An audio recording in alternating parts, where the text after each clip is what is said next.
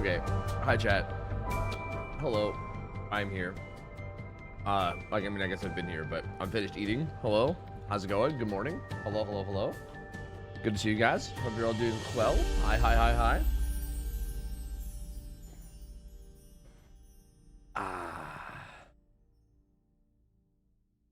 hi. I was grabbing the little group stage, the little group stage schedule capture. This is the schedule for the day, by the way, if you guys didn't catch it earlier. So these are all the games we'll be seeing today, starting from the top, going, I mean, like, it kind of reads like a book, like top, and then like top left, top right, you know. Well, I guess you can see the times. So Thailand versus Poland Nurse right away. I think we're coming right to the gate with Night Late Nurse, perhaps, which is kind of sick. But yeah, interesting killers today. I mean, like, as you go down the list, it starts to get a little weird, right? We have like Nurse, Wraith, Dark Lord, Mastermind, all pretty normal. Then we have twins. Like, what the fuck? We got Gabagool. Later on, we got Pig, Dredge, Singularity to end the night. Like, kind of some interesting killers today. Some pretty interesting killers. 2 different Blight matches incoming, which is kind of sick. So, yeah. Excited, man. Excited. Should be a good day of games. Should be a good day of games. Yar. I gotta make sure I have the group stage brackets handy as well. If you guys don't know, like, current standings are looking like this. Oh, that just like overtook. What the fuck? I'm just gonna do this. I don't know why that was looking like that. This is the current standings, right? Like, this is group 1.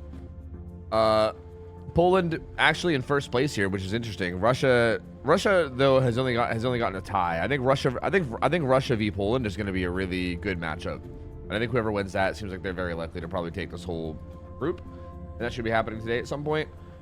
Spain pretty comfortably ahead of this as well. Spain kind of annihilated Saudi Arabia, and then Saudi Arabia kind of annihilated Romania, and then Romania kind of annihilated Mexico. Like this group seems like it's like pretty. Everyone seemed to kind of fall in line here with like first, second, third, fourth yesterday. So assuming that keeps up, this should be a pretty comfy win for Spain. But I mean, we'll see. Spain still has to play against Romania and Mexico, so anything could happen. The United States looked amazing yesterday, bro. They looked so strong against Argentina. Like, they beat Argentina, and then Argentina turned around and beat Germany. So Germany's 0-2. I think Germany's probably the only team right now that's like comfortably out of it. Like, Germany's pretty much cut good.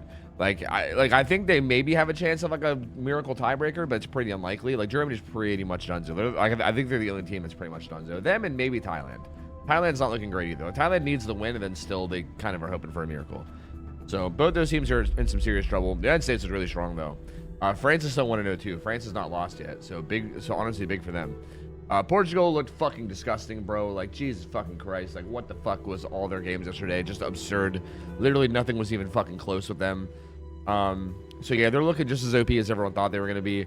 Italy looked really strong.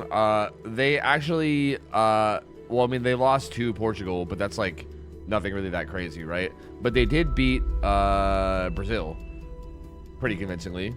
And they look pretty strong doing it. So Italy definitely seems like the second team to beat here. But yeah, only 2 teams go from each group. So I feel like first place is looking decently. Like Poland looks like pretty good in Group A, but I mean, they've only had 1 win. Spain looked really strong. United States looked really strong. Portugal's pretty comfortably in first with their 2-0 record. I think we know probably like roughly 1 team that's gonna make it from each group, but yeah, the others maybe not so much. Perhaps not so much.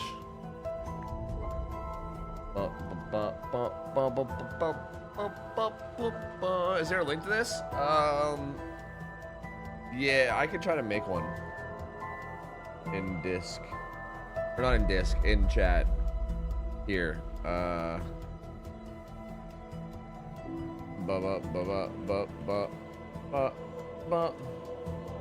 you go. That's what groups will give you a link to it now. Perfect.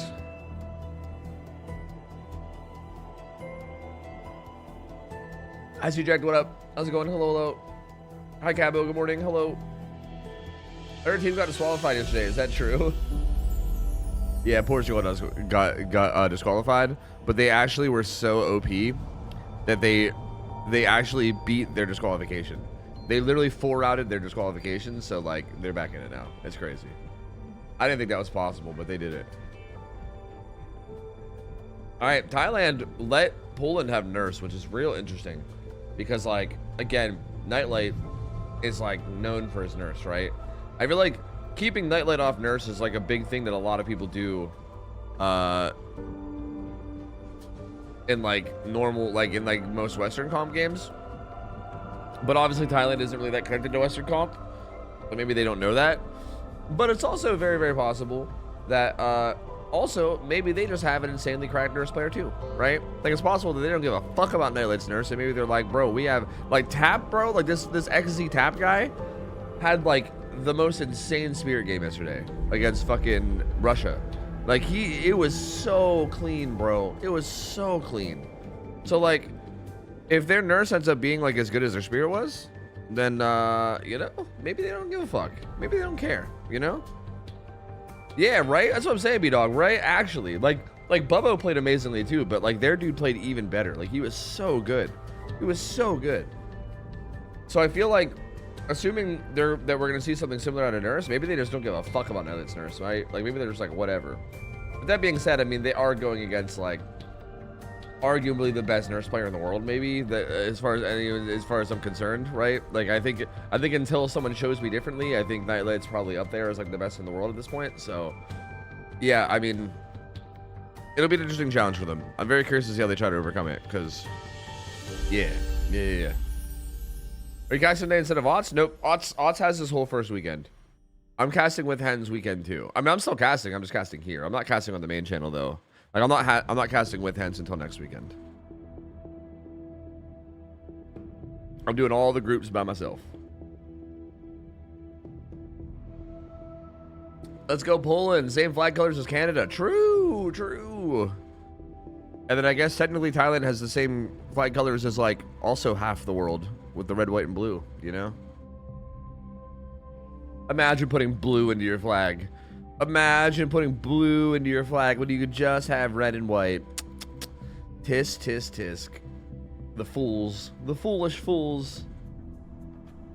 Yeah, Wasik? Yeah, we actually haven't seen Wasik yet, but I wonder if we will. I wonder if there's any scenario where we'll see Trickster. You know what I mean? Well, there we go. Nightlight on Nurse. Ruin. Wait. That build has to be wrong. There's no way he's running Undying solo. That build's got to be incorrect. I'm assuming it's like either Ruin, Undying, or Eruption, or it's like Eruption, Colorblind, and then Undying is something else. Undying is for Aura? Actually? Is this genuinely the build? What in the world? What in the hecky? Adam's got Deli though. Important to note. Ace has DS. Important to note. UB on Claudette. So pretty important to note those builds. Once again, we see the Come and Get Me perk from Adam as well. That new perk that came out with Richard. The one where like when you unhook, you can crouch and then, you know, motherfucking big things happen. But here we go. Nightlight. Straight away. He's already like in chasing people. Oh, he fucked up his blink. Oh, I was over here calling him the best nurse player in the world. And dude, he's already failing blinks. What the fuck? Wow, it is just Undying for aura reading. You guys are right. Wow. It is just it is just for aura reading, and also he's failing all of his blinks. Also, is Fragile Wheeze banned? Did they ban Fragile Wheeze? He's not running Fragile Wheeze, which is also very interesting. Gets a hit there onto Adam. This is big because this is their Deli player. Oh, this is really unfortunate for them. Oh, this is not what you want from Thailand at all. Dude, this is their Deli player going down first. So Deli's going to be completely out of play. He does have Dead Hard. They do have Dead Hard on their Deli player, so like he will have a form of anti-tunnel at least. So like it's really not all bad in that sense, right? Like it's not like he has nothing at all to help him with like anti-tunnel, but definitely you want the value from Deli at some point in this match, and you're not going to get it now with him being hooked first. So that is really, really rough. And that hook was also extremely quick. They haven't got a chance to get a gen done. As a matter of fact, the down also happens close enough to the gen that they were getting progress on that he kicks it. So this is an extremely good start for Nightlight. Very, very devastating start. Very, very devastating start for Thailand here. Definitely not what you're hoping for if you're a fan of the Thailand team. This gen also getting hit by Colorado Eruption. So Colorado Eruption getting put down on 2 gens that have progress. Which means the survivors that were on those gens now have to rotate across the map to get on different gens, right? Like that Nia is on a gen top side. That's like that's at about half, but that gen will probably pop right about the time that he goes struggle, or if someone won for one. If someone won for ones. But Nightlight's staying real close. I think he's real comfortable. Like Nightlight's very aware of the fact that like they had progress on this gen at 7, so he knows that like they had to leave and go to different gens. Oh, the overcome. Takes it down there, though, and stays on Adam. That's unbreakable on Claudette, though, so that allows her to 1-for-1 like that and then just pick herself up. So it's not the end of the world. Good dead hard from Adam, though. Very good dead hard. On, like, the 300 fucking ping. Keep that in mind, too, that these guys are on, like, literally, like, 200 ping, probably. So that dead hard from Adam was very, very good. Ooh, almost gets that 2 blink, but ends up fatiguing instead. Adam. Oh, 1 blink Andy on Nightlight. Not quite able to get that with his 1 blink. Oh, gets that one, though. Good try from Adam, but not quite enough. They're going to pop 2 gens, so Claudette popped their gen, and they're going to double up and pop that gen as well. So 2 gens done, but I think that bottom side 3 gen is still there with, like, bottom mid, right? I think there's a gen, like, bottom mid logs, and I think at this point, that's kind of what Nightlight's protecting is, like, these bottom gens. So yeah, hooks him into the map a little bit. This is FTP. FTP now setting up for the unhook. You see, the first time it was Claudette. This time, if he can get him off hook, for free. Oh, and now it's blinking basement. So this should probably trigger the unhook. This will probably get Ace to get the unhook. Yep, it'll probably FTP. Yep. Well, FTP?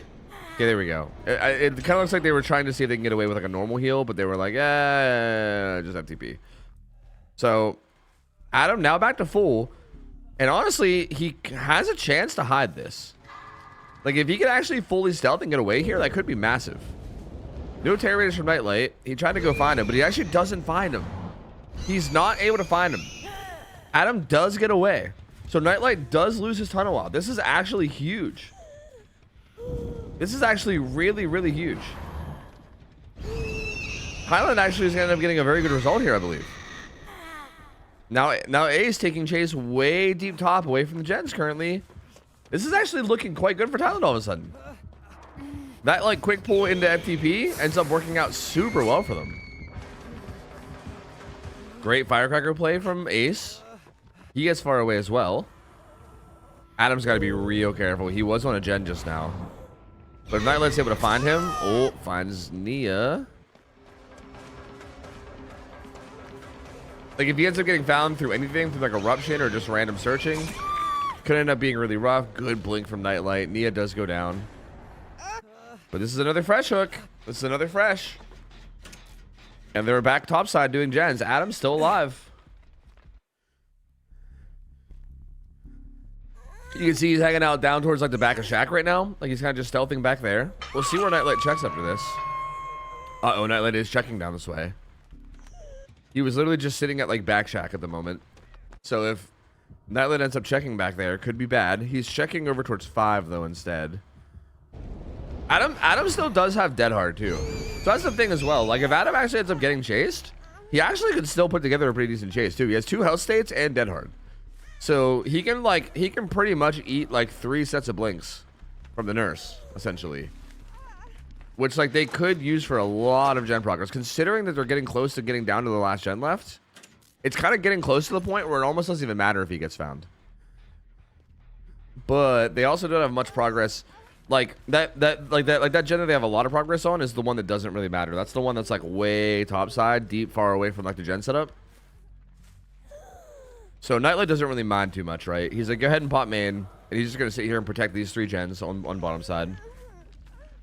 Oh, that was Adam. That's Adam. That's Adam. He seems to want to force struggle here first, but he knows that Adam was over at that LT wall. Ooh, Nightlight knows it's Adam too. I mean, he saw the ace. I guess he could think that it was Claudette instead. But he definitely discovers now that it's Adam. And if he can get this kill in a timely fashion, I mean, they basically need to pop a gen for this. Or get really, really high prog. Oh, what a stun. What a stun.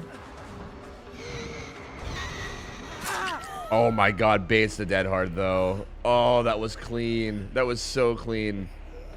They're currently doubling that gen over there, but they won't be able to get it done. Oh, they're so close. If he hit his dead hard. Oh, the fucking spectator fucking bugged out the nurse. Nice. Happens. Happens, man. Happen. We've all been there. We've all been there. Sometimes I've been there like 4 times in one day. You know, I won't lie to you. It'll fix whenever he kicks a gen. Which I believe he'll probably go kick 7 soon. Like, I'm pretty sure he'll be going to kick 7 pretty shortly. So he should be unbugged soon. 7 was at about half, and Claudette is cranking the other gen, which I'm assuming is 5, right? Yeah, so they're kind of splitting 7 and 5. 7 got kicked, and Nightlight gonna go check on 5 now. Claudette is there. Probably wants to get the tag real quick while she's close. And there you go, grabs it. Okay, Columbine Eruption going down here as well. Gonna head back towards 7. Sees the crow from them pre-leaving. Just gonna try to take an angle to cut them off. This is probably the healthy survivor, right? But still here, this is gonna be an interesting point, because like here, do you assume that they're gonna reset? Right? Oh, actually it's Nia. It's injured Nia. Never mind. Because so actually you can't. Actually, this is huge because this is Death Hook Nia. This is Death Hook Nia, and this also pops Eruption. So Nia's dead, and you can see that they're rushing to hurry up and go over and double that Gen 5. They basically need this to pop before Nightlight makes it back. Do they pop? I think they might. I think Nia died far enough away that they might pop this. They might pop this, but if they do, I think they might still die for it. Like Claudette being injured means that she's gonna go down instant. Like they need to be able to pop it, and then Claudette needs to be able to get some distance away. Otherwise, they're still 4K'd. Nope. Yep, they're still 4K. So they're gonna end up getting 4K, but it's gonna be 4K 0. So this still ends up being a pretty good result for Nightlight, all things considered. Like 4K 0 is very, very solid. Oh. Okay. Big plays. Ace trying to path around in a way that's unique, but like there's really nothing that can stop us at this point, right? Like you would need to juke him in such a huge way that you're able to like pick up Claudette in some way. There's just no way it's happening. So that's definitely 4K 0. So there you go. Still good, solid result. I would say like solid recovery from Thailand, considering how bad the start was looking.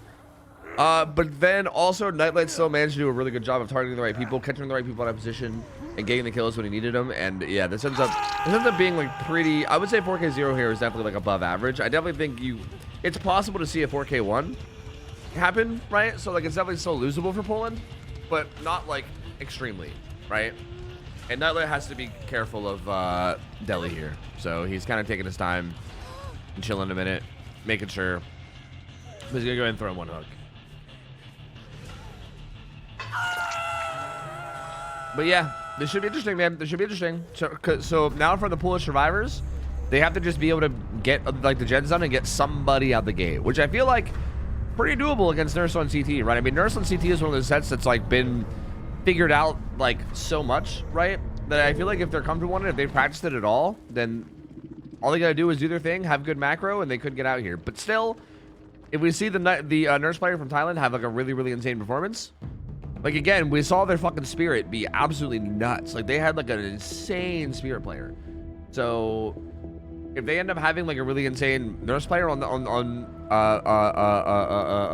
top of that as well, and they have like a really good solid game, then this could be trouble. I will say a big thing we saw from the Thailand spirit against Russia is they were able to find rotations like consistently, bro. Dude, like fucking magic on Team Russia could not stealth for a pull at all.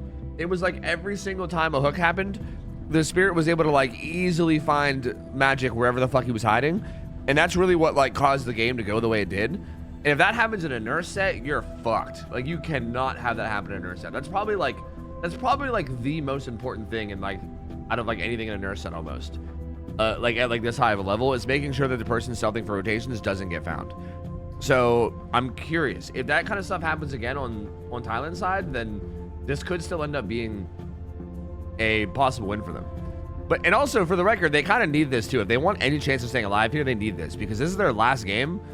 And so far, they're 0-1-1. They've only had a loss and a tie. They've not had a win yet. So if they want a chance here, like if they don't win this, then there's like literally zero chance of them getting out of groups. There's honestly, I won't lie to you, even if they win this, there's still a pretty low chance of getting out of groups. Like I feel like they're still most likely not going to get out of groups, but they need this to even have a chance. So, see what they can do, I guess. Just in time from Poland, yeah. Well, we're gonna have 2 Poland games today. Don't worry. We're gonna see them later with twins as well. We're gonna see the old Poland twins gameplay, baby.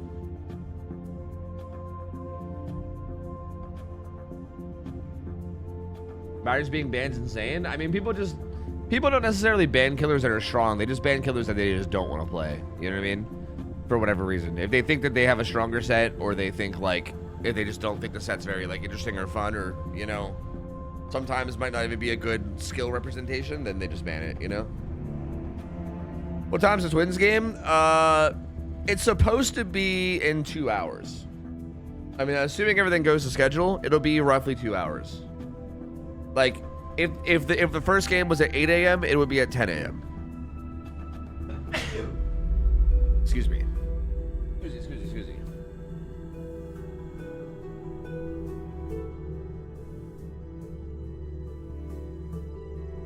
Yeah, Onryo's not really playing in comp a lot. Yeah. Not really a whole lot. Because, like, Onryo's kind of a weird killer, because I feel like typically you put Onryo on, like, either, like, Midwich, which is, like, the most annoying fucking thing to play against ever, and it's just obnoxious as fuck. Or you put her on a map that isn't Midwich, and then she kind of just, like, gets shit on, you know? Like, I feel like it's very hard to, like, it's kind of hard to, like, balance her, I feel like, in a way that keeps her fun. Is there any Houndmaster? In comp, yes, but not in this tournament. There's nothing in this tournament, no. But Houndmaster does get played in comp a bit, yeah.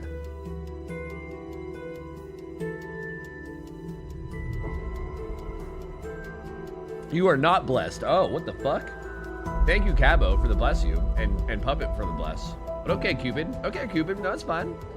Is Ghostface in this tournament? No. At least not in this group stage. Again, any killer could still pop up in like the actual later brackets or whatever. But at least for this stage of the tournament, this is really loud. The music feels way louder today. At least in this phase of the tournament, wait, what was that little like? Every time I like click away, something flashes. It like flashes my screen. That's weird. Could Krashu come next weekend? Yeah, I think it's my kitty. I think it's this. Yeah. I don't know why it's flashing though. Krashu will be live for next weekend, but I highly doubt they're going to allow her to be played. I feel like she's going to be so new that I don't think they'll allow her to be played. Maybe though. I don't actually know. I don't really know what the plans are from hence. I would suspect that because Krashu is going to be so new that they probably won't allow her to be played, but it's hard to say. Krashu is also going to be giga fucking OP, bro. She's going to be giga OP. Like, that's going to be like we're probably going to need like S tier balancing for that shit. It's going to be a fucking nightmare, bro. Because like that's the thing too, is that like we would need to also figure out like healthy balancing for her, and I don't know if you can do that in like the 4 days leading up to like you would need healthy balancing for her like ASAP. That way people can practice her. And like, I don't think there's really any way that people would like agree on healthy balancing within like the 3 or 4 days that they have. You know what I mean? So yeah, I doubt it. I think less so than Krashu. I'm more concerned about like the rest of the stuff. You know, I'm concerned about like all the base kit changes. You know, like the fucking base kit perk changes. I'm worried about like just the bugs that might happen, right? Like what things are going to be bugged and not bugged, and like how that's going to affect everything. You know what I mean? So that's really more my concern, more so than Krashu. Because I feel like Krashu, I feel like I can already just guess it's probably not going to be involved. Bum, bum, bum, bum, bum, bum, bum, bum. I think none of the perk changes are going through. Did they say none? I know they said that they were going to revert. I think they specifically said some were getting reverted, but I'm not sure. I'd have to go back and look at their wording.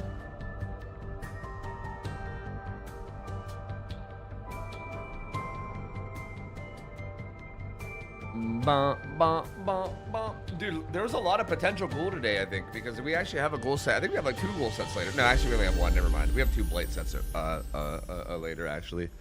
I still can't believe that they fucking went with twins, bro. That's crazy. Russia and Poland, right, is the matchup where they went with twins. That's so crazy, dude. That's so crazy. Oh, it's tap again too. It is tap on killer. This is that same motherfucker, bro. Also, he has Fragile Wheeze. Wait, so like Nightlight just opted to not run Fragile Wheeze? Because that's crazy. I thought that was just like a guaranteed you put that on every time no matter what, but maybe not. Anyway, here we go. Dogmatic Fasty. Oh fuck, you guys told me how to say his name yesterday. Tormido. Fuck. I'm sorry, Puppet. I'm a failure. Meg's got Deli. Very important to note. Wow, they got Tenacity and UB on that. So they're really hard committing to the strategy. Like, they're hard committing. They're not, like, spreading those perks out at all. They're full on sending, like, Meg, you're not getting found and you're getting the Deadly off. So that's kind of crazy. Anyway, here we go. Tap. This was a nurse, or, yeah, this nurse was the Spirit player yesterday who was able to sniff out everyone, bro. Not everyone, but I'll say Magic. Was definitely able to sniff out Magic. Like, Magic could not get a rotation on this gamer to save his life. And even here is able to find Ace really, really well. And gets that down so fast, bro. Like, what? Like, what? Like, Poland might actually be in huge trouble. Gets us down, like, dead center of the map, too. It's going to be able to carry him down towards bottom side. This dude is fucking nuts, bro. What the fuck? Okay, there's the hook. And again, number one thing here is Meg cannot be found. If Meg gets found, there's going to be big problems. And he's looking for her too. Look, he's instantly looking for her. That wasn't her, right? I think that was somebody else. I think that was Dogmatic. Yeah, Meg's right there on hook. Yeah, this Meg cannot be found. She literally cannot be found. That being said, she's actually set up in a position where even if she does get found, she'd be able to just get the pull anyway. But right there, that was kind of interesting. They waited for the nurse to actually commit her blinks and swing and go into fatigue and then get the unhook, and they did. So they can kind of justify the fast pull because Fasty can get basically guaranteed distance. Fasty does also have Dead Hard too, Dead Hard and BL, so he has some form of anti-tunnel to work with here. Oh, good jukes, very good pathing. Gonna keep going topside.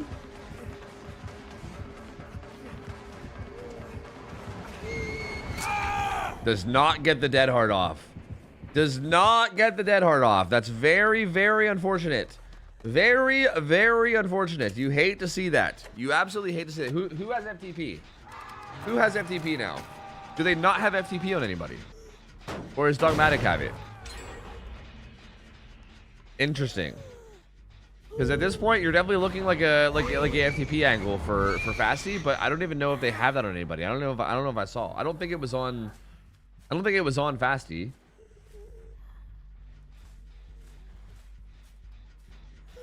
But second stage now, only 1 gen left, and also hook topside, kind of disgusting. Okay, it's not there. It's not there either. I think they just don't have it. They just don't have FTP on the builds. Interesting. They just literally don't have FTP. Dude, Poland might be fucked.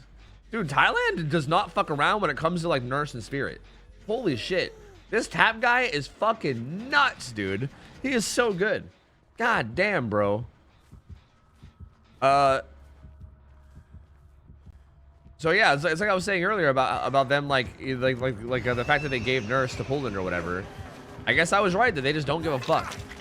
Meg does get this pull for free without getting tagged, but like what is Fasty really able to do? He's gonna try to go for a BL play. Okay, baits the upstairs blink actually with BL. But that kind of just cucks his BL altogether unless he can make it to this hill, but I'm not sure if he'll be able to make it or not. No, he's not even going for it. Ooh, okay, pretty good actually. Good little double juke there. Does make it to the hill. Nice. Can pop his BL and go back towards top. Oh, she got a little bit lost too. She got a little bit lost and kind of gives him some distance. Oh no, good try. Tried to go for some unique pathing. I think honestly it was probably just better off holding W there with like the distance he had from BL. Like it wasn't like a guaranteed safety or anything, but maybe holding that distance would have been a little bit better. He kind of went for like a really cheeky. I mean, in theory, if he won that double back as hard as he was hoping, he might have been in like a even better position, but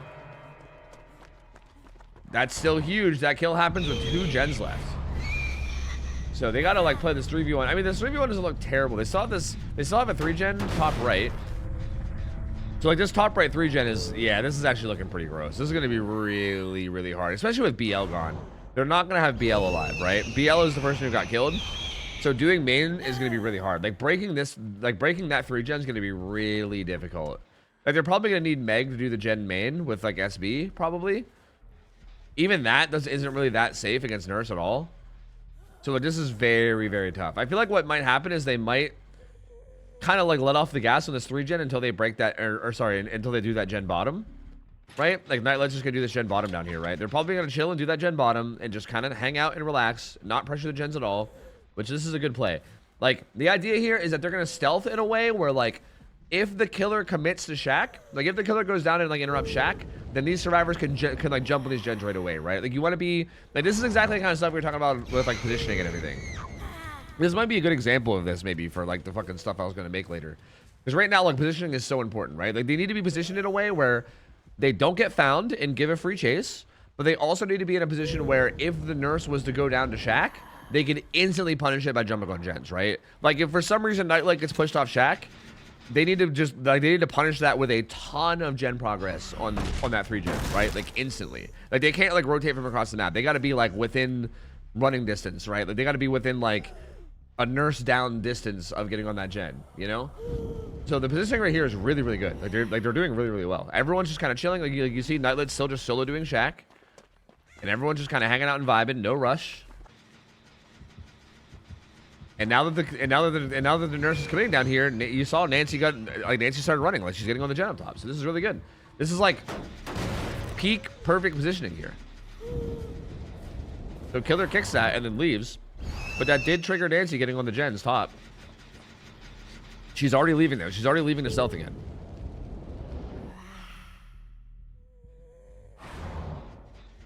Ooh. Very important that she doesn't get found here. Very, very important that she doesn't get found. She's already, okay, she's already gone. Already gone. Already bolted across the map. In fucking Narnia. Alright, Nightlight pops Shack, and now we're just left with this final 3-gen. The final 3-gen scenario. Here we go, baby. Here we go. The final 3-gen. This 3-gen looks a little, it's a fucking hard 3-gen to break though. Like main 1, it's like, oh, I guess it's like main 2, 3 is basically what it is. Like pretty tight 3-gen considering it's a Nurse especially who can just blink upstairs of main. Pretty disgusting.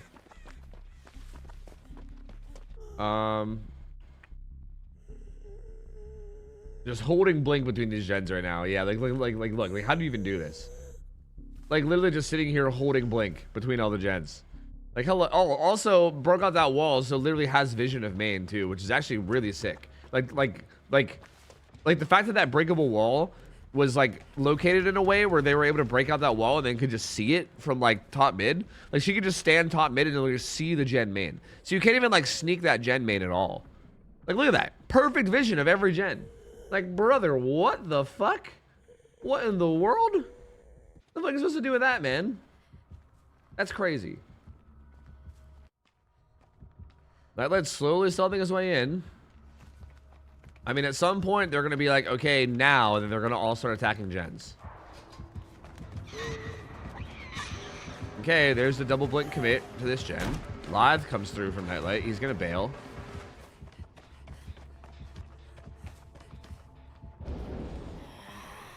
Bruh, this is going to be a long one. Holy...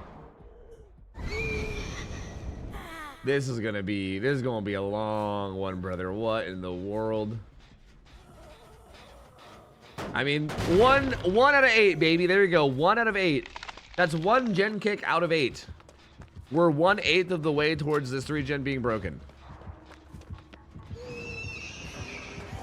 I'm actually kind of surprised to see the Nurse kick that early. I feel like Nightlight, the master of singularity 3-gens, is probably aware of the fact that like kicking the gen that early and using up one of your 8 kicks might be a bit detrimental. Nia does get hit though. She plot twists. Oh, she plot twists and then fucking erupted. Wow, she just got Nightlight hit by eruption. I think, right? Is that Nightlight? Yeah. Yeah, she got Nightlight hit by Eruption. That's crazy because of plot twist. I think they probably didn't realize that Eruption was on that gen, but that's actually really rough. Nightlight's got to use live here and get the fuck out of dodge. Which he does. Ew, just out of range. But Meg's gotta get on it. Wait, why is Meg not on a gen? Okay, wait, she was transferred to a different gen, looks like. Meg, or no, she's still working main. I believe Meg is still doing main. Coming back now, Meg's gonna have to bail. But did get a decent bit of progress. I mean, like, they got a decent bit of progress here, and all they really used was plot twist, right? Like, they used plot twist, but that's it. Like, I feel like, essentially, this is gonna be a very, very slow attack where I think they're just gonna do this over and over and over again. Like, they're gonna get back to full health, and then they're gonna attack the gens for a little bit, right? And like get a little bit of progress and at least force a kick out of the killer. And they're gonna do this over and over and over again until either A, the killer is able to catch someone out and kill them, or B, we get to the 8 gen kick limit. So strap in, guys. Get comfy. Get comfy. Get comfy. Go grab a snack. Go to the bathroom if you got to. Like, we're gonna be here a minute, bro. We're gonna be here for a hot minute. Nancy's pretty aggressively on the Gen 9 though, and again, that gen's up to like 25% progress. So that's kind of getting due for another kick too. So main's been kicked once. I think this gen's been kicked. No, this gen got hit by Eruption, right? This gen got hit by Eruption because of the down. So I think that's 3 right there. That's 3. I think that's kick number 3 for that gen, I believe. Which could be more. I can't remember if it was kicked at all earlier in the trial, but I don't think it was. I think that was hit number 3 right there. Is it best to pressure all 3 or to do 2? If you can do 2, it's kind of ideal, but 3 can be good too, just to split the killer and make them have to kick even more. Like, something we learned is like, I feel like the theory back in the day was that splitting 2 out of the 3 is always best and just ignoring 1 altogether. But if you guys remember, the great CM9 himself on Skull Merchant, that scenario, and Nightlight was there for that, okay? He was there for that. He was on Team Eternal. So the great Eternal versus CM9 matchup from years ago, if you guys didn't watch that game, literally what happened is they tried to just pressure 2 gens, like out of the 3, to like beat it, and it literally did not work. They could not break the 3 gen while only doing 2 out of the 3 gens, and they basically had to end up splitting all 3 gens. Like they ended up, oh, that's huge. Not going down to that. That's huge. They had to end up splitting all 3 gens. It was the only way that they were able to beat it. So I feel like maybe we're going based off that logic here. The down does come through. Progress being made on main. Dogmatic already stealthing down here.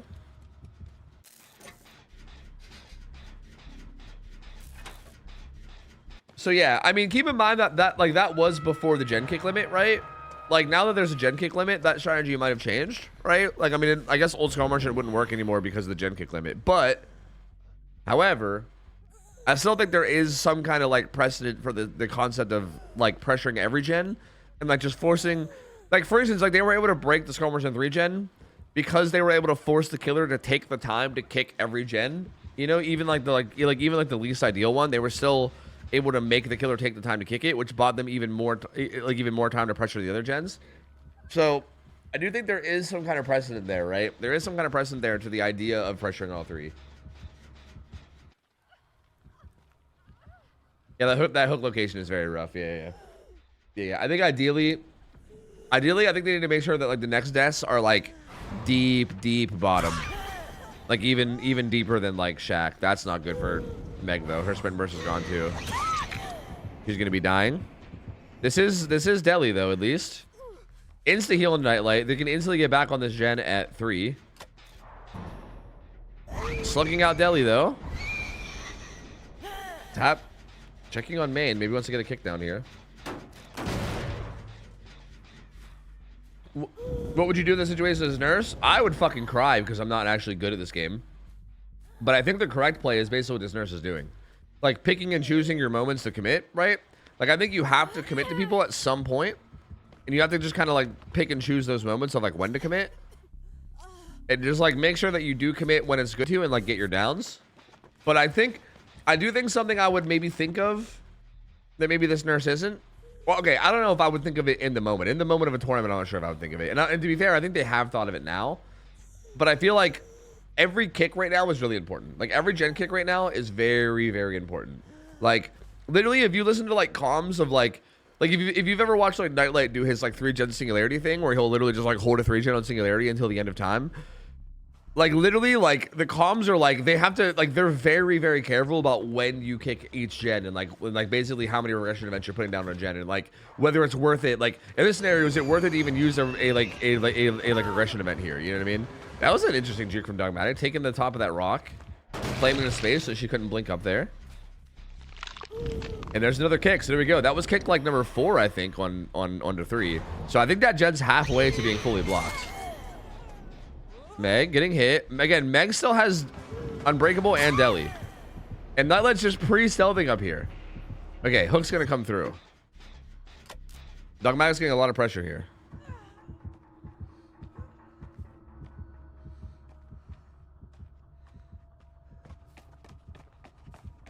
Nightlight gonna run up. Is there a world where they pull instead of instead of deliing just to keep Broken off? I feel like maybe they do. Oh, good patience. Yeah, they do. Yeah. They actually just normal pull here. I think with Nightlight being in position there, I think you literally just go for the normal pull. I feel like forcing Deli there for no reason would just be pointless, right? Like, really, what's the point? Commits to this too, though, and gets another down. Keep in mind too, every hook like that is also giving Dying Light stacks. Like, I mean, Dogmatic wouldn't give Dying Light stacks, but like both Nightlight and Meg getting hooked there is giving even more stacks of Dying Light. 5 stacks of Dying Light now. Permanent minus 15% gen progress. That's like we're getting close to like 4 stacks of Thana value here, right? Which is also quite gross.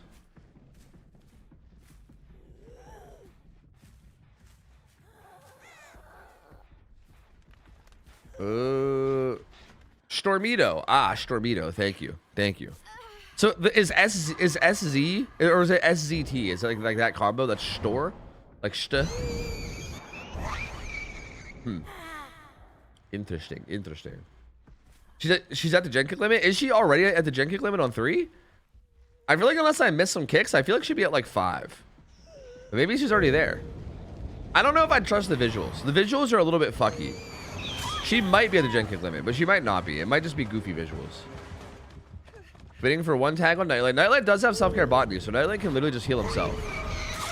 Ooh, but finds Dogmatic too.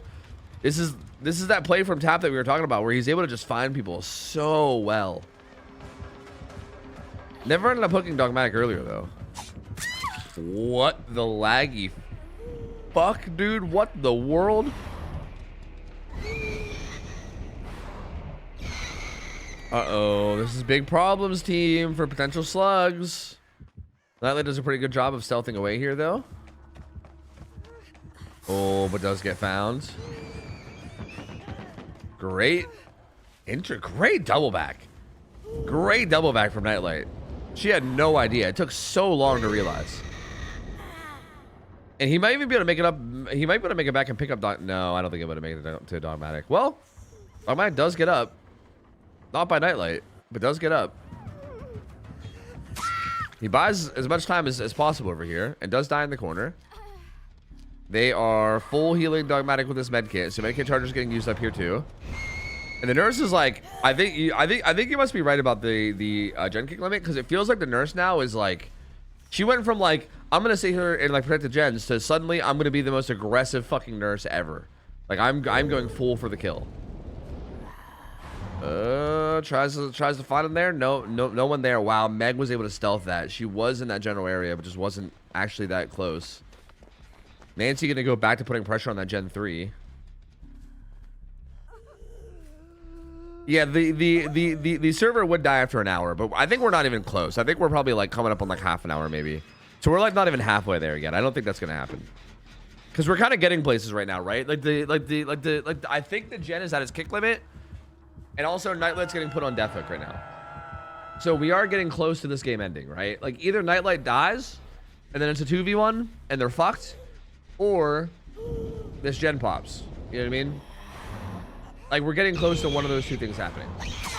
Oh, that's fucking insane, bro. What? Wait, that hit Claudette, though. What? That's also insane. Bro, how the fuck is Tap... Bro... Like the way Tap finds people sometimes is fucking crazy, dude. And Nightlight's down. This might be it. This might be it for Poland. And immediately finds Meg again, dude. Like, bruh. This dude is just fucking nuts, dude. He's insane with it. And yeah, Dogmatic has to try to do something here, but what can he really do? He has overcome, so he needs to like loop enough. Oh, I don't know if this is gonna be it. Wait, Unbreakable's still up. They never actually popped UB. That's right. They kept saving it. They kept saving it because Nightlight was there. Wait, them saving UB ends up being huge, dude. Overcome on Dogmatic. He's gonna overcome further up towards top. The nurse wants to leave. Definitely worried about that gen. They're full healing though. They're full healing. So they're full healing. They're not getting back on that gen yet. Them saving that UB all those times that Meg was dying top ended up being so huge, bro.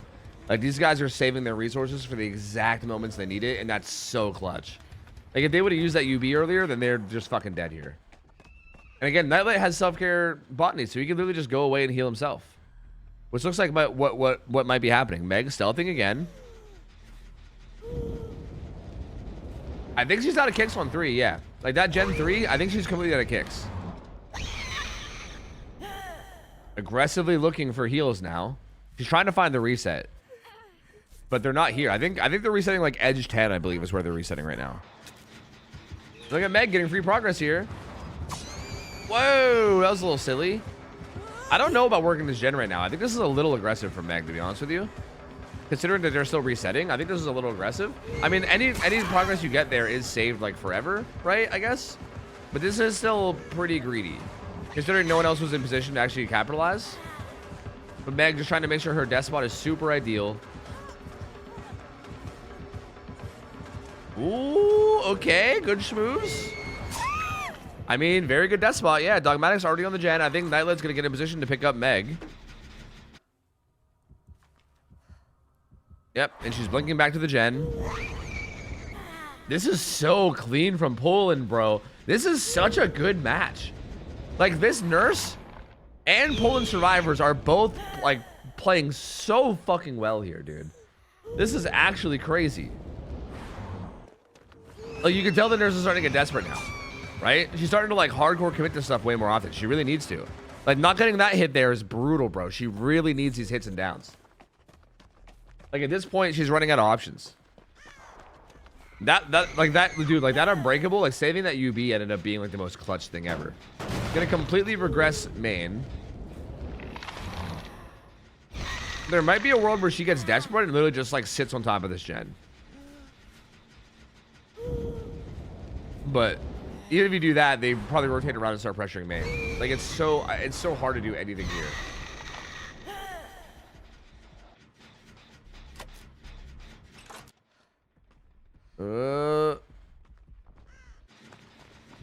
Load of progress happening main. Blink gets sent main, which allows them to go do this gen. 99% sprint burst here. And Dogmatic doesn't even get hit either, which is huge. And Dogmatic knows that he immediately has to go back, so immediately gets back on the gen too. This is so smart. Such good play from these guys. Dogmatic knows that, like, this killer cannot stay on main. Like, literally cannot stay on main. So just immediately gets back on, super aggressively. Like, this killer basically has to just hump the gen 3.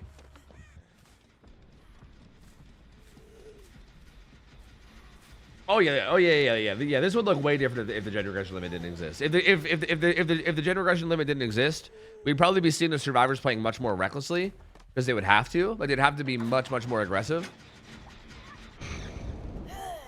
But also the nurse would probably end up being way more passive. And they'd probably just be completely fucked. Yeah. Hi, kitty.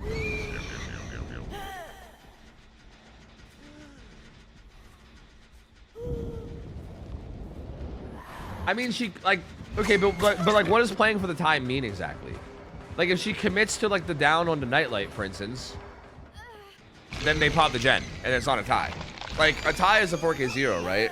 So at this point, she can't really do that anymore. I think she could have played for the tie earlier, whenever Nightlight was down. Like, she could have just killed Nightlight As a matter of fact, that probably would have been good for the win.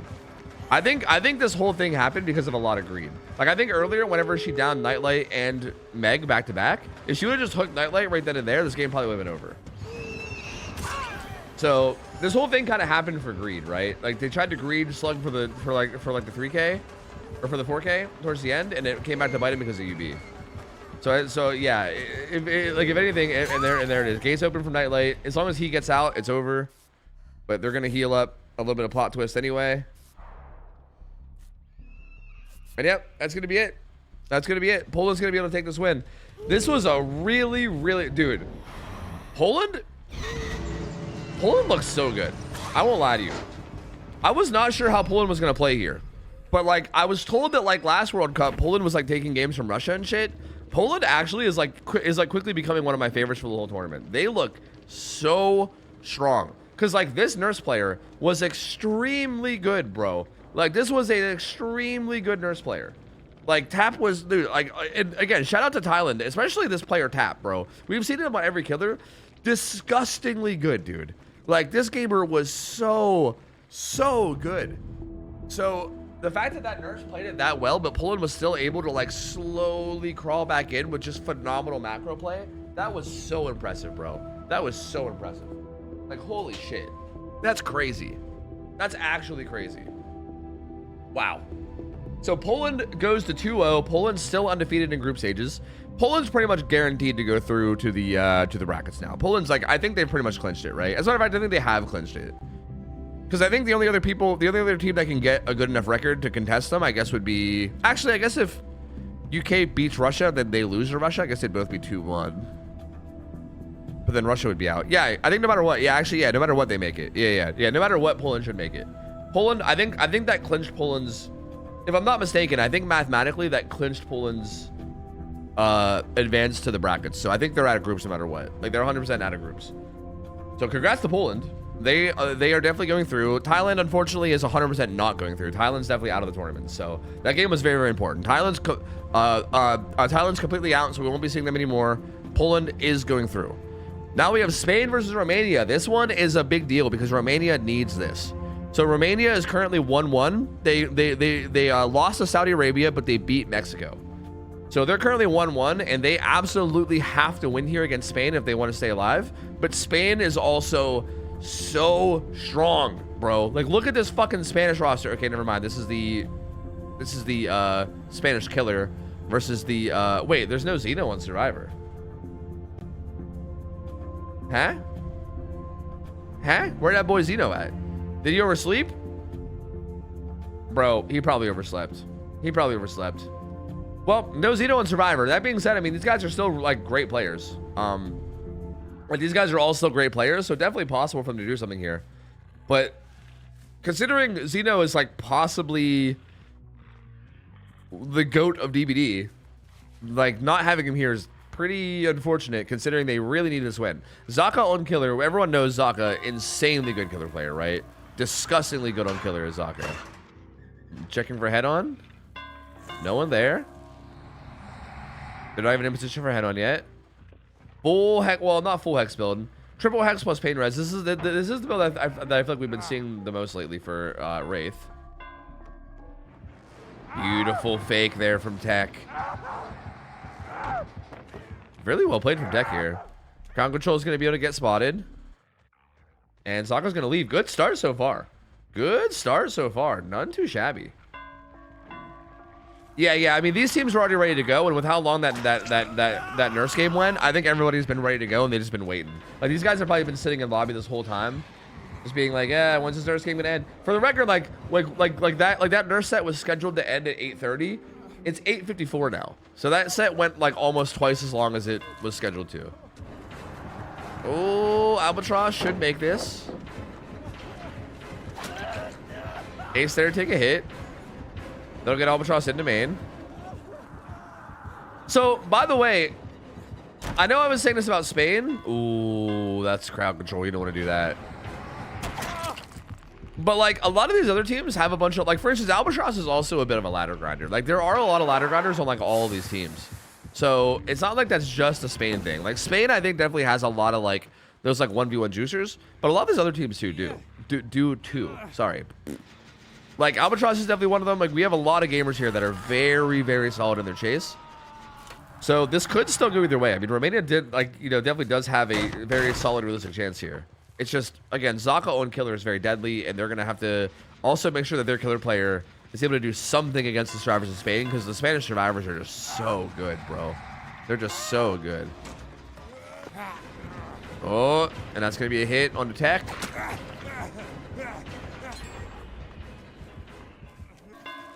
Who runs behind main? 2 people injured now. Only Meg is full health. And an injured survivor is actually going to be going for this pull. He will get it, but it's going to be a 1-for-1. Zaka could, if he wants, even take this pain res and then still tunnel out. Looks like he wants to go for the tunnel out immediately. Doesn't even want to let him get Shack. Yeah, he's not going to get very far, to be fair. Maybe? Ooh, okay. Okay, Albatross. Okay. Oh, wait a minute. What won't get too far, said the Tofu, before Albatross got very far. But he is kind of going back up towards the slug to die, though. This is a little sketch, actually. Like, if he dies right here on top of this guy soon, this actually could be big problems. They absolutely need to get him up. Or get Jake out of here. I guess this is also a good play. Big body David. Big body David. Big body David.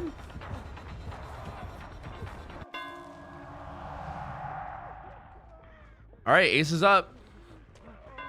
Ace is gonna Ace is just gonna die for Jake again. This is very interesting. This is very, very interesting. This is not, I feel like, how raid sets typically go. Like, normally there's not a whole lot of hit tanking unless it's like a death hook survivor. But really on here, taking a lot of hits. Men get a lot of progress. They have honestly not even used that many resources yet, though. Albatross has just been like greeting everything and getting away with it. So it's kind of working out in a way. Okay, well, he greeted too close to the sun this time. I think his play of greed everything was starting to fall apart there. I think at some point you got to change it up and start throwing pallets. I think Zaka kind of adapted a little bit and realized, hey, wait a minute, this guy's not fucking throwing anything ever. So second hook comes in, but they did get 2 gens done for it. Still 3 injuries though. I would still say Zaka's in a pretty good spot here. Like, this is still a good pace for a 4K. Like, the survivors are still kind of on the back foot.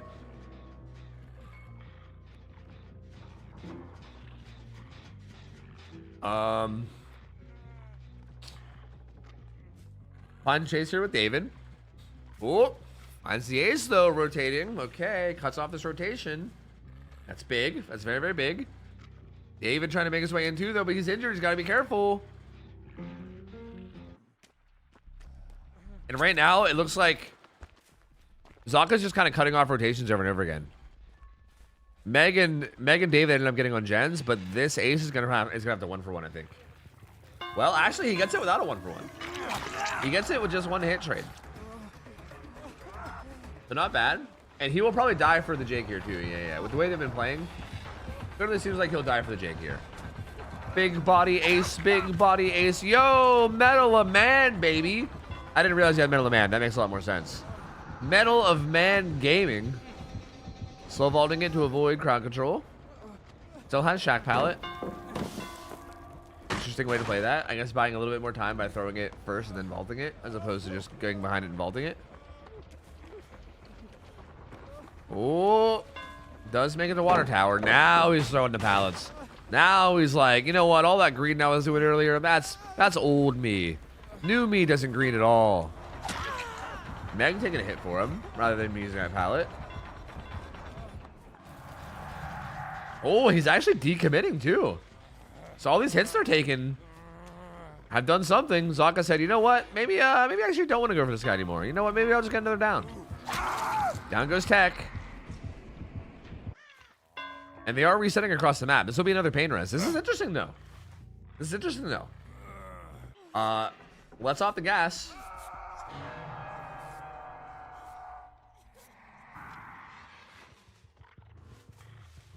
And they do get a heal onto Albatross, who was a tunnel target. So he's back to full. But I think he's going to find the reset. Oh, Zaka finds the reset. Ew, problems, team. He doesn't find Jake, though. He only finds Ace. So Jake does stay away from him, which is really good. Jake being the Death Hook survivor is very, very important here. He's on a totem as well. And the unhook comes in. Honestly, Romania stabilized really well. They've actually stabilized really, really well. This is interesting. Wow. Okay. As long as Jake doesn't die. I mean, Jake's the only full health survivor. As long as he doesn't die, they're still in a relatively okay spot. Oh, crowd control. You're fucking dead. Probably should have slow vaulted that in hindsight. In hindsight, perhaps should have went for a slow vault there. But, yep, Meg's going to die. Thanks for crowd control. Albatross still playing careful here. Just being very, very safe. Edge map like bottom. Ruin's still up, though. So, like, this whole time that they've been off gens, with Ruin up, it's been pretty brutal. Like, I think all the gens are probably regressed back to basically 0 now. So, again, managed to stabilize a little, but also at the same time, at what cost, you know? At what cost? They're also still not, like, fully stabilized, right? Like, they're still all injured. Like, they still all need to be careful. Because, like, if the race shows up and downs you, okay, this gen's not fully regressed, but they're still also, they're still in, like, this dangerous position where, like, if the race shows up and they're in a bad position, they just die, right? Like, being injured here is a big deal against this killer. That was Ruin, so Ruin's now gone. And again, all these crowd-controlled windows means that Ace has no options. Has to just force locker here. This will allow Jake to run up and get the unhook. But this also means that Jake has to reveal himself for this unhook. Which, if Zaka still wants his tunnel out, he could go for it. But Jake being full health, he might not. At this point, it's probably not even worth it. I think you just want to take your faster downs at this point. So yeah, he'll probably not even go for him. Well, never mind, he does. Crowd control this window. Okay. Yeah, Jake's got nothing. He's going to eat that first hit for free. Uh-oh. Uh-oh, team. Uh-oh, team. Killer's going back, though. Okay. Okay. Big body ace. Big body ace. Fast faults that. Crowd control again. Oh, buffer. Oh. We're good. We're good. We're buffered a little bit, but we're good. Ace goes back down 2. They are going to pop that gen, though. But now Ace is going to get put on a second hook. So now we have an injured Death Hook Jake. We're going to have a struggle state Ace. And everyone being injured here is huge, dude. Like, all these injuries makes this so volatile for Romania, man. It's so hard for them. Oh, I think Meg was over this way somewhere, but doesn't get found. Oh, nope, does get found. RIP. And this is why all these injuries are so important, right? Like, you get found, like, once out of position like this, and you're just instantly downed, you know? This is why it's so brutal, dude. It's so brutal to have everybody injured in this set. And David gonna chill back there. Jake has to run in for the unhook again. This is looking like it might just be 4K2. This is starting to look a little 4K2-y here. Because I don't think they have really any more gen progress anywhere else. Like, they popped that gen on the other side of Gallows that had progress. But that was, like, the only one they had progress on. And Ace's Death Hook here. He is able to make this pallet, but, like, yeah, what's going to happen? It gets instant broken. Like, Jake can take a hit, I guess, but, like, why even? Like, what's even the point?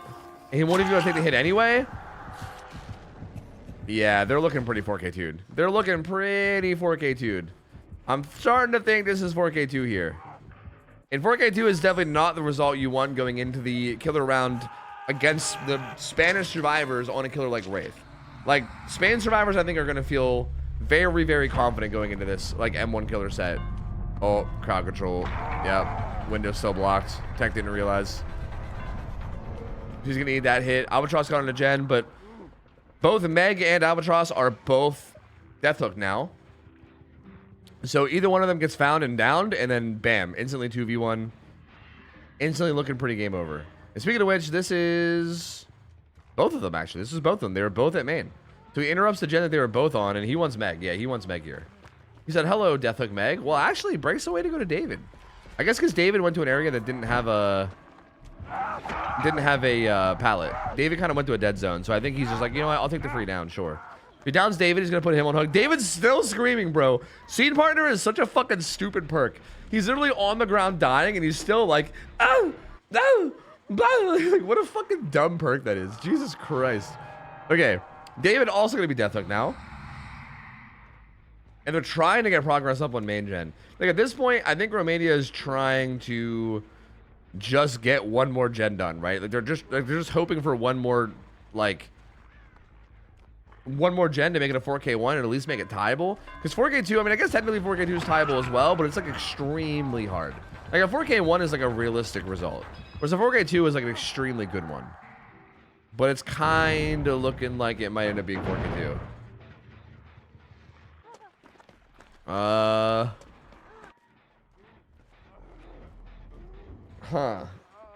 Oh, yep. Jake gets found. He's injured. Maybe trying to bait the head on, but no one's there. And down he goes. That's going to be the death. And with this gen regressing, yeah, that should be it. That should be it. This is pretty much 4K2. This is definitely 4K2. Romania is, I think they're not completely out. Okay, I have no idea how tiebreakers work. I think at this point, Romania needs to... Okay, Romania needs Mexico to beat Saudi Arabia, essentially. Because if Mexico's able to beat Saudi Arabia, then that means everybody ends up... Okay, they need Mexico to beat Saudi Arabia, but lose to Spain is what they need. Like, I think they're not technically out, but like their fate's kind of out of their hands now, right? Like, it's not really in their hands anymore. They basically need, because that makes them 1-2, right? In theory, if Mexico beats Saudi Arabia, or wait, no, Mexico already played Saudi Arabia. No, never mind, I'm right. Yeah, if Mexico beats Saudi Arabia, but then loses to Spain, then that would make Spain 3-0, and that would make... Okay, I shouldn't talk like the set's already over yet. I mean, I guess in theory Romania could still like get a 4K3 and win, right? But assuming Romania loses, assuming Romania loses this, they basically need Spain to 3-0, and they need every other team to go 1-2, which could happen, right? Like it kind of ends up being like a rock paper scissors situation where like Spain 3-0s everybody, but then Mexico needs to like beat Saudi Arabia, but then lose to Romania, but then Romania needs to beat Mexico, but lose to Saudi Arabia, and then Saudi Arabia needs to beat. You know, it needs to be like a rock paper scissors situation where it's like a three-way tie. And honestly, if it is a three-way tie, I have no idea how tiebreakers are done. Is there a way for me to find that? Actually, I don't know.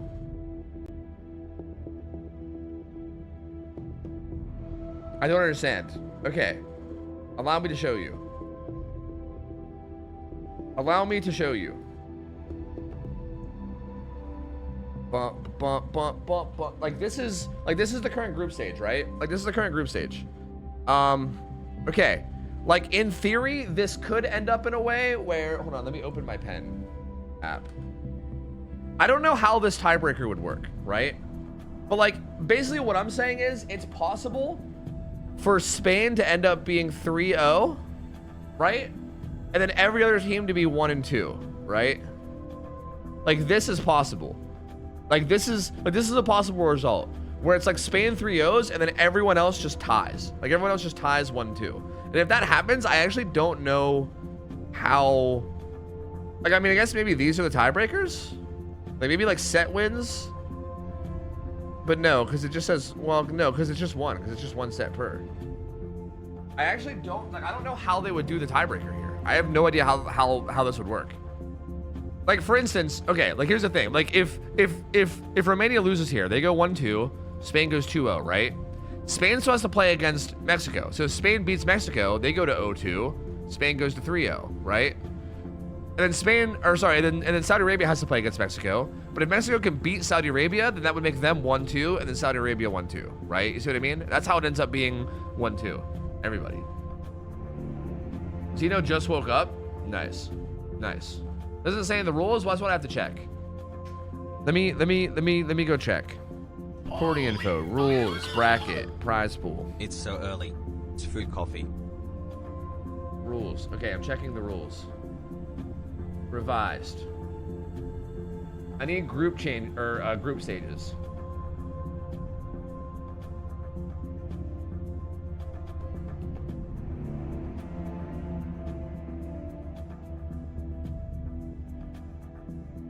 Oh, for sets consisting of 3 or more. Oh, wait. No. It looks like in like a tied best of 3, I think they're gonna add up all the hook stages or something from every set or some shit. That's kind of odd. But I don't know how the group stage ties are handled.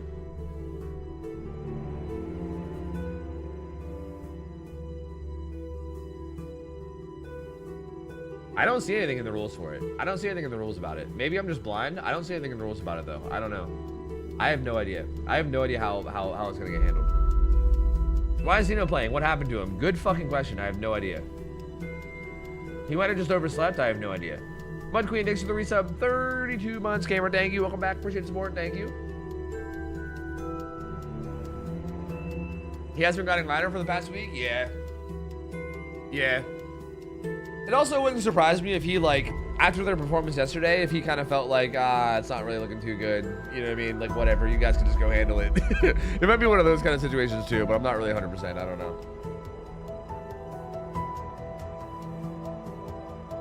I think I saw the title rules only for the sets, not for the group. Yeah. Maybe a playoff, team 1 and 2 play, winner plays team 3. But why would winner play team 3? Like, why does team 3 get a random bye? That wouldn't really make sense.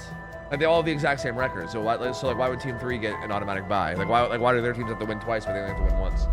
I don't think that could work. There has to be some kind of rule in place. Like there's got to be something there. Because like they would have to do like they basically have to do another round robin, I think. But even that, even if you did another round robin, it could still be a tie again. Like there has to be some kind of tie in winner in place. I just don't know what it is.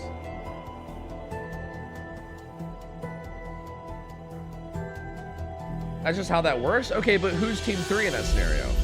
Like you're saying team like I feel like team 3 gets an inherent advantage there, right? Like they inherently just get, you know, Devour Hope, by the way, Devour, Ruin, Crowd Control, Pain Res, and Xeno is awake. Like I don't think it could work that way, Cabo. I don't think there's any way, because you're basically giving team 3 like an advantage for no reason, right? Even though everyone's tied. So yeah, I don't know. I'm kind of curious.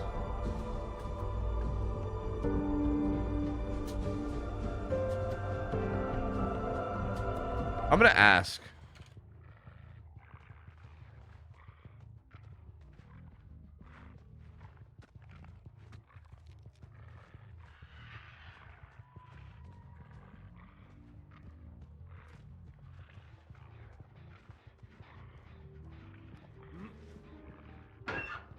All right, I asked. I have no idea. How's the nurse IGLing? Bro, like actually goated. Actually fucking goated. That was like phenomenal. Like actually insane. Yeah, you're fucking nuts, bro. Like you're actually nuts. I am fully a Team Poland believer now, dude. I was like kind of a believer before, but I was like, I don't know. A lot of these other rosters look like are looking like super stacked. I'm a full-on Poland believer now, dude. That was genuinely so fucking good. That was so good. Ooh, Ivan doesn't get hit there. He should still get hit though. Yep. Does still eat that tag. He is the metal survivor too, so he won't be able to be doing his metal man shenanigans. I guess I didn't really think about this, but like if metal man is meta here, I guess you could just pay attention to who the obsession is, right? You should have a pretty good idea. And in comes Zaka. Oh, wait, Zaka doesn't get there. Wait, Zaka does kind of get there. Oh no! Wait a minute. Wait, pretty big actually for Xeno. Pretty big. This is also gonna be a basement hook if he wants it. He might go for a pain res. Actually, he probably doesn't want basement because of Devour. He probably just wants a pain res, and then Devour stacks. Kind of fumbling on that body block actually. With Zaka. That's not good. That's not good for Spain. Not looking good, man. Not looking good.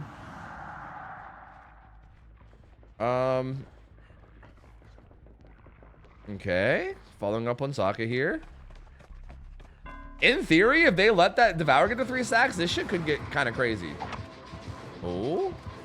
And to be fair, Xeno is currently in his Schizo crash out 1v1 phase, right? But also, I feel like the Schizo crash out 1v1 phase should mean that his, like, Wraith mechanics are, like, top tier, right? You'd think? Like, gamers are always playing fucking Wraith on ladder, bro. They're fucking obsessed with Wraith. So, like, you would think... And I mean, I'm sure he's played race sets against Ivan in particular, like fucking probably like 100 times over the course of the last like week. So, you know, there should be some familiarity here, most likely. That being said, Zaka was kind of juicing just now. Does find him again. Okay. Will not be getting his Devour stack, but does hit Marcos for that unhook. Ivan hit tagging for a little bit. Oh, what? The body blocks from Spain are terrible, bro. These guys are not big body Spain at all. They're fucking skinny legend Spain. Oh, and he claims the window from him. That's gonna force pallet. Okay, pallet down. Still sticking to Marcos or no? I was gonna say, with him having Devour, it would not surprise me if he went back, and he does. Okay, there's the vault. Crowd control comes through. Zaka's still kind of playing for this. I don't think he makes it, though. He does not make it. 2 gens done. Remember, the win condition here for Spain is 4 gens. So, like, while Zeno's kind of doing okay getting these downs or whatever, I feel like the win con is still, like, really, really hard here. Like, this is very, very difficult to do. Head on getting set up near Gallows. Okay. I feel like, in a way, I feel like at this point, you almost need to play for Devour stacks, right? Like, I feel like that's what you need to play for at this point. I feel like you can't even do anything else. Like, I think you need to, like, 30-second Devour, then you just pop off with it. Even then, it's, like, kind of rough. I feel like even if Devour pops, there's, like, I think there's a decent chance that they just don't heal and just, like, kind of play for gens, and they can still maybe do it. Because I think by the time you get through the 30-second Devour, you'll probably be down to 2 gens left anyway. Unless you really pop off in these chases. Good stun from Ivan.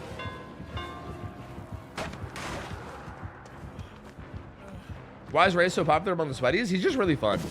Like, he's like really fun. He's not like overly oppressive. Ivan, what in the world? What in the like, he's like loopable, right? Like, he's very loopable. Like, you can take him on a good chase, but I feel like he still has like a realistic chance of outplaying you. It's like a really fun back and forth where like the survivor still has like a little bit of an advantage, but the killer's not like helpless, right? It's not like you're like looping a killer who's like completely dog shit, who can just do nothing. But it's also like, I don't know, it's just like kind of fun little mind games that you have with Wraith. Like he plays really fun and interesting 50-50s. At least I think so. And I think most people probably agree.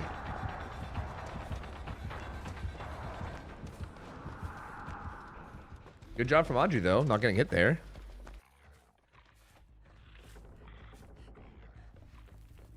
Oh, okay. So I'm told that the tiebreaker goes off of who they won/lost against, and if that's a circle, which could, again, that circle thing could happen in this group. That could happen in this group.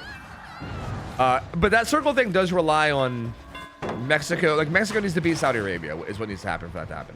But like, if Mexico beats Saudi Arabia and then Spain beats Mexico, and Romania loses here, like if all that happens, it ends up being a circle, and then it goes off of how many hooks across all their games. Which is interesting. What if that's tied? I don't know. I guess maybe they'll solve that bridge when they get there. Solve that bridge, cross that bridge. I don't think you solve bridges. You cross them. Whatever. Same thing. All right, tie. It's tie minimum. So, yeah, already looking a bit bad for Romania. You saw Xeno look up in the sky there as like a, ah, fuck situation. Already looking pretty bad. Gen number 3 pops. They need one more gen to win. Ivan's death hook, but he's somewhere across the map. The only injured survivor right now is Zaka, and Xeno also lost track of him right there. Xeno's like, he keeps tapping his cloak. I feel like you can just kind of tell. Like there's like, I don't know what to call it, body language, but there's like body language you can tell. Xeno's like, he seems a bit over it. You know what I mean? I won't lie. He's like, fuck. You know, tapping the cloak over and over again and shit. I think he just got out of bed because he wasn't there on Survivor. Down goes Zaka, and yeah, look at that gen progress. They're currently doubling the gen over at like 1, and Gallows is being worked as well. That gen at 1, I think, just pops, right? Well, is it, actually, that's pain res, right? That's pain res. That does interrupt it temporarily, I guess. But still, not looking good. I mean, I think he currently has 1 second of Devour, or does he have 2? If he has 2 stacks of Devour, then maybe, like maybe Marcos gets his pull. He does have 2. Okay, maybe. I mean, still pretty unlikely because his gen is so high prog. But like maybe Marcos gets his pull and then he can down with Devour and then, oh, okay. Wakey, Devour hope time. Wakey. I think Adri's the last pain res too, right? So yeah, it could pain res here, which would hit 1. Still though, like again, I still feel like at this point, if Spain just doesn't even like, they can just not even look for Devour. Like, they can literally just stay injured and just do gens. And as long as they like position decently, I think they'll probably be able to pop one more. You know, like it's gonna be really, really hard to stop them from popping one more gen, especially with there being high progress on both Gallows and one. Like that's really hard to deal with. I think Xeno realizes that, which is why he was like checking lockers and shit. I think he was really hoping for like a really cheeky like find on somebody who was selling for pool, because that's kind of what he needs. He also needs to like win pretty much every 50. Like every single 50 they win here, oh, the fucking chem trap too from Marcos. Like every single 50 they win is just devastating. Like right there, like Marcos winning that 50 means he has to leave and go back to this gen, right? Oh nope, it pops. Never mind. It's over. Never mind. It's over. Yep. It's donezo. So there you go. Romania dropping down to 1 and 2. Spain goes up to 2 and 0. Spain, this pretty much, I feel like once you go 2 and 0, I think it's kind of like Poland now. Poland and Spain are pretty much guaranteed to go through. I don't know, there is like is there any situation where you can go 2-1 and not make it? I don't think there is. I think even going 2-1 no matter what is enough to, I think, make it, right? I don't think there's a scenario where you can go 2-1 and not make it. Yeah, no, there's no way. If you go 2-1, I think once you get 2 wins, I think you're guaranteed going through, right? I think at that point you're playing for like your seed. So yeah, Spain is definitely going through. Poland is definitely going through. Both those teams are definitely going to the brackets, guaranteed. So well played by Spain here. Romania, good try. I'm not sure why Xeno wasn't there on Survivor, but their Survivor still did okay, all things considered. I mean, actually, well, the result wasn't great, but they almost cooked real hard, is what I'll say. They almost cooked real hard. Like they still looked good even in their loss, I guess, if that makes sense. But Spain gonna go ahead and get out. That's gonna be like 5 stages, I believe, is gonna be the final result. Well, unless one of these guys dies, which seems decently likely. So it might end up being more like 7 stages. But still, somewhere between 5 and 7 stages most likely. And Romania, barring some crazy tiebreaker situation, Romania gonna be in some trouble here. Definitely gonna be in some trouble here. But that being said, if it does boil down to a tiebreaker situation, these hook stages actually matter a lot. Like, how many hook stages he gets here actually matters a lot. Okay. This is... I guess they wanted to play the boxes. They wanted to play the boxes, but I feel like... I mean, Xeno won. Xeno won the boxes. All right, 7 stages. The 7 stages here actually might matter. Like, unironically, like, Romania is almost fully out, but not quite. The only way that Romania could not be fully out is if it ends up being a 3-way tie for second. Then it goes based off hook stages, so those 7 stages do matter, right? Like, for instance, if Mexico loses to Spain and they have really low hook stages, I gotta remember, man, what happened before? Or sorry, if Mexico loses to Saudi Arabia and they have really low hook stages, that could end up mattering a lot. So Romania's not fully out, but it's kind of out of their hands now. That they need everything to go their way. Yeah, I actually got sleep last night. I got some sleep. I mean, I got like 3 hours, which is not a crazy amount, but 3 hours of sleep does fucking wonders for a man, okay? 3 hours of sleep is way different than fucking 0 hours of sleep, all right?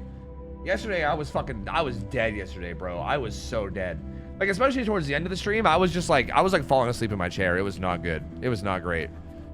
All right, up now, Russia versus, wait, this isn't Russia versus Poland yet. This is Russia versus UK, right? Russia versus UK, I believe. Yep, Russia versus UK. Russia has yet to get a win. So Russia only played once yesterday, and it was just a tie. So this is really interesting because I still feel like Russia, on paper, looks like such a disgusting roster. Like, Russia has one of those teams where their team is basically just a team that already exists. You know what I mean? Like, it's basically like Team Trauma / Team Ariandel / whatever the Russians are currently playing under. You know what I mean? Like, I feel like the Russian players in DBD already play together quite often outside of outside of World Cup, which is interesting. That's like an interesting advantage that I feel like some teams have. You know what I mean? I mean, okay, kind of. Like, it feels like an advantage they should have. Like, I feel like Russia, France kind of has that too. Like, I've seen a lot of teams that are like primarily French, not fully French, but like primarily. Like a team, what was it? Sequence? No, I think I'm thinking of somebody else. I remember there was a team that was like almost fully French. I know like Japan plays together a lot. I know like even the Spanish players play together a lot. Like, there's a lot of teams that like play together even outside of World Cup, and you would think that kind of gives them like a little bit of an inherent advantage because they're already coordinated and they already have synergy or whatever, right? And that kind of makes sense on paper, but then again, like, I think all it takes is one good IGL, because we saw from like Poland earlier. Like, I don't think that like Team Poland is like are players that like are scrimming very often together outside of World Cup. But bro, like, I guess Nightlight's just a fucking IGL GOAT because they played phenomenal earlier, dude. So like even then, I'm like, I don't know, like, does this even matter? Like, does the fucking synergy that you get before it even matter, or do you just need like a good IGL? I don't know. But regardless, I think Russia, even without the synergy aspect, just looking at like the players on paper and how good they are, they have a disgusting roster, bro. Like, they have a fucking disgusting roster. So don't get me wrong, like, UK is no pushovers either. Like, they have a really solid roster too, but like Russia just looks like they got like a lot of like comp legends on their team. You know what I mean? Like, look at this roster, bro. Bubbo, Hardwell, Swatter, Excise, Magic, Fallen Art, Grenout. Like, what the fuck, man? Like, that's mad gross. That's super gross. You know, okay, so obviously I'm a caster and I try my best to be like unbiased here, okay? But I won't lie to you, I still kind of get players that I really like. I get players that I become a fan of a lot. You know what I mean? I'm a big fan of Swatter. I want to see more Swatter, bro. We didn't see him at all in the first set. I feel like Swatter is one of those players. I feel like there's certain Survivor players I've seen in my limited comp games. It's possible I'm just catching them on good games, I don't know. But there's certain Survivors I've seen in my limited comp game watching where they'll sometimes just hard carry games like fucking solo with like how good their chases are or like how good their like rotations are. And I've seen Swatter do some crazy shit, bro. Like, he is so good. And I would love to see him here. Because like their roster, I mean, even without him, their roster's still insane. But I'm hoping we see some of him. And the killer's Dracula too, by the way, which is also kind of sick. I think Dracula's probably one of the most fun killers to watch. Very versatile, good at pretty much everything. So this will be cool to see, man. I'm not sure who's gonna be playing killer for UK. We played killer last time for UK. Come to think of it, I can't remember who played killer last time. I guess we'll be seeing soon. Okay, Russia's on killer first. So Bubbo, the Jiggy himself. The Jiggy of named Fane is there, with Zynox, Devour, and Mystic. So a very solid roster. Bubbo, Colbrine, Eruption, Pain Res, Corrupt, with Lapis and the extra teleport distance. Hey Breeder, what up? Hello. Who has the best comp roster? You mean in this tournament or like in general? Yeah. Like the US roster, exactly. Like the USA roster is literally just like Team Ascent, right? Like USA is basically just Team Ascent. Russia is basically just Team Trauma or whatever the Russians are going by. Portugal is like close to being an Invictus. Like they're missing Nightlight and like Spitz and maybe someone else I'm forgetting, but they're like close to just being Invictus with like Silhe added. Yeah, like there's a few teams that are like basically just the already team rosters. You know what I mean? All right, Bubbo. Already looking around over here in wolf form.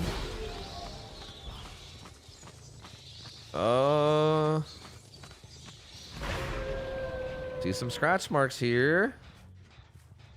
It looks like they were leading the other way, but I'm not sure if that necessarily means they were going the other way. Bubbo seems to think that they were in this tile, but they don't appear to be. Doesn't find anything. Colbrine Eruption gonna go down. The current unblocked gens are a bit goofy. They're like a bunch of bottom side gens, but then randomly that like gen right there top was also unblocked too. Colbrine Eruption gonna go down here as well. Might as well put Eruption down everywhere while you can. Okay, this window gets blocked. Oh, Mystic gets found. Okay, hit number 1. Does have live. Insta throws that Shack pallet. Oh, I thought Nightlight might. Wait, fucking Nightlight. I don't know why I'm saying Nightlight. Sorry, I thought Bubbo might appear on that and cut it off. It doesn't. Just breaks it. Breaks that one too. This window is still blocked thanks to Lapis, so I think Mystic now just has to kind of go edge map and die. We'll play this Z wall. Trying to just buy as much time as possible. Eruption came through on Jiggy's gen, but he let go, and they're also doubling that gen over at like 7. So that gen 7 will pop. Probably. Actually, this is a pain rest. Maybe it won't. Nope. Just kidding. It actually will get pain rest. And Jiggy's gonna already start selling for this pool. Here comes Bubbo. Colbrine going down. Not even waiting for Eruption. Just gonna put Colbrine down. Trying to bait. some scent orbs over there, but he doesn't want to go after it. Probably wants to stay near to the hook. I mean, the down at 5 gens is pretty solid, right? Like, you got down at 5 gens. The gen didn't pop. He's able to keep them off for a while. He's like delaying the first gen pop by quite a bit. Does get a good dash hit there on Devour. They get the unhook the second the hit comes through, and FTP already. So not even fucking around here. Just immediately FTPing, trying to avoid this tunnel out, which I don't hate. I don't hate that. I really just immediately getting like saying, no, let's not go for the tunnel right away. Let's just delay this. Keep it a 4v1 as long as we can. But Jiggy now injured. Might be in some trouble. Really? I think Bubbo could have. We taking a nap on the job here? What? That was called the farming scent orbs tech. What the? Huh? Maybe his mouse died or something. I don't know what that was about. But they managed to pop 2 gens while he was AFK there, so both the gens popped. They were both already pretty high progress anyway, though. Oh no! Okay, good patience, but then still does Henshin go down. But pretty good chase by Jiggy. I mean, pretty good chase other than the fact that he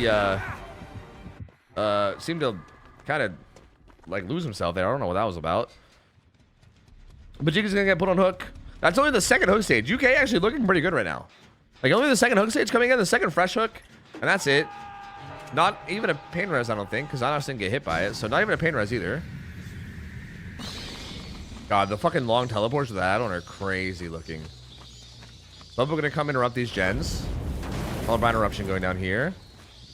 Does he have a 3-gen here? He does, actually. There is a 3-gen over here topside. But I wonder how much he just plays around this now. Like, I feel like 4King seems like it's pretty much out the window now, right? Unless you, like, get, like, multiple 2-taps back-to-back. It feels like 4King is pretty much out the window now.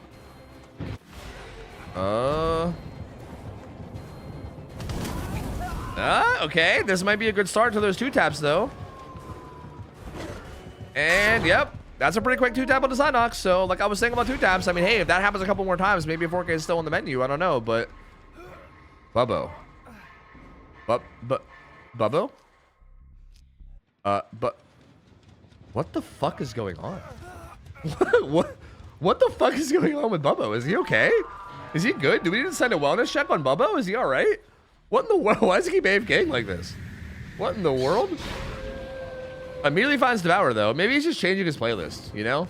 Maybe he's like, this isn't the Dracula music I want. Hold on a minute. Ooh, tries to get a Hellfire there. Really hoping for these 2-taps. I feel like that's obviously kind of like I don't know if I'd say it's risky. I mean, it's not like Devour makes anything. But like you're kind of like using up your Hellfire trying to get a quick 2-tap, and very good job from Devour to avoid it, because again, if he gets hit by Hellfire there, he's likely just insta-dead. They do get the unhook and heal to Zynox here. And Jiggy found again.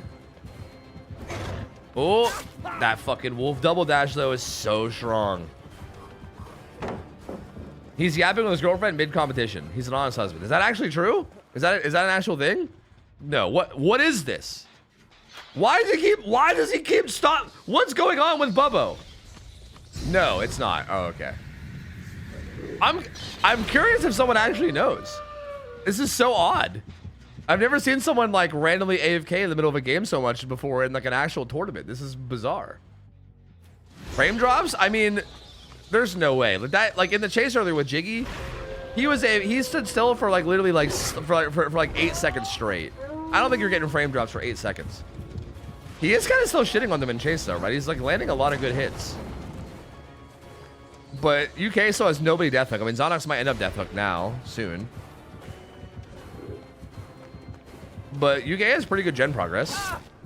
Mystic about to pop soon. Jiggy, like, I mean, like all 3 gens are being worked with like decent progress. What's that? Oh, the aura of the guy doing the gen looked kind of weird. Is Bubbo a killer main? He's like an everything main. Bubbo's one of those like, he's like the Russian version of like Nightlight Xeno, you know, like Angels. Like he just does everything. Like he plays Survivor extremely well, plays almost every killer well. He's just like one of those players. He's one of those like just goated motherfuckers that just does everything well. So, I mean, sure, I guess you can say yes, he's a killer main. He's an everything main. Yeah. He's just really, really good. But second gen, Jiggy's about to pop, or sorry, yeah, Jiggy's about to pop the second gen since that hook anyway. So down to one gen left. Getting close to endgame here. Zonox is the only death hook survivor. Here he is. I don't think this kill happens fast enough though. I don't think this kill happens fast enough to actually like get a 4K. Bubba really wants to try to make it happen. Ace is here to take the down for him. Did that pop eruption? He's gonna go ahead and take the hook on the Jiggy, which I think is the right play. I don't think it's actually worth it here to continue. I think Jiggy still has pain res too, right? I think, or was it Mystic? Somebody still had pain res. I think it might have been Jiggy. Yep, pain res comes through. So that gen that they're trying to double. This is actually a really good heads up play from Bubbo to recognize that like Ace, like for Ace to jump and chase and die there, basically means that they must be close to the last gen, right? Like that means that they're comfortable enough that they're like, yeah, like you can go ahead and die for that, and we likely pop all gens. So really good game sense there to recognize that, and then go ahead and take the hook on the Jiggy, bail for the Talon on Zynox, and be like, okay, fuck it, let's just interrupt the gen and then work around that. He still has his 3 gen actually. That's interesting. I thought one of the gens that popped was gonna be one of these, but they didn't actually pop any of these. Like they're decently high prog, so it's not like he's actually gonna be able to hold this, right? Like they'll still be able to pop this. But I just kind of thought the gen split would be way worse. Like he could at least camp this a little bit and try to like at least find a good chase, and maybe squeeze out a couple more hook stages that he would otherwise not be able to get if the gen split was better. Great double dash there on a Devour. Devour's fresh too. This could be another pain res. Doesn't send it over the tires. Oh, Jiggy does get hit by Hellfire. And Jiggy's death hook. I mean, I feel like if he gets, like, again, if this down happens extremely quickly. Oh, okay. Good news for UK. The down did not happen extremely quickly. He's got to bail. But, like, if that double down would have worked, that would have popped Eruption over here, and it would have been maybe not the worst case here for Bubbo. But Jiggy does get away from that, does avoid the double dash, thanks to Bubbo kind of fucking it up a little bit. He's going to have to put Call of Brian down here again. But everyone's injured now other than Zynox. Looks like he was trying to bait Mystic there, but didn't quite work. Or Devour, whoever just hit. Ooh. Oh, Saint Jiggy. Oh, down goes Saint Jiggy. Bubbo quickly deciding whether he can take time to hook or not. I think he realizes no, he can't. Wants to come back and interrupt this. Zonox is here too. Zonox also death hook. So he's going to get tagged. This is getting a little dangerously close into Bubbo being able to sub all this into something. He's going to come back to this gen. At this point, the survivors are just going to play super aggressive. Like they need to be aggressive on these gens. Like you can see, they're already back on that. Like it needs to be, so yeah, like he's going to pick Jiggy. Like they need to basically pop this gen for Jiggy getting killed, which I think they're going to be able to do. Yeah, so this is really smart from the survivors. They have to just play aggressive here. They do pop it. Adrenaline on Zynox. Devour's still fresh hook. So if Devour can stealth here and not get found, that could be... Never mind. Never mind. Devour gonna get hooked. He is fresh. With it being Dracula, being a Hellfire killer, there's no way he's gonna be able to be saved, especially considering they're both on gates. So this is gonna end up being 9 stages. It's gonna be 9 stages, 3 fresh is gonna... Or sorry, 9 stages, 4 fresh is gonna be the final result, which I feel like is... definitely on the upper end of non-4Ks, right? Like, if you're not going to get a 4K, 9 stages, 4 fresh is definitely, like, the upper result here, you know? Like, I think the only other result you usually see is, like, 10 stages. Like, you don't really see 11 stages very often. Like, 10 stages or 9 stages is usually the highest non-4K result you see. So this is still solid for Bubbo, but it's more just, like, how realistic is a 4K here for Dracula, right? I think yesterday when we saw Dracula, we saw Doc pop the fuck off against Germany, but I think we saw Spitz struggle a little bit. So it's been a little bit of a mix. But yeah, we'll see. We'll see. I think this is actually doable for UK. This is definitely a doable result. Like if the UK killer can come out here in 4K and get the win over Russia, that would be massive. Because I still feel like Russia, to me, I've been saying it, but I feel like I've also been eating my words. I still feel like Russia, on paper, seems like one of the best teams in this whole tournament. And it's interesting because here, if UK is able to beat them here, that puts them down to 0-1-1, and basically means that they're out of the tournament, right? Because UK won one yesterday, right? Didn't UK win yesterday against somebody? Wait, what's UK's record? Yeah, they beat Thailand yesterday. So yeah, actually, if UK wins this, then UK guaranteed goes through and Russia guaranteed loses. That would make the Poland versus Russia match not matter, actually? Wait, that's actually really interesting. Wait, this is really important. Russia needs to win this. I didn't realize how important this set was. Like, if UK wins this, then the whole group is done so. Like, it doesn't really matter. Like, it's Poland and UK going through no matter what.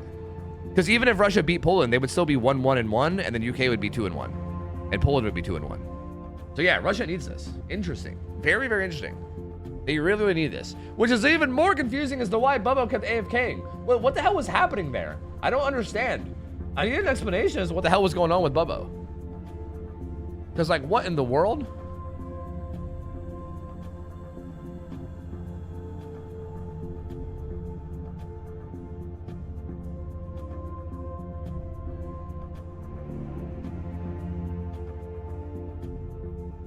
Russian machine broke? Apparently, dude. Apparently. That's crazy, man. That's crazy. Literally instant caster curse. Yeah, I did. I instantly caster curse that motherfucker. Yeah, he got found immediately. That was not smooth at all. This would be, dude. If Russia doesn't make it to the finals, that's crazy. I had Russia going like the whole way to the semis, I think, in my bracket that I made. So if they don't even make it out of groups, that would be wild, dude. That would be wild. And Poland looks so strong here, bro. Like, Poland looks so good. I'm so excited to see Poland play against, like, some of the other teams, man. I mean, we're still going to see them against Russia later. I'm excited for that. But I'm excited to see Russia... I'm excited to see Poland, like, in, like, the actual brackets. Like, they look so good, dude. They look so good. Russia got sabotaged. Russia got hacked. Yeah? Is that what you think is going on? Hey, Cryon. Thanks, man. Thank you. I mean, waking up at 8 a.m. is not fun for me because this is definitely not when I'm normally awake. But, you know, for the sake of this tournament, I don't really mind it. You know, I can make an exception for the sake of this tournament. Here we go. Who's playing Killer? Devour on Killer. Yo, the boy Swatter's in. Okay, Swatter, Excise, Magic, Hardwell is the roster. And this should be a good one, man. This should be a good one. Bleak, good to see you. Hey, good time. Yeah, just in time for the Dragon set. Hey. Agitation on Devour too, which is interesting. We didn't see that last time. We saw Call of Brian there in place of that last time. We're also seeing the the doll add-on. That's the one with more. That's the more orbs add-on, right? Is that Force of Echo or is that the? I don't know. I can't remember what add-on that is. But either way, that's one of the dog add-ons. I can't remember which one, but it's one of the dog add-ons. And we see. Wait, we don't see Agitation. We were actually, the add-ons are lies too. It's all lies. It's all lies. It's actually the exact same build as last game, and it's Zynox. Everything was a lie. It's not Devour, and it's not that build. It's actually Zynox on the exact same build. It was all lies. It was all lies. We've been gaslit, and gatekept, and girl bossed. Magic gets found first. Avoids that double dash, though. Needs to watch out for Hellfire. Actually, we just used an M1 here. He's gonna make his way over towards Shack. Does have the Spiller plus Shack. This is probably the strongest area of Wretched Shop, right? This like little area near Shack where you have like the Spiller. Then you also... Oh, that Hellfire from Zynox. Oh, brother. Oh, that was nasty. Okay, very fast out on the Magic. Okay, Zynox, okay. Anyway, that area of the map is probably the strongest, though. Like you have like Shack, you have a Maze Tile at like 6, you have a Maze Tile at like 4, and then you sometimes have fillers around there, too. Like, that entire area around Shack is typically like the strongest area of this map in terms of chase. That being said, Zynox did not seem to give a fuck. He said, I'm just going to hit my Hellfire, so fuck you. Excise gets the pull instantly and FTPs. Where was Zynox going? Was Zynox like convinced that that was like Lucky Break or something? Was Lucky Break even allowed? I don't think we've seen Lucky Break on anyone. Because he like full sent a direction where there was no scratch marks. I'm not really sure. Either way, he finds Excise. And this pallet, not the safest to Wolf Dash. I'm actually surprised he went Dracula there. I think he could he have not just Wolf Dashed like to that corner, I think? Like, I'm pretty sure that's not safe to Wolf Dash at all. So a little surprised he went Dracula for him there. He's interrupting the gens, trying to find someone, trying to channel his inner spirit player here. It'll run double Dead Hard today? No. That was double second wind yesterday that we saw, not double Dead Hard. But yeah, no. No. Not, unfortunately, no doubled up perks today. Not yet, anyway. Zynox kind of just dropping everything. All of his pressure gone. Interesting. He like dropped that perk with Zynox, or sorry, he dropped that chase with Excise to go interrupt the gens, but then doesn't find anything else. The Russian survivors did a really good job of stealthing that, and they're back to reset. They're all back to full. Wow, very, very solid play from Russia to kind of just like recognize the opportunity and everybody dip back into stealth and just kind of full reset, right? That's like hard to do sometimes mid-game because if a single person gets found, then that whole thing goes downhill, right? Like if everybody tries to play passively and tries to like dip into full reset mode, all it takes is one person getting caught out and then everyone's, you know, stealthing and not doing gens while a person gets chased. So really solid discipline for them, for everybody to kind of like come together and be able to reset there and not get found. Excise doing a good job avoiding that Hellfire. Okay. Gonna go ahead and pre-drop Crane. And Zynox goes back.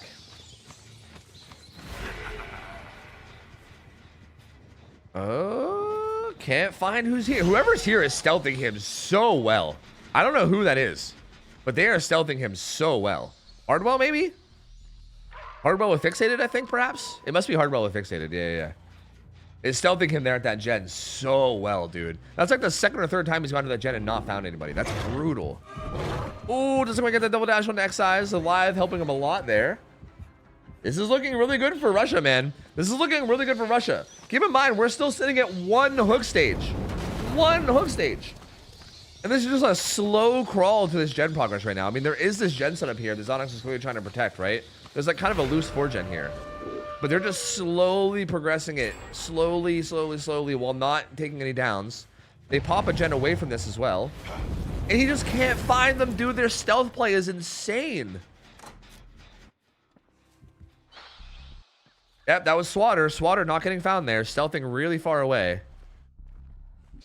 Bro, this is so gross from Russia. So gross. Excise does get found. He seems to not mind taking a chase here. He will probably eat at least one hit. He's also exhausted, so no live in play, but he'll just take his hit and run far away from the gen setup. Again, Zynox is kind of like, he's unfortunately, I don't think he meant to do this, but I think just Russia stealthing him out so much has kind of now forced him into like committing to this 3-gen setup type of a scenario here, right? Like he's very, very much set around this like 3-gen scenario. He ideally, like, you want to down in this gen setup, right? The survivors are also aware of that though, and you notice every single time they get hit, they just use their distance to get away from the gen setup. Because yeah, like a down over here does not matter nearly as much. Magic's smart here to not give pallet control against Dog. Good Hellfire avoidance too, although that did zone him enough that he might be dying. But he's just gonna go dive edge map very far away. So there you go, the down comes in. And this is also Magic's second down, to be fair, so this is something. The Excise has FTP. He's already in position. Like, he's already in position. Excise is already here with FTP. He's ready to go. So, like, the second that Dracula goes far away, he can get the unhook. Pull, like, he can pull Magic, FTP him, get it back to full health. And be like, yep, let's make that tunnel out as hard as possible. And as long as the other survivors are in position to punish it with gens, then it'll be totally fine. He's gonna, actually, he's just gonna heal him normally. He's only gonna FTP if he needs to. Which it doesn't look like he needs to. Because Zynox is pretty committed out here. Again, I think what Zynox wants more than anything else, like even more than the tunnel out, is I think he wants a hook in the gen setup. Like I think that's the best possible thing for him here. It's just like, how do you get there, right? Like how do you get there from the stage? It's so hard. Like these Russian survivors have just been doing a really good job. Essentially, I think you basically just have to land one of those like Hellfires that gets you a 2-tap. Like you gotta try to get like a Hellfire 2-tap is basically the only way. Because every dog hit so far that's been taken, like the survivors have just taken it in a way where they can use the distance to get away. So they've been relatively fine. Hardwell breaking a totem. Is that inner strength? I think inner strength is allowed in the set. I think Dracula's tier 2, so I believe inner strength is allowed. Still just patrolling around these gens. Again, this is that gen setup we were talking about. It's like a loose 4-gen over here. Actually, is it a 5-gen? Wait, it's like a 5-gen. Every single gen is here. I didn't actually realize how insane this gen setup was. It's actually like a 5-gen. Swatter. Nice avoidance on that Hellfire.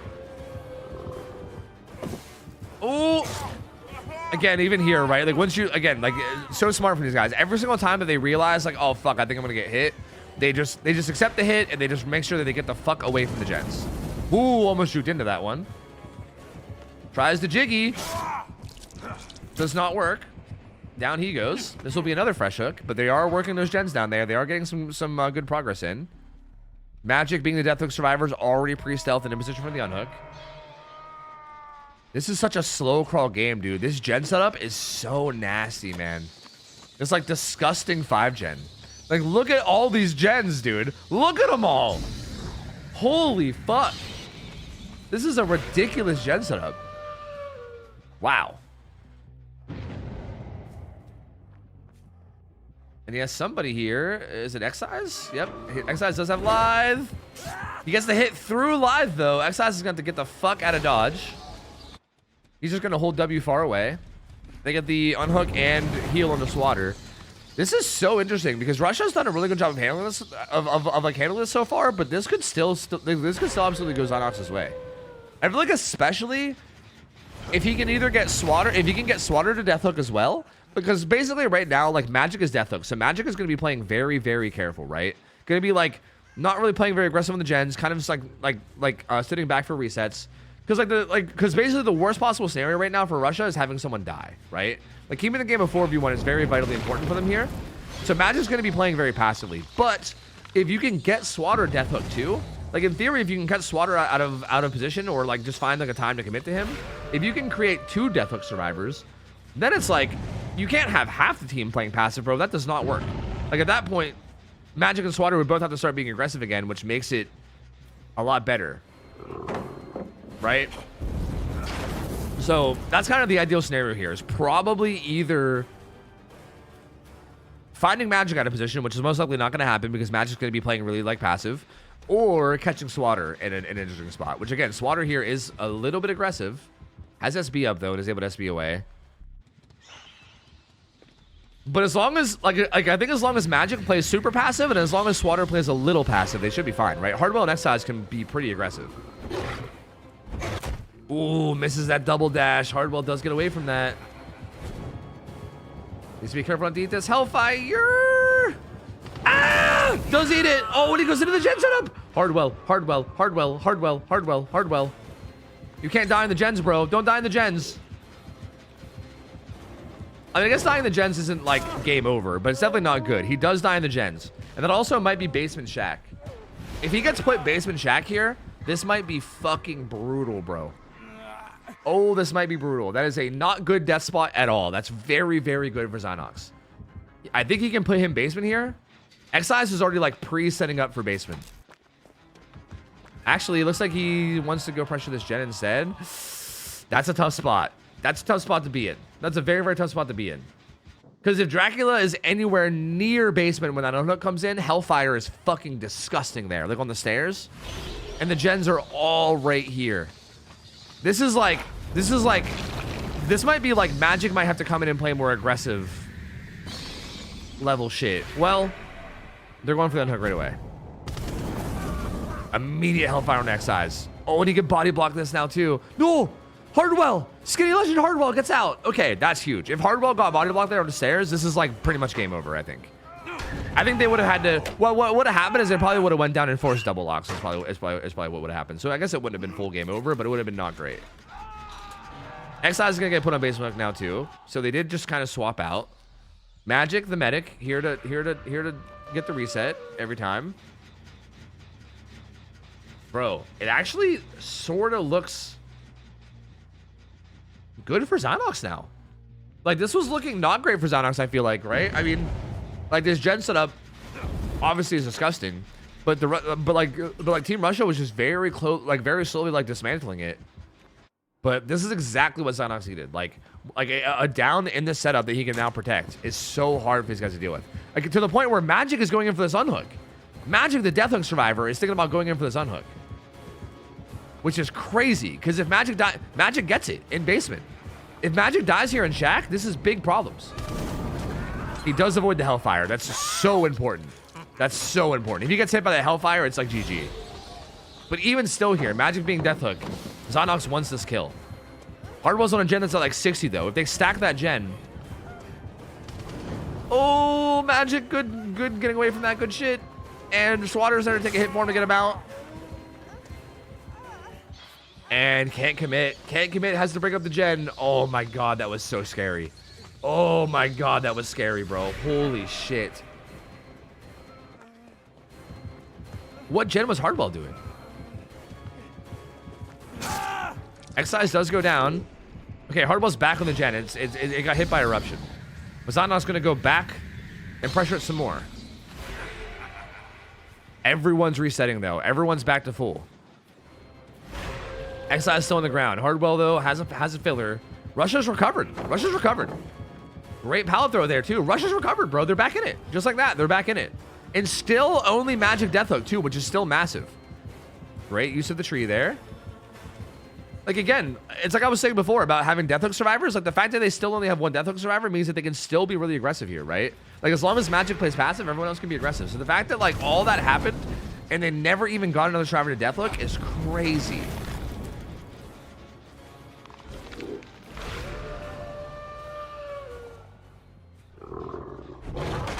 Okay. Zonox breaks that pallet. Guys, I need some reminders, okay? Chat, do you guys remember? You know what? Okay, you know what? I'll wait for after this game. Remind me after this game to you know, you guys have to remind me. I'll remember. After this game, I have something to say about this match as well as that Poland match earlier. I need to remember these games for later because these are so good, bro. In terms of just like Survivor macro, these are like phenomenal showcases of Survivor macro, I think. Excise playing his check spot. Yeah, I think these gens are getting close to the 8 kick limit. Like this gen back here has to be close. And as a matter of fact, it might be 8 kicked. I don't know. It might be 8 kicked. Like he's kicked these gens a lot. I mean, like the problem is like he's been kicking gens a lot, but he's been kicking all the gens a lot. There was like 5 gens. I mean, we're down to 3 of them now. But he was kicking all 5 of them a lot. So I don't actually know how many times each gen was kicked.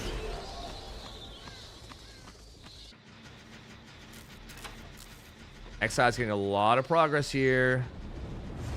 Yeah, they're gonna pop this. I think it's looking really good for Russia here. I think Russia's gonna take this win. Like Zynox needs a 2-tap. He needs a 2-tap one of these survivors like now, and it's not happening. Excise avoids that. They do pop the last gen. Adrenaline on Swatter. Yep, this is looking over. This is looking over. And again, you can see the body language is just like Xeno earlier. Zynox kind of tapping his power over and over again. You can kind of tell. I feel like everyone has that tell where you can tell they're like, fuck, you know what I mean? It's like the body language you can see in their gameplay where they're like spamming their power and being like, God damn it, you know? Zynox honestly did a really good job here. I feel like he really did. I feel like he played this really, really well, things considered. I think he like recognized the 5 gen and then played around it in like a position where I feel like he had to. Oh. He's just over there growling at the seawall. And yep, they're out. That's gonna end up being 5 stages. 5 stages, 4 fresh is the final result, which makes the game seem a lot worse than it was, right? Like 5 stages sounds like a terrible Dragon result. I feel like Zonox did a really good job there. I feel like he was very, very, very close to turning into a 4K. Russia just did an amazing job of dodging Hellfires when they needed to and like pulling that back and stabilizing. That was really, really impressive. Okay, I gotta get ads out of the way before the next game. We're going into Mexico versus Saudi Arabia. This is really, really important for Romania, okay? This is a really important game for the groups, okay? If Saudi Arabia beats Mexico here, then we know already who's going through. It's going to be Spain and Saudi Arabia. But if Mexico beats Saudi Arabia here, then it goes into what is most likely going to be a 3-way tie for second, which might be a bit awkward. So yeah, this is a really, really important game. I'm gonna get some ads out of the way, but this is a very, very important game. Okay, the thing I wanted to talk about is we were talking about making a guide for macro, right? I've been talking about that a lot, and I even said, oh, I gotta pay attention during World Cup because I gotta make sure that like I grab games that showcase macro well. I think the nurse set from Poland, especially Poland survivors on nurse, was like phenomenal positioning, bro. Like that was such a good game to rip. And also I think that game right there is like a really good game around like 3 gens or 4 gens or 5 gens. So like I need like a reminder. Maybe I'll write it down somewhere. I need like a reminder to go back and grab the footage from okay, hold on. It was Thailand versus, I'm gonna write it down somewhere. Thailand versus Poland nurse set. Group stage day 2, and also Russia versus UK. Okay, I'm just gonna write it down. I'm gonna write it down because yeah, I feel like I might yoink footage from those sets, because that was like fucking textbook, like perfect, like macro. I mean, not perfect macro from Russia. It was almost perfect macro from Russia, other than Hardwell dying in the 3-gen, but like still close.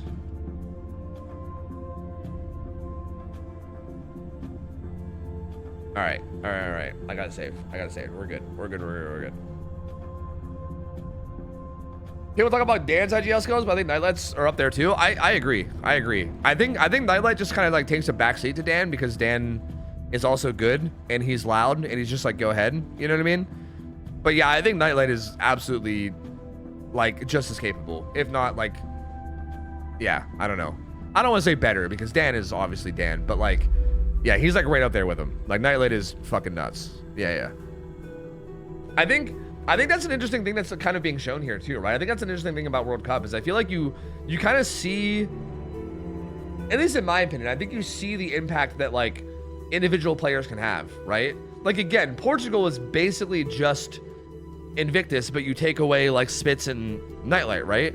But again, you put Nightlight on Team Poland and suddenly Team Poland is like fucking insane, right? Like you take Nightlight off that roster and like, don't get me wrong, I don't think that roster's like terrible. Like that roster's good. Like they have some good players.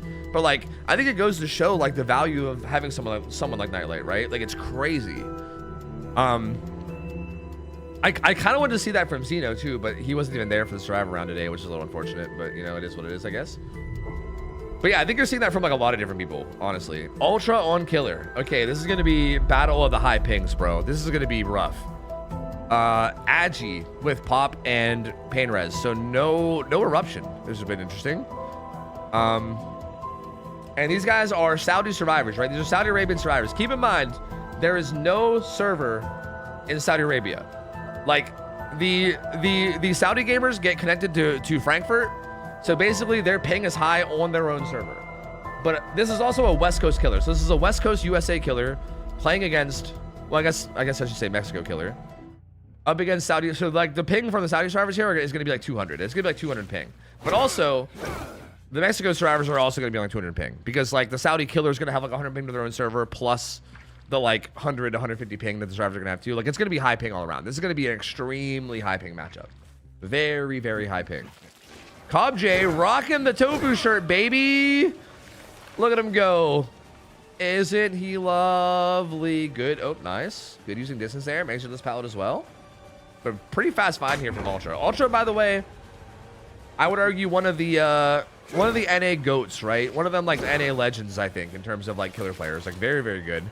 I mean, I know Cobb J just kind of sauced him right there, but still, he is very, very good. Ultra is an extremely good player. So excited to see this played out.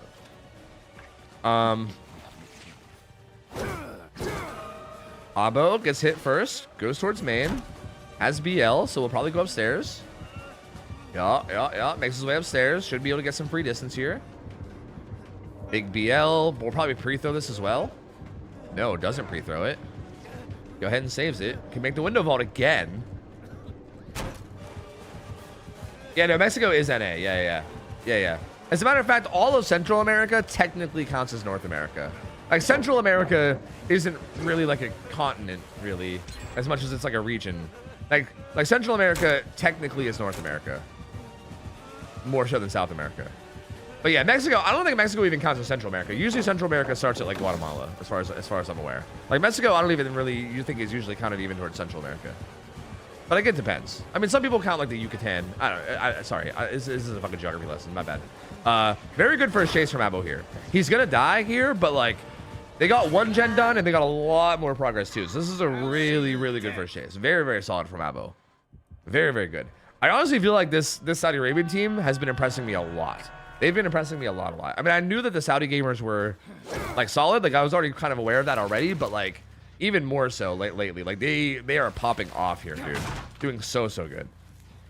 Like they've only lost so far to Spain, who obviously like the Spain roster is insane, and they did really, really well against Romania. And here against Mexico, already off to a really good start. Bolitar avoiding that one. Oh, clean from Bolitar, avoids that. Again, keep in mind, this is like 200 ping, bro. All these pallets are like 200 ping.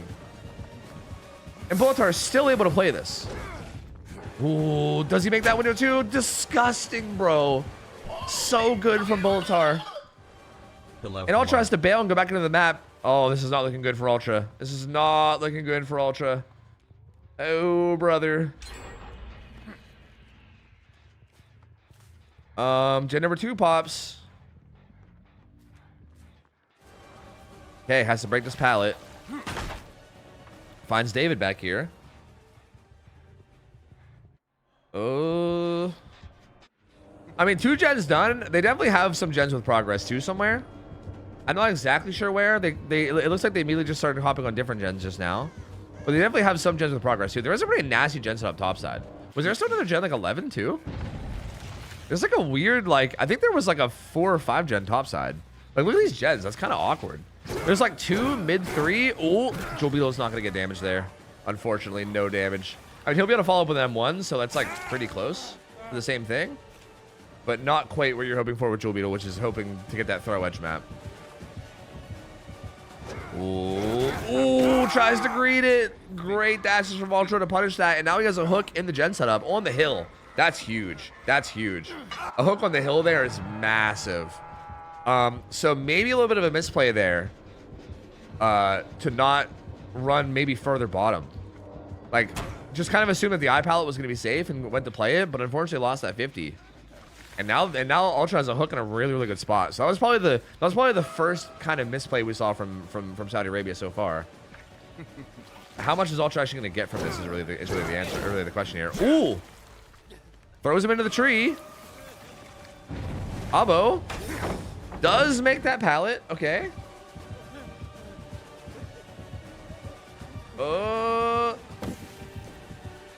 Winning 50s. Look at how slow those double vaults are because of the ping. Like, you know he's spamming those double vaults. Oh, but kind of fucks up his dash.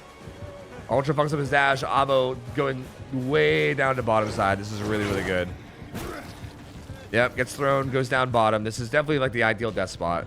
Cobb J is going to pop the gen at like 1 or 2. David has a lot of progress on mid 3. Yeah, this is generally not an easy map to 4K as Wesker, no. I would argue that like when survivors play correctly, typically Wesker does not 4K here. But ping is obviously a factor, right? Like any matchup gets a little bit easier on high ping. And also, even on same ping, Wesker can 4K this if he wins a lot of 50-50. Like okay, Wesker's kind of a weird killer because he can force a lot of 50s, right? But it's like a weird like risk-reward play style because if you're going for like these like aggressive 50-50 plays and you lose them, then you fall really, really far behind and you can get a really bad result. Like you'll get like a below average result. But if you win them, you can sometimes pop the fuck off and get like 4Ks.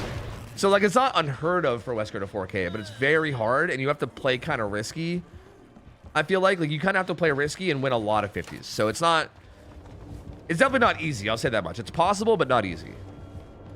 But I would argue that Wesker probably should be getting like 7 stages roughly on average. Like 6 to 7, maybe. Ooh, hardcore parkour, baby. Hardcore parkour. Guess I hit on the Bolitar. Bolitar's gonna go deeper bottom. They are on the last gen though. Bolitar might die here. Nope, does get away with it. Has Shack pallet. Is probably just gonna throw it. Ooh, the double vault actually. Good patience from Bolitar. Are they just letting Abu die? No, Abu gets unhooked. Perfectly timed. Good juke from Bolitar as well. So clean. Makes it back into Shack. Has Shack pallet now too that he can just throw. And he does. Insta vault though actually ends up being really good. The one time I've ever seen Wesker vault actually be worth a fuck. Oh, Dwight was kind of there to take a hit, but he doesn't do it in time. Pallet save though. On the 200 ping pallet save. Bro, he's the GOAT. Cobb J is the GOAT. It's the tofu shirt. It's the tofu shirt, bro. You put that tofu shirt on and suddenly you just get the magical powers of pallet saves. That's what it is. Oh, Cobb J's gotta be careful though because he has adrenaline. I see why. Okay. He's taking the hit because he has adrenaline. Okay. Really good play then.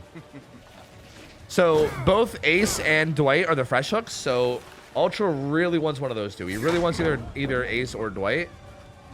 But Dwight's here to take a hit. He does. Oh, one of them still might die. I think Abo might come back in and take a hit for them, maybe. Oh, wait, he canceled power. Wait. Yep, Abo's going to take it down. Abo's only worth 1 stage. That's so good from Saudi. That's going to be 4 stages, bro. 4 stages. Wow. That's really, really, really fucking good from Saudi Arabia. That is exceptionally good. 4 stages, 3 fresh with the final result here. Wow. Against Ultra's killer too, who again, Ultra, not like a pushover of a killer. He's typically very good and gets good results, but that was a phenomenal showing for Saudi Arabia. They absolutely fucking juiced that game. Not looking good for Team Mexico. And also, and for that matter, also Team Romania. So again, kind of important thing that, you know, I had mentioned a little bit earlier. If Saudi Arabia wins this, Romania is completely out. Like, if Saudi Arabia wins this, then the group stage is over, and we already know who wins. But if Mexico wins this, it kind of creates this, like, weird 3-way tie scenario where Romania could still technically win. Like, any of the 3 teams could win based on their hook stages. I'm not currently sure who's winning in hook stages at the moment. I mean, that 4 stage for Mexico certainly isn't helping them if they were to somehow win. But yeah.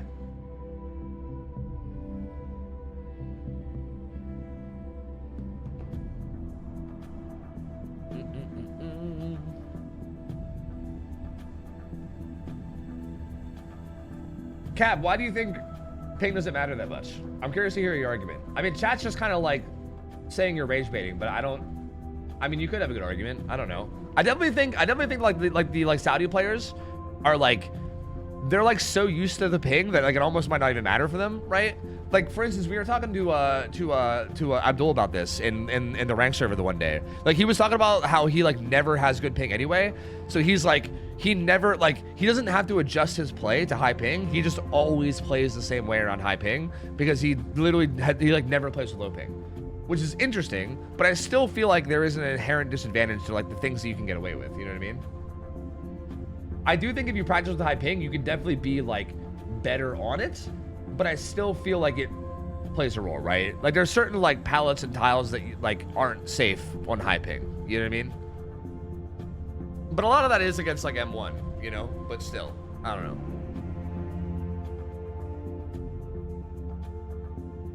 Like, look, if his argument is that ping doesn't matter as much as people say, I think that's a fair argument. If you're trying to say ping doesn't matter at all, which is what he said. He said ping doesn't matter as much as people think. I think that's a fair argument. I don't think he's rage baiting. I think that's a totally fair argument. Like, you guys are shitting on him, but I think that's a totally fair argument. 9 out of 10 hits are missed because they timed it wrong. Ping only matters if it's over 200. These guys are probably over 200 for the record, though. That was West Coast US servers versus Saudi survivors, which probably was over 200 ping for the record. But I still do think that the take that ping doesn't matter as much as people think is an okay take. I don't think that's a crazy take. I do think if you are able to adjust to the ping, then you can still play around it and do well.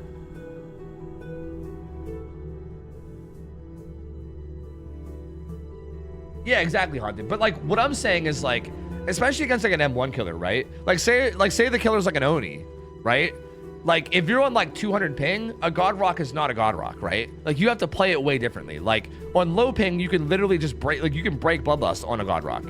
Whereas on high ping, you can't reliably break Bloodlust on a God Rock because you can't check spot it. Like, trying to break Bloodlust is like very, very difficult, and like you need to win like a bunch of 50s that are super risky. So like, I think it probably matters mostly versus M1 killers. I feel like on killers that aren't M1, it probably matters less. But on M1 killers, I think ping matters a lot. Like, a ton. Like, it, like, completely changes the game, in my opinion.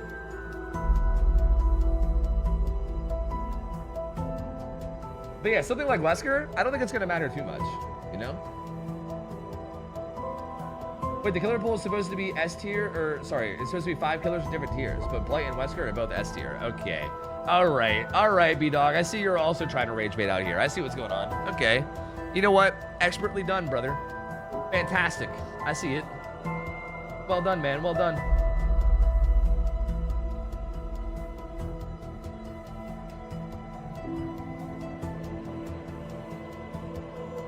All right. Well, here we go. Looks like killer for Saudi is going to be Bullatar, of course. Bullatar, fucking nasty, bro. Such a good player. We got Ultra, Hyde, Zulf, and Colossus. Interesting that we've not seen Julian at all for Team Mexico. Julian's a fucking juicer, bro. I'm surprised we haven't seen him at all. But Bullatar on killer. His win condition here is definitely not That crazy. Have you seen B-Dog's tier list? No, but now I'm kind of curious. Now I kind of want to see it. By the way, I've not been thanking subs because I've been kind of like a little bit immersed in casting. But Spook, I think of the 17 earlier if you're still here. And Shearways, thanks for hooking up B-Dog with a sub. Thank you. Anyway, here we go. The fate of the whole bracket relies here. If Bullatar is able to get more than 4 stages, then the group stage is officially over, and Spain and Saudi Arabia are confirmed advancing. And it's just a matter of playing for seeds at that point. So the fate of both Mexico and Romania are kind of in the hands of Mexico here. They need to have an insanely good striver result, and that's a throw edge map. That's an instant down. So basically, goodbye Mexico and Romania. Basically goodbye to both Mexico and Romania. Farewell. It was nice knowing you guys. That's a crazy start. There was no gen prog. A gen had not even been touched yet, and that down came through. That's crazy. And the win condition being 5 stages means that this is not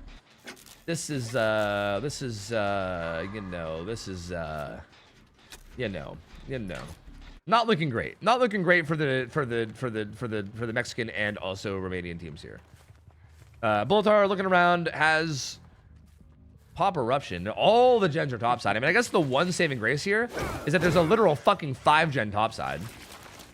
Dude, what is up with CT like over this weekend? Am I crazy? Or has CT had like consistent 5 gens topside?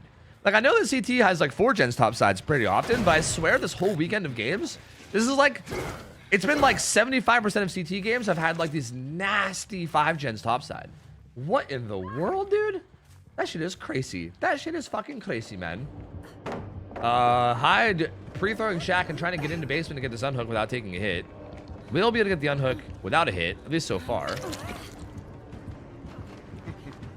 Oh, might try to slam a motherfucker into another motherfucker, or he's gonna throw. Oh yeah, he's gonna throw Claudette down edge map, so, or sorry, down into bases. So yeah, Claudette's dead now. She makes it nowhere, and that's the Jewel Beetle value, baby. That's that Jewel Beetle value. And he might even just he's gonna slug this and actually stay on Laura, I believe. Gets good pressure from that slug bottom, and now can just chase Laura.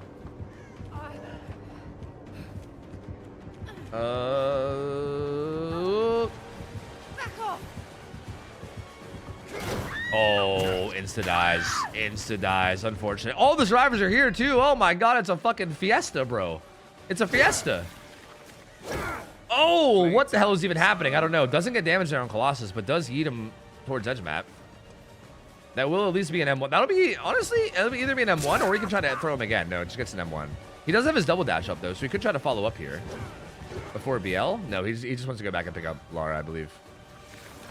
He's going to grab Laura. Laura is Pain Res still, so can Pain Res her on this hook at 11 if he wants. But it looks like he wants to hook close to this guy running away. So not even concerned about Pain Res, just going to hook close to Colossus. That way he can get the hook and still keep pressuring him, I believe. Pop Eruption going down. Yeah, I'll show you. Well, if you guys want to see the current standings, you can type exclamation point groups and it'll give you a link. But I'll show them on stream after this if you want to. But so far, guaranteed Poland is going through and guaranteed Spain are going through. So those are 2 guaranteed teams that are definitely going through. Like they've 100% made it out of groups. And after this game, it's looking like Saudi Arabia is going to be guaranteed as well. Because I don't think, like, look, I don't want to... I don't like calling games before they're over, but at some point, you can kind of call a game before it's over. You know what I mean? Like, I feel like the only way that Mexico wins this is if Bullatar, like, never hits another dash and just whiffs everything and overly greeds and never takes a good... Like, they would just need Bullatar to, like, never hit another hit for like, the rest of this match. Which I don't think is going to happen because Bullatar is quite cracked. Quite cracked. Looks like Laura's gonna die on hook. So not only is this gonna be the win, it looks like he's actually gonna be. This is actually gonna be like a high gen 4K. Like this is looking like it might be like a 4K2 or higher. This could even be as high as like a 4K3. But this is looking like maybe like a 4K2. Probably a 4K2. Maybe they can get down to a 4K1. Look at this gen setup, bro. What is this? They have 4-2-1. Is that what that was? 4-2-1 main? Disgusting. You know that hit probably looked terrible from his POV. He probably was like so far around that corner. Well, the quick and quiet vault loses the 50, but baits the swing. Oh, Down comes through. There's a pain res right on there, but he might try to carry him further up. Nope, just takes the pain res. These guys are resetting far.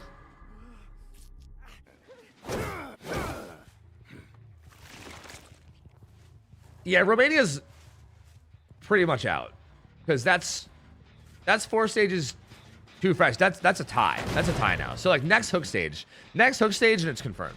So yeah, it's basically confirmed. Yeah, it's pretty much confirmed. Mexico and Romania both out of it, which is a shame. I believed in Mexico. I won't lie. I believed in Mexico. I was a Mexico believer. I put Mexico as getting second in this bracket, but maybe I severely underestimated Saudi Arabia. And not maybe, I definitely did. Because these gamers are fucking nasty with it, bro. I don't know what I was thinking. Like, Saudi Arabia clearly is a bunch of juicers. I don't know why I thought otherwise.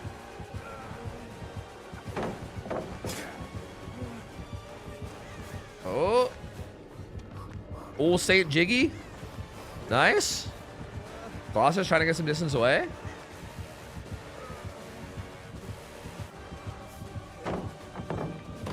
Ooh, big vault, but I don't think he makes it anywhere. Like, again, like, these fillers, again, on ping are just, like, unplayable. Like, there's no playing that filler. You can just play that filler M1, and there's, like, nothing you can really do. Oh, my lord, Bullatar. Give him a break, brother. Jesus, man. Lay off of the gas. Let him breathe, man. Is this going to be a 4K4? This might be a 4K4. Oh, my God, bro. Even on our screen, it looks like he turns the corner. Dude, I bet that looks so crazy from Watcher's POV. Like, I bet that hit looks so wild. Yeah, Bullatar's killer. Yeah, Bullatar plays under the name Ward now. But that's, I think everyone knows him as Bullatar.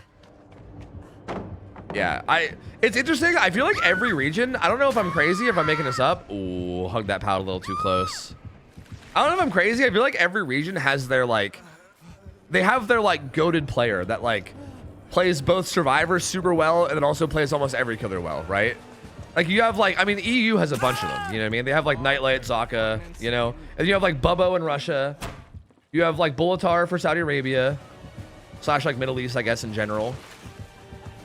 USA has got, like, Angels. And kind of Momo, too.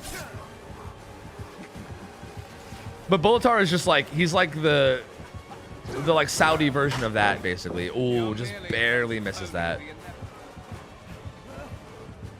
But yeah, they're done for. They're done for. There they go.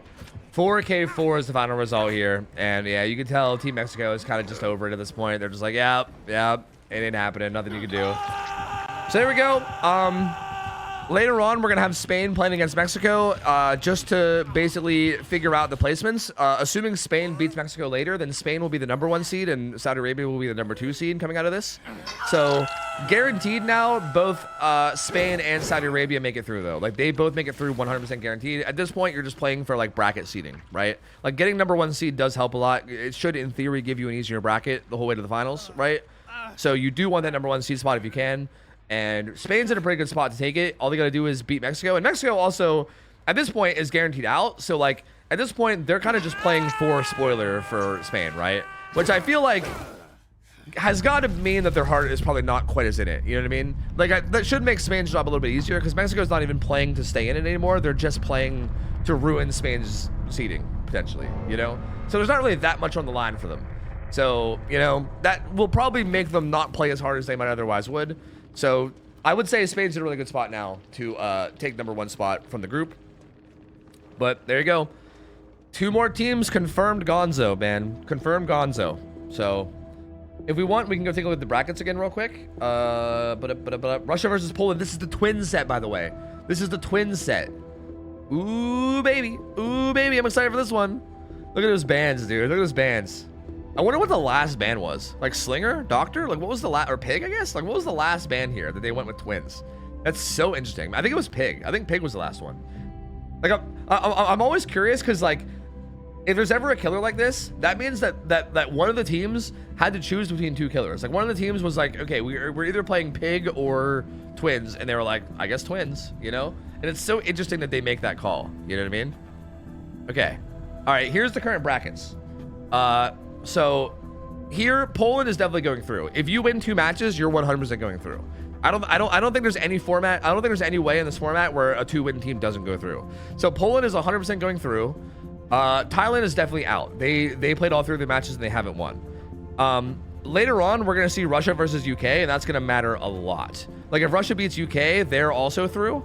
Actually, wait, no. Russia's playing Poland right now. I lied. Sorry, wait, no. UK already played. Sorry, no. This match matters a lot. Sorry, this match matters a lot. If Poland's able to beat Russia here. Actually, no, I think no matter what, Russia's through, right? Because, yeah, even if Poland beats Russia, Russia's still through. So, yeah, actually, Russia's just through no matter what. Never mind. I lied. Yeah, so actually, no matter what, Russia's through. I guess this is mostly just playing for positioning. Actually, as a matter of fact, yeah, no, this is playing for positioning. If Russia beats Poland, then Russia's seed 1. If Poland wins, then they're seed 1. So, like, these guys are already through. These guys are currently just playing for, like, seed positioning right now. So, UK and Thailand are both out. So, unfortunate for them, they're both gone, so. And down here, Romania and Mexico are both out. So, yeah, both these top groups are actually already figured out in terms of who's going through. Like, UK and Thailand are gone, Russia and Poland going through, and down here we have Spain and Saudi Arabia going through, and Romania and Mexico are fully out now. It does not really matter what happens later with Mexico and Spain. Or, sorry. Wait. No, Mexico and Spain already played. What the fuck am I even talking about? What? Did they? What am I missing here? No, yeah, they already did. Never mind. So, yeah, it doesn't even matter. Never mind. Yeah, never mind. They're just through. Never mind. Yeah, Mexico already beat Spain, I guess. Either that or maybe did they just forfeit the set? Maybe the set got forfeited because there was no point? They didn't play yet, right? Am I crazy? Am I forgetting things? Look, I was really sleepy yesterday, but did they play? I thought that set was still coming. I'm pretty sure that set was still coming, but maybe they decided to skip it. Since, like, the bracket's already figured out. Yeah, that set was... No, it was...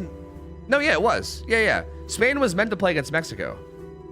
Like, Spain has 3 wins, but they didn't technically win 3 yet.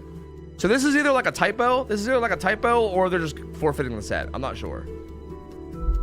Either way, I mean, regardless... Okay, wait, it just got fixed as I was talking. That's crazy. In the middle of me talking, it got fixed. That's crazy. It's like they heard me. Wow. Anyway, so Spain and Mexico are still going to play later, but that's not really going to matter nearly as much because because like Mexico's already out. Again, that's going to be mostly just playing for Saudi Arabia's positioning over Spain. So again, these are already decided, and these 2 sets we're going to see later today. So like right now, we're basically doing these 2 top sets in these next 2 games, and once these next 2 games are over, we're going to these final 2 groups. Where we're going to see the matchups today are... Actually, I have this little capture for the matchups today. Let me just get rid of this here. This is the schedule for today. So we're currently on the Poland-Russia twin set, right? Like the 4 p.m. twin set.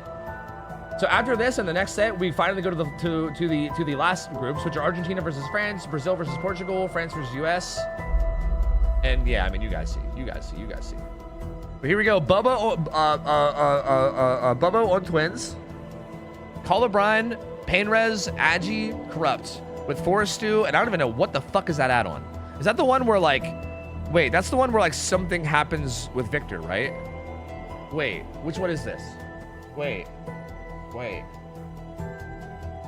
Oh fuck, I don't know. I don't even know what that add-on is. I don't even know, honestly. Did they explain what happened to Bubbo? Is it speed? No, the purple one's speed. Is that speed too? Is it double speed? Maybe it's double speed. I know the purple one's speed. If that one's speed too, then yeah, maybe it's double speed on Victor. I don't know. I guess that could make sense. All right, here we go. Bubba. Okay, twins. This is actually unironically one of my favorite sets in comp. I won't lie to you. Twins is such an interesting set in comp because in theory, if the Survivor team plays macro like perfectly correctly, then we should have like a 45-minute match with like 0 hooks. Like I've literally seen twins get 0 stage before just because of like near perfect Survivor macro. It's like really hard to have that level of macro. It's like extremely difficult, but it is possible. But that being said, typically the twins is able to get something going, and I feel like if you can get like a tunnel out with a 3-gen especially, then it's just like fucking devastating. But we'll see. Nightlight gets hit by Victor right away. Great check spotting through that window. There as well. And I would expect Ace to be here to help soon. So Ace is not on a gen. I would expect to see Ace here and chase with him soon to help take Victor. Yep, and there he is. So he'll body block Victor. Nightlight will either... Oh! Yep, there we go. So the thing about Victor is that his hitbox, like that looked goofy, but the thing about Victor's hitbox is that it is fucking massive. Like, one of the things that you can do to avoid... Oh, this is kind of trouble. Nightlight should be able to make this, but he's got to be careful. If he gets zoned out here, he might be in some trouble. Like, you can literally just, like, corner up against it. Oh, his Lithe gets used up too. Uh-oh, problemos. I think he's just going to hold him here. Like, you can kind of just, like, go into a corner and then have a survivor just stand in the corner, and there's no possible way to get the guy in the corner. Like, it will always hit the guy body blocking. It's crazy. Like, you can pretty reliably take hits if you just position decently well. Nightlight does eventually go down, but they pop a gen for it. And they're all back to full. But they are going to have to, at some point, get a gen done on the side that Nightlight's getting hooked on, right? Like that top side. Right now, they're just doing bottom side gens. I think they're just going to let Nightlight sit on hook and work bottom side gens. Very, very important that Meg doesn't get found here. Meg is like seeming like she's the one that wants the position to possibly work her way in for pull here. So it's very, very vital that she does not get found. Okay, Bubbo. Sending Victor down the map. Kind of holding the cross. And Bubbo just going to hold these gens down here. Bassi and Dogmatic both doing gens. Meg is down here on the same side. Well, actually, she's on like the... Okay, she's at like top mid. She's at like top mid May style. So she's past Victor at least. Okay, Victor going to grab a pounce on the ace. Meg has not made her way in yet, though. Is she sneaking in? No, she's still there. Okay, she's still there. I don't think it's worth it to 1-for-1 here, right? I feel like it is probably not worth it to 1-for-1 here. But if that's the case, then why did she pre-stealth so early? Why were they not just already on gens? A little interesting. Huh. Curious to see how this plays. Nightlight does go struggle. They're healing across the map. Again, still very, very vitally important that Meg doesn't get found here. And Bubbo's kind of going over towards where she is. She was over by this truck. Ooh, she was over here. I don't know exactly where she is. Spec, please. Spec, please. Check on Meg. Check on the Megan. Spec, please. Check on the Meg. Spectator, please. Damn it, Spectator. God damn it, Spectator. Okay, well, Meg still doesn't get found, so still pretty big. Bubbo desperately looking for her. If Meg could sneak in and get that save without getting spotted, that would be so huge, bro. That would be massive. Oh, still by the truck. She's inching closer every time. Okay, Fast is here now, too. Are they going to go for like a double unhook situation here? I mean, if Nightlight dies with this gen setup still here, that's going to be awful. Is Meg even there for it? Okay, she is. Okay. So Meg gets the unhook. But they're going to have to die for him. Someone's going to have to die for him. Someone's going to have to die for him. Ace is there. Kind of. Oh, kick him, kick him, kick him, kick him. Okay. Nightlight's going to get across the map. This is very important. That was really, really good. Whoo. If Fasty didn't die for him there, that could have been fucking devastating. I was getting flashbacks to the fucking Billy game yesterday, where Fasty had no either and tried to take a hit, but then fucked it up. I was starting to get flashbacks there. But woo, redeemed himself. Redemption. That was 2 hit takes this game that he did well. So Nightlight does get away, gets across the map, will get reset by Dogmatic too. So he's back to full. So no longer the risk of him dying anytime soon. And now they have to just kind of slowly attack this 3-gen. They still have this 3-gen top side and a hook there. And now it's just a matter of like slowly attacking that. They'll most likely have Nightlight just like sit on the gen down here bottom, honestly. Like he'll probably just sit on this gen bottom since he's in such like a dangerous position.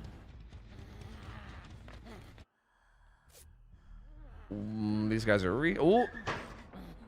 This is also smart. Charlotte is so far away that you can literally just force locker there and it's totally fine. Like if Victor was to hold you in that locker, there's no possible way that Charlotte gets there in time.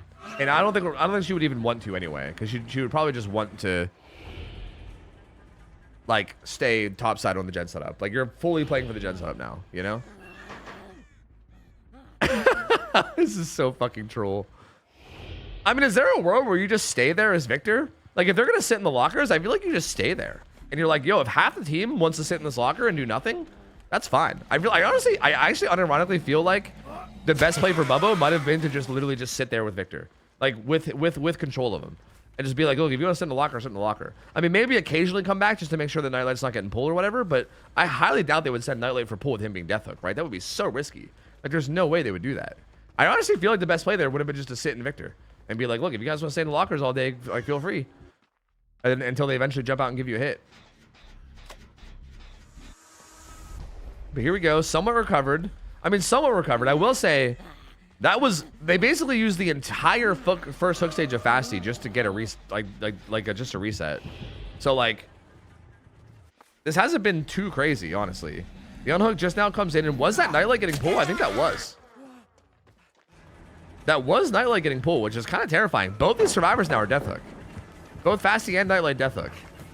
And Fasty injured, he's gonna need a hit. I'm assuming Nightlight is probably hovering nearby for it, since everyone else is on gens. Ooh, pallet break coming through. Oh, not good team, not good team. Oh, not good team, not good team. I mean, not looking great. I feel like Fasty really needed to play to not get zoned there. Like, he really just needed to play to get the fuck out of there. Like... He kind of like let himself get zoned, and that was like, I mean, that was a really smart play from Bubbo. That was literally the best case scenario there, which is to zone him. Because in that scenario, even if Nightlight was able to take that M1 hit, you can then just follow up. Like, you basically need someone to peel off the gen immediately, right? Like, you could still save it, right? But someone needs to peel off the gen immediately to come take the hit for both Nightlight and also Fasty, who are both Deathhook. Like, that turns into a really rough spot, no matter what, once you get zoned there. So, a little bit rough, and now we're down to just this 3-gen setup. And this is where this might end up being a really slow crawl. Well, Nightlight's gonna get hit there, and he's got to get the fuck out of here because he's Deathhook. I mean, the one thing that needs to not happen is Nightlight dying. And there could be a world here where Bubbo, if he's confident with the gen progress they have right now, there could be a world where he might kind of send this a little, you know? Because if he sends the chase to Nightlight, like if he just sends it with Victor, I feel like they kind of need someone to stay there in body block, so they only have one person on gens. But that would probably still be enough. Yeah, that's probably still not the right call. Bubbo, I think, recognizes that. It's just going to stay down here. And here we are again. Poland in a 3v1 3-gen scenario, just like earlier with fucking Thailand, bro. Holy fuck. Once again, here we are. But this time against twins on ARP. I would argue a bit harder than the nurse one. Maybe. I don't know. Maybe, I mean, maybe not. I don't know. I would say pretty close level difficulty. Oh yeah, the sets command. Yeah, we should maybe delete the sets command, huh? Yeah. Okay, there we go. Sets are gone. There really is no sets. There's more like a schedule command, maybe. Like the schedule's right here. All right, ready? Are you ready to clip? Here we go. Ready? Bam. That's the current schedule. Okay, you can clip that and go look at it if you want. That's the schedule for the day, with all the killers too. But I don't want to like take away from this gameplay too much. The healing across the map. Meg's gonna get hit. Here though, Bubbo can commit to this kinda, because he saw that reset. So he actually can commit a good bit. He knows that no one's near the gens right now. This is actually a pretty power position for Bubbo to be in. Ooh, Megan! Good play on that pallet so far, but she will eventually die. She's gonna crawl on her pallet, I think. She has to crawl on her pallet. Dog's here with... Dogmatic's here with Sprint Burst. But if Meg gets hooked in that gen setup, that's like borderline GG. This is a really important pallet save. This pallet save is fucking vital, dude. This is very, very vital. Victor on Nightlight. Oh. Wow, I actually got that, really. Victor normally can't pounce on elevation very well, but did manage to get that. Well, I think Victor can't pounce up elevation. We might be able to go down. Sprint burst gone. Bubbo knows how important this is. He knows that they have to play so aggressive on this. But Nightlight's also Deathhook and also up there in the gen setup somewhere too, which is super sketch. Wow, that was such an insane fucking guest spot. Holy fuck, dude. But by the way, I'm calling that guest spots from now on. Every single like hard 50 read that people make, I'm just calling a guest spot. That was actually insane. That he just knew that double back was gonna happen there. He's got a live here, I think. He's got a live here into a teammate taking a hit for him. But there's no teammates around. Not good for Poland. Not good for Poland. Meg was not there. Meg was not in position. Very unfortunate. She does have a flashlight. Maybe? No, no angle. Oh, that's it. That's 4K1. That's 4K1. That's definitely 4K1 for Bubbo. Okay, I mean, I think this is looking pretty good for Russia in terms of their chances of getting first seed here. Because again, this is basically battle for first seed. Both these teams have already made it out of groups guaranteed, right? Like both these teams are 100% moving on to the bracket stage, but we're just kind of playing for seeding now, right? And whoever wins this gets first seed. Okay, Victor hit comes through. I mean, realistically speaking, they still have to get through. I'm assuming Nightlight's killer. I mean, does Nightlight play twins? I feel like I don't really see anyone play twins much these days. Like, I don't know. Like, I just feel like I don't see twins in comp that much at all anymore. So I don't know. I mean, I feel like Nightlight might be on twins, but I'm not sure who's gonna be playing. But they're gonna have to play against somebody's twins here. And I mean, twins is definitely not like a free set by any means, right? Like, again, if you play like perfect macro, I feel like you could definitely shit on a twins player, but it's fucking hard. I do think Russia's macro was very, very solid though. Like against UK earlier on Dracula, their macro was very solid. Like I do think Russia looks really good in that macro sense. So yeah, I do feel like this is a good position for them to be in. I think. Does Dowsey still hold the Twins world record? I don't think, but I don't know. I can go check if you'd like.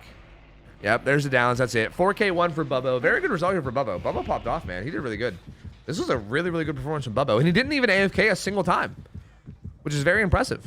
He didn't stop moving to AFK a single time this whole time. Wow. Wow. I'm seeing the Twins record as 160. But yeah, I mean, didn't Dowsey go on like a 200 win streak at one point? That seems kind of low for Twins. Yeah, I don't know. Maybe Dowsey. I mean, maybe Dowsey still does. I'm not sure. Hard to say. Hard to say. Like, he doesn't have the official record in the Discord, but maybe that's just because it wasn't submitted. I don't know. I'm not really sure what the rules are around that, but like, I'm seeing the record as 160 from Empire.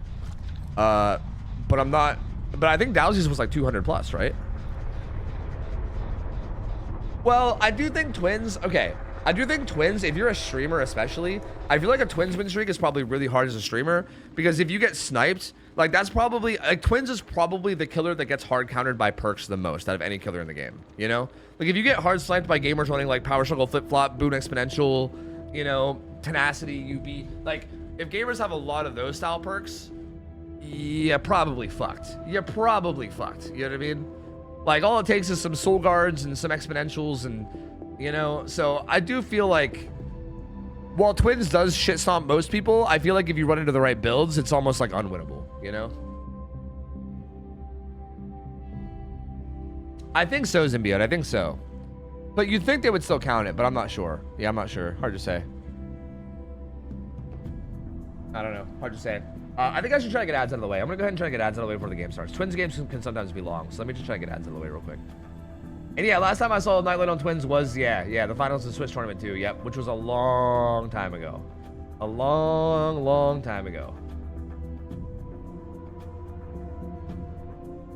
Maybe because Dowsey's was made before MMR? That's true too. Dowsey's was made, yeah, Dowsey's was done pre-MMR.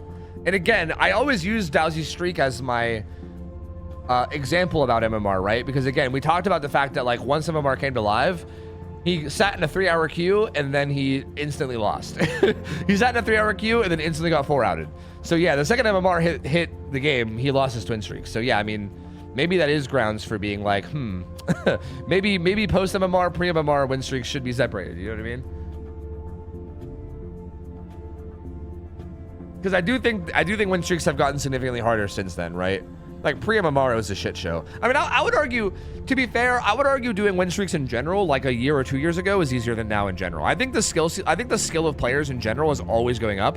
Like I feel like I'm running into teams nowadays that are like way better than I ever ran into before. Like I did not run into teams the way that I run into these days that are like good. Like I'm running into teams these days that are like actually very solid in both micro and macro. Whereas I feel like before, you would just kind of shit on everybody and like nobody knew how to play your macro at all.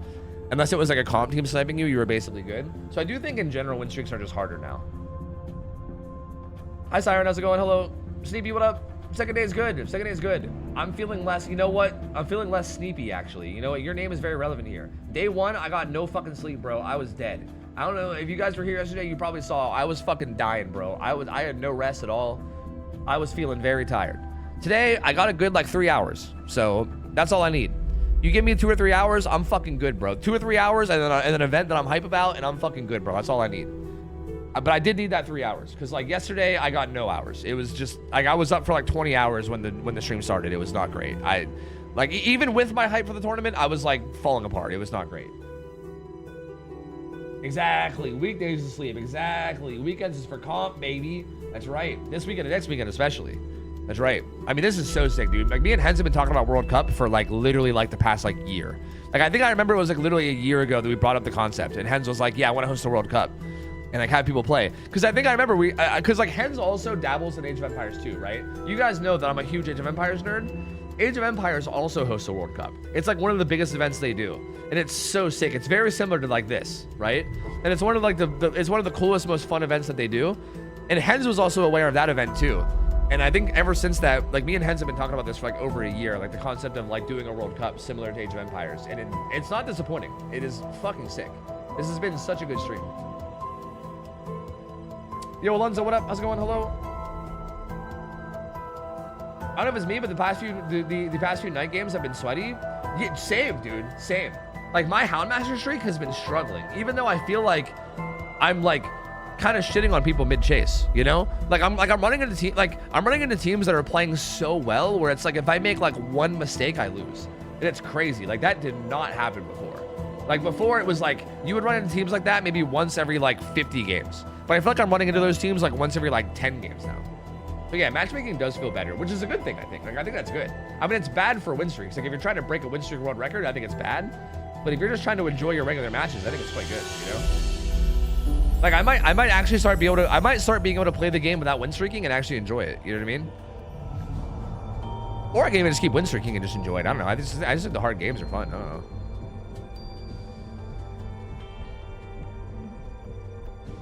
Who's gonna be on Killer? Probably Nightlight, I would guess. So far, I think we saw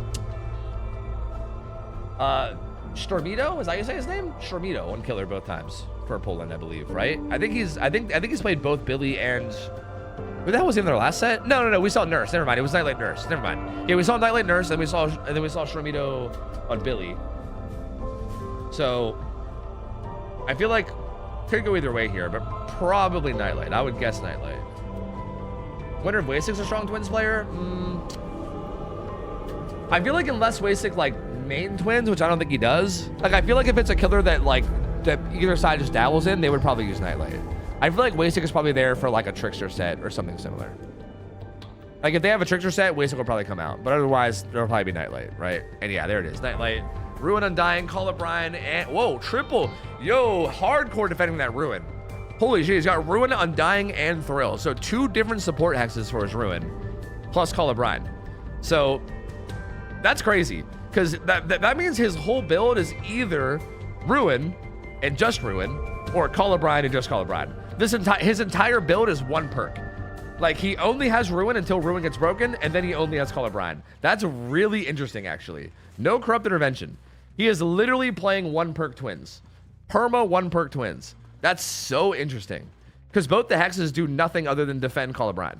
I guess in theory, Undying gives aura reading. So I guess you can kind of say the aura reading from Undying is not nothing. But it's like, not a crazy amount, right? To the point where he's pretty much just 1 perk. We also see Gren out on the Survivor roster now for Russia. Replacing, who? Magic? No, Magic's there. I don't even know who's replacing from earlier. Am I dumb? Excise from earlier is out. And Granout's in. An immediate Victor hit there. No Corrupt means that he's got to be much more aggressive, which we see.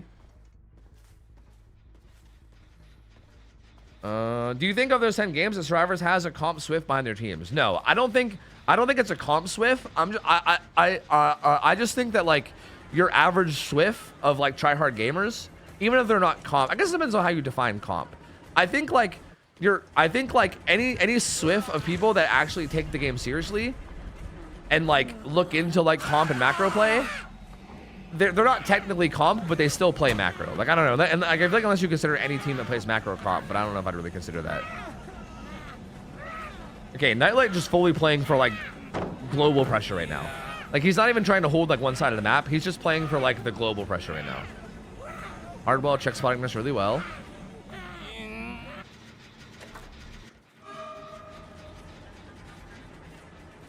Yeah, I wouldn't call good macro comp. Like, I don't think I've ran into an actual comp team in my pub games in like a long time. And as a matter of fact, I would argue that when I do run into comp players in my public games, they're usually fucking around. Like, they're usually not like the hard games because they're usually not giga sweating in pubs. Like, they're usually fucking around and having a good time.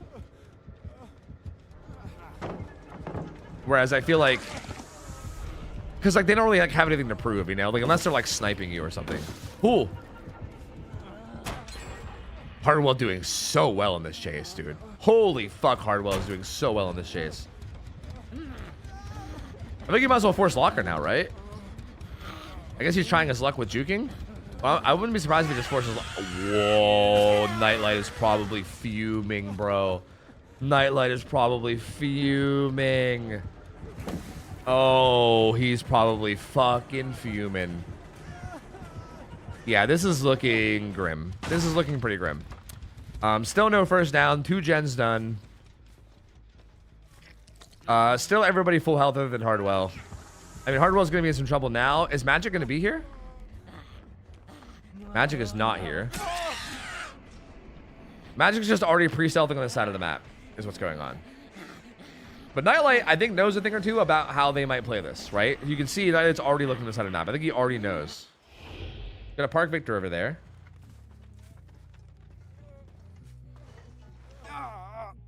Yeah, that is true. I actually thank you for that, Tipsy. That is important. Like, it is important to note that, yeah, like the winner here only determines who's seed 1 and seed 2 out of their group. Both these teams have already both advanced. So like, neither team here is necessarily playing for like their life in the tournament. They're just playing for their bracket positioning. Like whoever wins this will get a little bit of a better bracket position where they'll have like, in theory, easier games. Whereas whoever loses it will have a worse bracket position where they'll probably have a harder path towards the grand finals. Yeah, Thailand, UK, Romania, and Mexico are out. Yeah. All 4 of those teams are out. Like, we already know, we're already aware of 4 teams out and 4 teams in. Russia and Poland have made it. Saudi Arabia and Spain have made it. And at this point, again, we're just playing for positioning. We're playing for seed positioning. And it looks like Russia is in a pretty good spot here. I think they're going to be able to get this win. Is there even a 3? Oh, wow. Wait, this 3-gen. Wait, no, it's not actually that good. Never mind. It's okay. Them popping Shack Gen here was very vital. There was actually a 4-gen on the side, which I didn't even realize before. But this 3-gen is not that bad considering the spot they're in. This is going to be... I mean, they could still fuck up a lot here and maybe lose it, but it's going to be hard for them to fuck up. Like, they're in a pretty good spot. Like, this gen split is pretty wide. Hardwell's going to go struggle. Nightlight basically has to leave this and pressure these gens. We should do a Team Canada. Do you know, is there any other gamers in Canada that are comp? Like, who all in Canada is comp, right? Do you know anybody else? Pretty much all the, like, high tier NA players seem to be USA. There's got to be at least some, right? 3-0, Vistuous. Oh, wait a minute. Oh.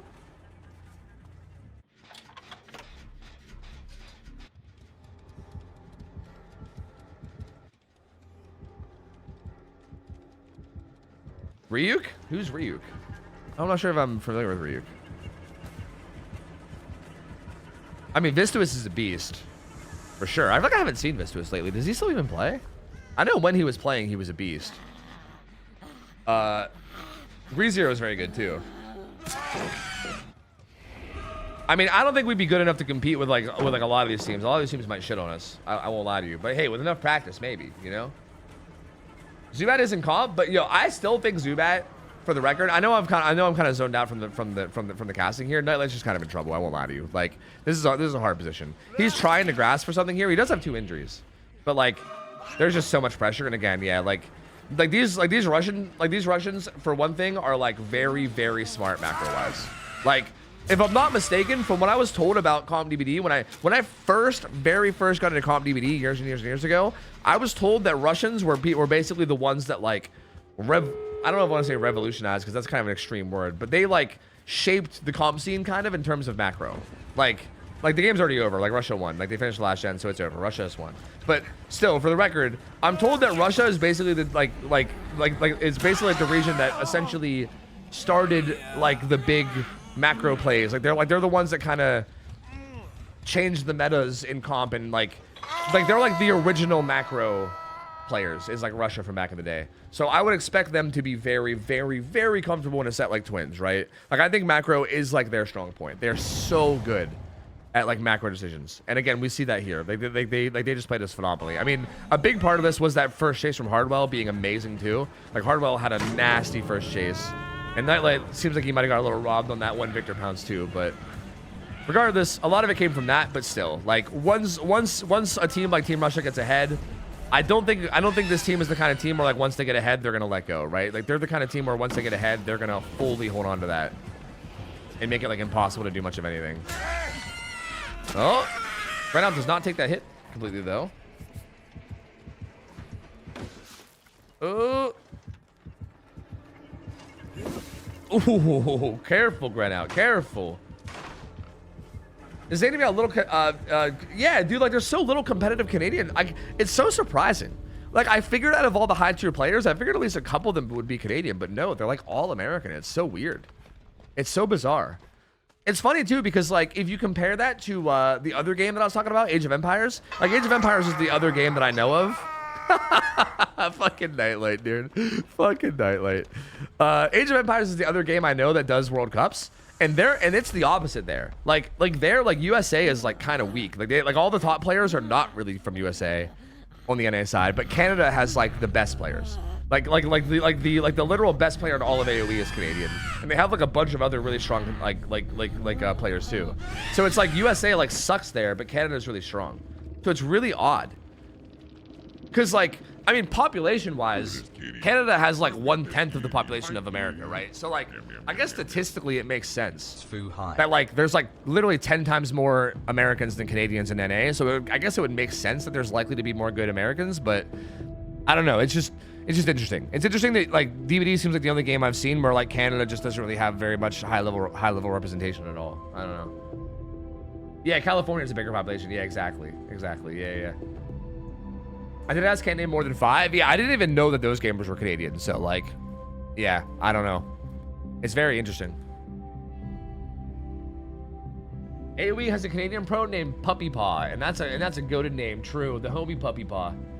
Anyway, that's gonna be it. Russia. So for the record, Russia takes seed 1. Russia will officially be seed 1 going into the brackets. And Poland will take seed 2. So Poland will have a little bit of a harsher matchups going into the grand finals, whereas Russia should have a little bit of a smoother path. And this is the other group playing for seeds as well. So Spain has already gone through and Mexico is already out. So this is a bit of a weird matchup because, like, Mexico doesn't really have much to play for here, right? Like, they're basically just playing to potentially ruin Spain's seed. That's basically it. Like, even if Mexico wins this, they're still out of the tournament. So Spain, if they win this, they get seed number 1, and Saudi Arabia gets seed number 2. And I feel like since Mexico has nothing to play for, I feel like that seems kind of likely. I mean, yo, there's 2 Zakas. Yo, they cloned Zaka. Oh, it's over, bro. It's over. They cloned Zaka. It's fine. That's fucking GG. That's GG, bro. Zaka squared. Anyway, I guess Mexico doesn't really have much to play for. I guess other than like pride, right? I mean, I guess the World Cup is basically about pride and fucking, you know, whatchamacallit, patriotism, maybe, you know, pride in your country. So maybe they want to just still play it out just for, you know, for the sake of like their pride and like give good showing. So I'm sure they're still gonna try somewhere, right? Like I'm sure they're not gonna just like gonna just give up. Oh, which by the way, we should be doing predictions, right? Here, I'll go ahead and give you guys a prediction. But you guys are all working with the same info, so fuck it. But Spain, for the record, this Spanish team is fucking crazy stacked. Like, Okay, I gave it 5 minutes. I would recommend waiting until the end of the 5 minutes, okay? You guys can get 5 minutes worth of info in terms of how this game is going if you want to wait to Gamba. That being said, I do think Spain are massive favorites here no matter what. You know what I mean? You could maybe just vote for Spain right away if you're feeling that confident, but maybe Ultra pops off here, and maybe you're like, hold on a second, you know? I gave it a 5-minute Gamba, so you can literally wait like 4 minutes and then put your Gamba in. So just gonna throw it out there. Would recommend. No tie? Oh yeah, true. If it's a tie, I'll just refund. It's fine. Yo, he's got the Eerie add-on. Wait, he has the Eerie add-on that I made a video on. I didn't even realize. He's got Eerie fucking whatchamacallit. What in the world? He kind of got okay value from it there too. What the hecky? Interesting. So that Eerie add-on makes it so that if you vault with your third vault, it has to be your third vault. It has to be the very final vault of the 3. On like your third dash, if you vault a pallet, it breaks it. It's a very like obscure, weird add-on. I literally made a video on it recently because I was like, what the hell is this add-on? And I was trying to get value, and it's like weird because it's not that good, but there are like these very niche scenarios where like it just kind of saves you time, right? Like you can kind of like scamper a pallet and then break it at the same time, and then the person's just kind of fucked. So I think it unironically isn't terrible. It's just a bit niche. It's very interesting to see. Oh, Ultra using it. Good hit tank there from Ivan for Marcos. No kidnap attempts? Wait, he allowed the kidnap. Marcos? Marcos? Marcos? Kidnap's not dead yet. Kidnap is dead next patch. Not yet though. Does Marcos not know how to play against Ghoul? That was interesting. I mean, that kind of felt like an obvious play to me. I'm a little surprised he let that happen. Maybe he thought he was marked or something and didn't realize. Wait, that didn't kidnap for some reason, but that probably should have.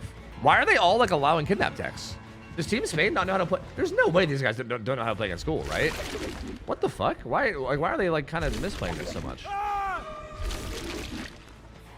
Weird. Yeah, new kidnap isn't fully dead either, by the way. Like that is pretty important to note. Like new kidnap still does work somewhat.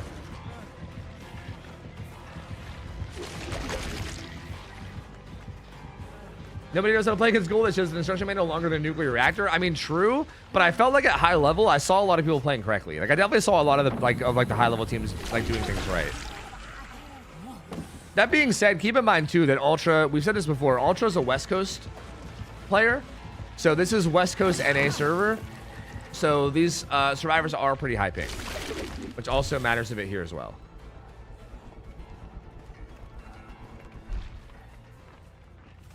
Okay, he was looking for the kidnap there, but Marcos didn't allow it. I think Marcos probably learned from that last time. I don't think he's gonna allow it to happen again. But then again, I could be wrong. Ooh, that was a really unfortunate vault. That actually, he could have had him there. If he would have not vaulted, Marcos was dead. Because like looping the big side of that is really risky against Ghoul. Like he can kind of just cut you off and kill you. It looks like they're about to pop 2 more gens. So Marcos still having a good enough chase here. The gen progress for Spain is nuts right now, dude. No, all US games are later today. We're going to see them twice later today. Gen number 4 popping. Marco's playing this really well. He should be dead now, though. He shouldn't be able to make anything here. Yep, he is dead now, but they're tripling the last gen. They're already on the last gen, tripling it, brother. God damn. God diggity with the goddamn. Knock-on used to practice goals, so he should. Yeah, I'm very surprised. Like, I mean, there's no way that like someone that's on like one of the high-level teams of current day doesn't know goal counterplay. I think maybe he just thought he was marked. It must have been something like that. Like he must have thought he was marked and maybe didn't realize he wasn't. Because that's the thing about goal is you have to like, it's like so everything is so different. Like if you're marked, you have to run from the pallet right away because you got to avoid like the scamper. But if you're not marked, then you got to hug the pallet to get to like force the bite. It's like this little like checklist of like if X do Y, if Y do Z. You know what I mean? Like it's fucking bizarre. So like it's possible that he just didn't realize that, you know, X parameter was in play or whatever the fuck. But Ultra doing a good job of finding everybody. Managed to get hit on Audrey. It's probably Adri, right? Adri? Probably Adri. Also gets a bite on Ivan, gives which gives him rage. And Ivan just playing that time waster. I think so has bus. Yeah, I think he's just playing a time waster to try to make it to bus, I believe. No, actually so has this filler too. Never mind. Ooh. Was that enough? Ivan's so good in these situations. Again, the fucking 1v1 juicer, bro. Oh, but overgreens out a little bit. And Ultra does eventually get the down. Eruption pops. He slingshots his way over to Shaq. Where Zaka is. Zaka's going to pre-leave and go towards 6. He should be able to make that pretty fine.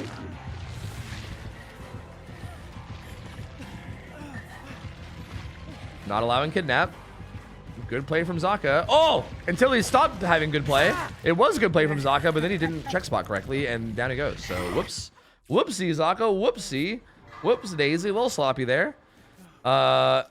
Ivan resetting with Solidarity. That's going to give him, like, about half his heal back. No, that's not Solidarity. I lied. There is no Solidarity. I don't know what the fuck I'm looking at. That's not Solidarity. He was just healing Audrey so Audrey could play for the save. Never mind. Sorry, I'm a liar. I'm a liar. Okay. Didn't really manage to jump his way over here as much as he wanted to. He's gonna put Eruption in here. Not that much progress here. Most of the progress seems to be Shaq. Ooh. Okay. Didn't get the bite, but did refresh his Enraged, which is probably better, because now this opens up Kidnap Tech potential. Maybe. Oh. Ivan goes down. But yeah, Shaq's pretty high prog, and he knows that. He's got to start heading back.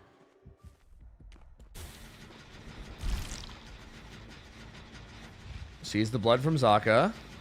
He didn't hook Zaka earlier, did he? I don't think anyone's been hooked. I think he's been slugging pretty much consistently. Or no, maybe he did hook. I think he did hook Zaka, right? Yeah, when he downed Zaka, he hooked him, right? I think he did. So yeah, I think Zaka's been unhooked once now too. I think that's it. Oh, almost a kidnap, but he hit the side. He hit the side of the rock. Yeah, Zaka has been hooked, but he's still cranking that gen. Yeah, he's still cranking that gen. That gen's very high prog over here. Slingshot going a little too far. Zaka will be able to make this pallet.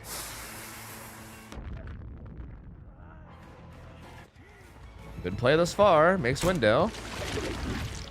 Ooh. Does he make that? He does not. Down he goes. Eruption. He's going to hook Zaka again. They are getting a lot of progress in those top gens, though.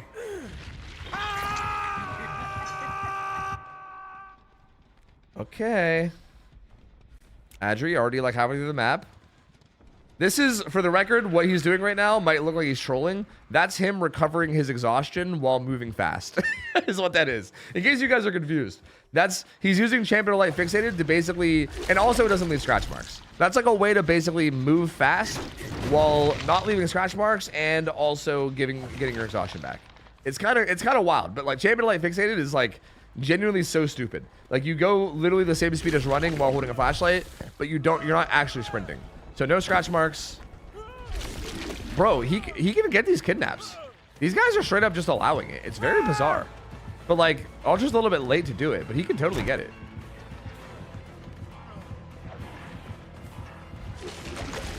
Ooh, still has his pallet right. So still doing okay. Ooh, big stun too. Okay. Still has this filler too.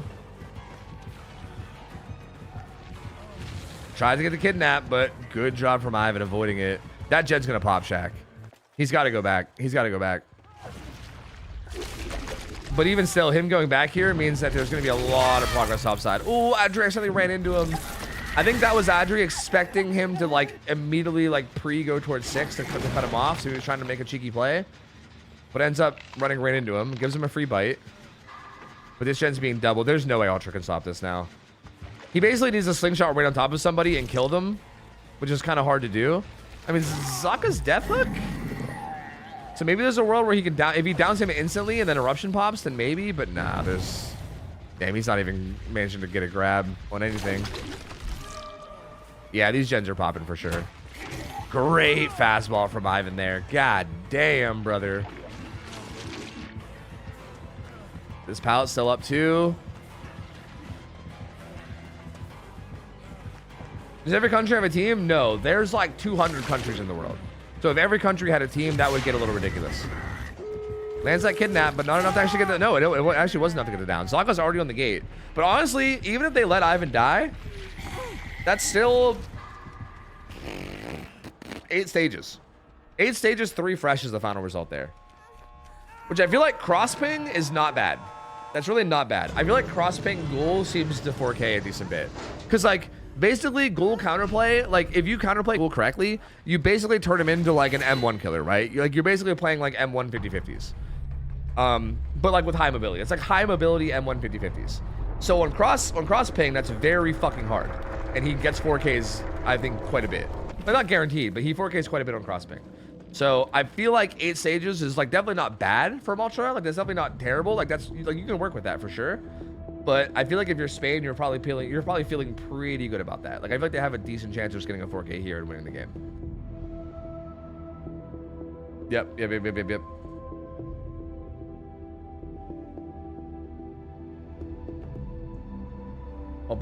Yeah. So yeah, it's not every country. It's like the 16 most competitive ones. Yeah. Like for instance, we were just talking about Team Canada, and we were talking about like what comp players would even play for Team Canada. And Team Canada, like with respect, okay, like Rezi came in here earlier and named some players that were like pretty good, but like with respect, those guys are like solid, but they're not like good enough to really do much. Like to be quite frank, that team would get like 3-0'd by like almost any other team in this tournament. Like there is a decent significant difference between like mid-level players and like high-level players, and Canada doesn't have any like super high-level players. So yeah. Any country can join this tourney? No. I mean, well, any country could join, but it's whoever gets invited. I mean, any country that has representation in comp, I guess, if that makes sense. Like, it's not like you can be like, hi, I'm some random player who plays for El Salvador. Can I come play for Team El Salvador? Like, no. There needs to be enough comp players playing in a country that like you can say, oh, this is a strong looking team that's gonna put up a fight in this tournament, so we can let them in. You know what I mean? So who won that? It's not over yet. That was just the first result. So that was Team Mexico's killer result. Now Team Spain is gonna play killer, and the Spanish killer has to basically get a better result than the Team Mexico killer. Or I guess if you look at the survivor side, vice versa. Like the survivors from Mexico have to get a better result than the Spanish survivors got. Like they basically flip-flop, so we don't know the winner yet. So when are we making Team Canada? Bro, I'm telling you, I think if we train Zubat, like if we put Zubat into like a comp training montage, I'm telling you, that motherfucker would be nuts. I think Zubat easily could be like the like Nightlight, Angels, Bulletar type player, but for Canada, like unironically. Like I think he genuinely has so much like skill and talent at the game.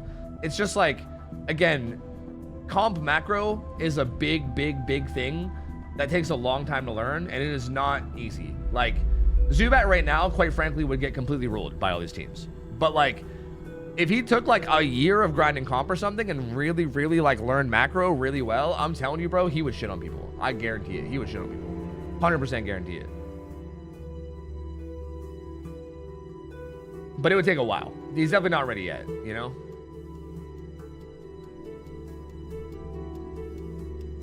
I like how the picks and bans are done for the best of one. Same. I thought it was pretty cool. Yeah, I agree.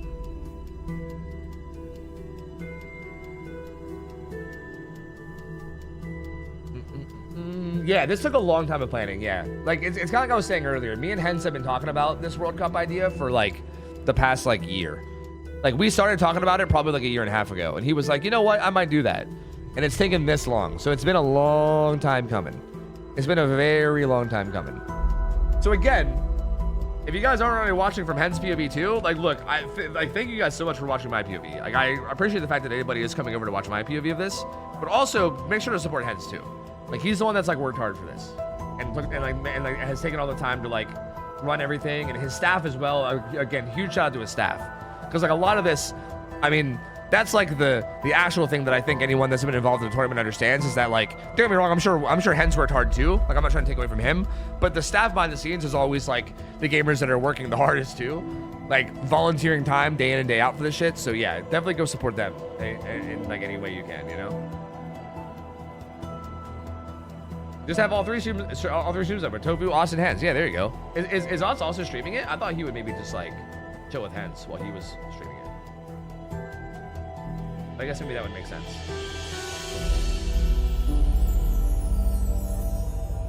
Oh yeah, he is. I see.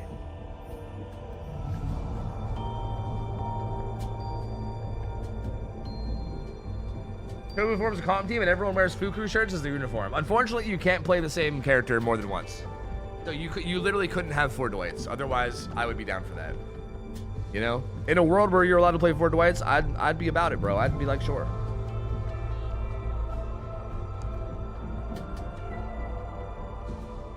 Wait, who's even the killer here? Oh, wait, that's right. We're going into game 2 of Ghoul. What the fuck am I talking about? I thought we were going to the next set. I'm stupid. Okay, Zaka on the Ghoul. Paul Bryan Eruption Pain Res. With Handkerchief for a little bit of extra range. The Colossus, Hyde, Ultra, and Kalito on Survivor. Yo, Kalito's name is fixed. He's no longer at 9367352234567 or whatever the fuck was going on before. They fixed it. Let's go. Let's go. Okay, to be fair, Space Esports was not official DVD. That was like a big mistake that Behavior made where they like supported Space Esports' tournament, and that fucking tournament was a shit show, bro. That wasn't really like Behavior official. It was more like they like sponsored the tournament. But yeah, that was definitely a shit show. To be fair, that was like the first ever comp org. The first ever people that like did comp DVD, right? Like it was so new and fresh. They didn't know what the fuck they were doing. You know what I mean? So I mean, kudos to them for trying. But yeah, it was definitely a shit show. Zaka getting the bite on the Colossus. What's the drama? I'll tell you about it later. It's not really drama. It was just a tournament that was hosted during the 2-year anniversary of DVD. That like Behavior like sponsored the tournament, but the tournament was like really sloppy and not very well done. So it kind of gets memed about like forever. Like it's been getting memed about ever since, like still to this day. It was a super like shit show meme tournament. So yeah. I'll talk about it after this if you want. After this game, remind me and I'll tell you guys a story about it if you want.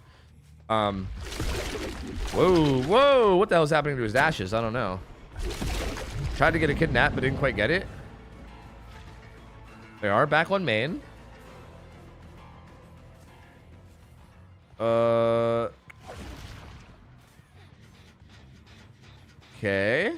Looks like that was... Oh.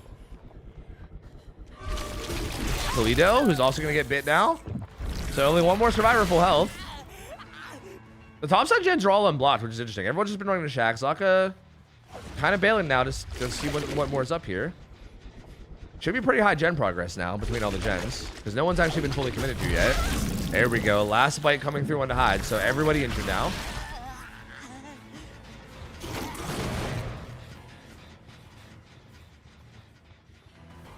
Oh. Gets the scamper and loses the 50.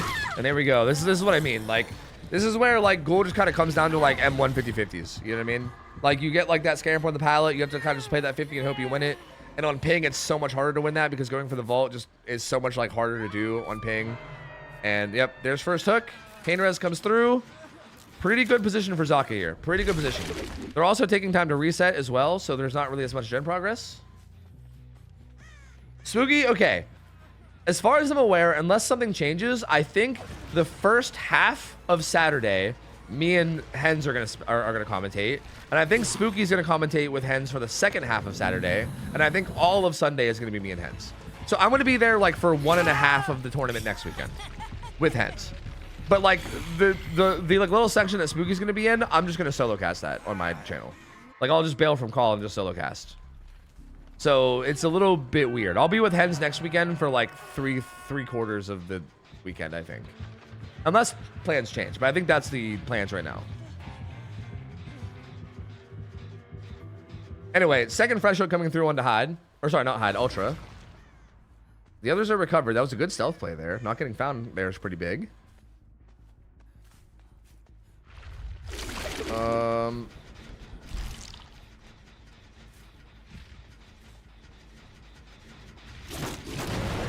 Okay, gen kick coming through.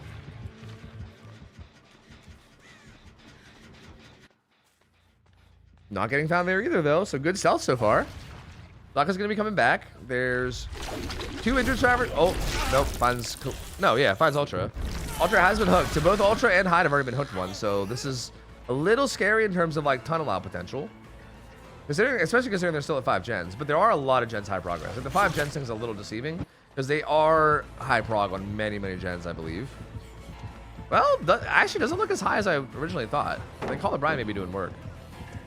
Ultra playing this really well so far. I think he's going to die here, though. He doesn't even get his lithe off, which is really unfortunate. Ideally there, you want to at least get your lithe off, but he's not even able to make it, unfortunately. Zaka played that really well. And down he goes. This will be Ultra's second hook. Shaq, gonna pop. 11's being worked right here by Colossus.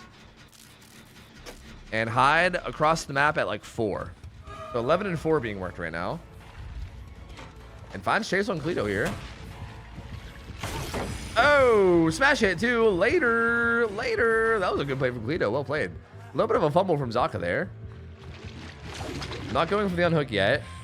Cleto might end up just buying time and then 1-for-1ing. Like, do you just 1-for-1 now? No, you leave. Okay.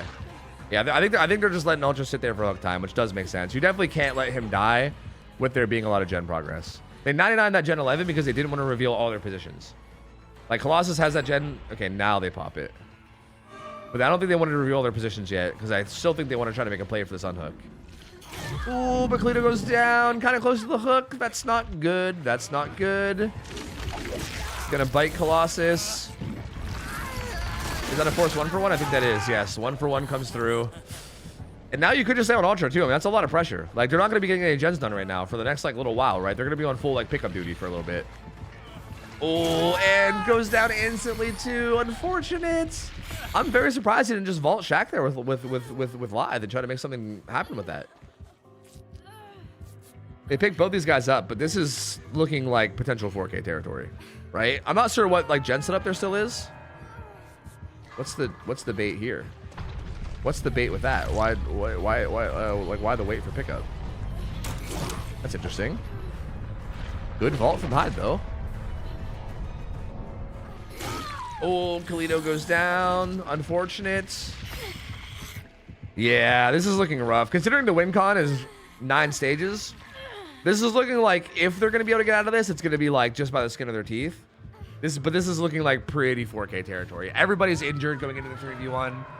Already have a hook. Already a hook stage on to Nancy as well. Mexico basically needs like perfect macro here. To be fair, their gen split's really good. They have a gen like 6, 9, and then I think like 2 top right? So it's like a decent gen split, all things considered, but like still, you're like, oh my god, the hits, bro, the cross ping hits.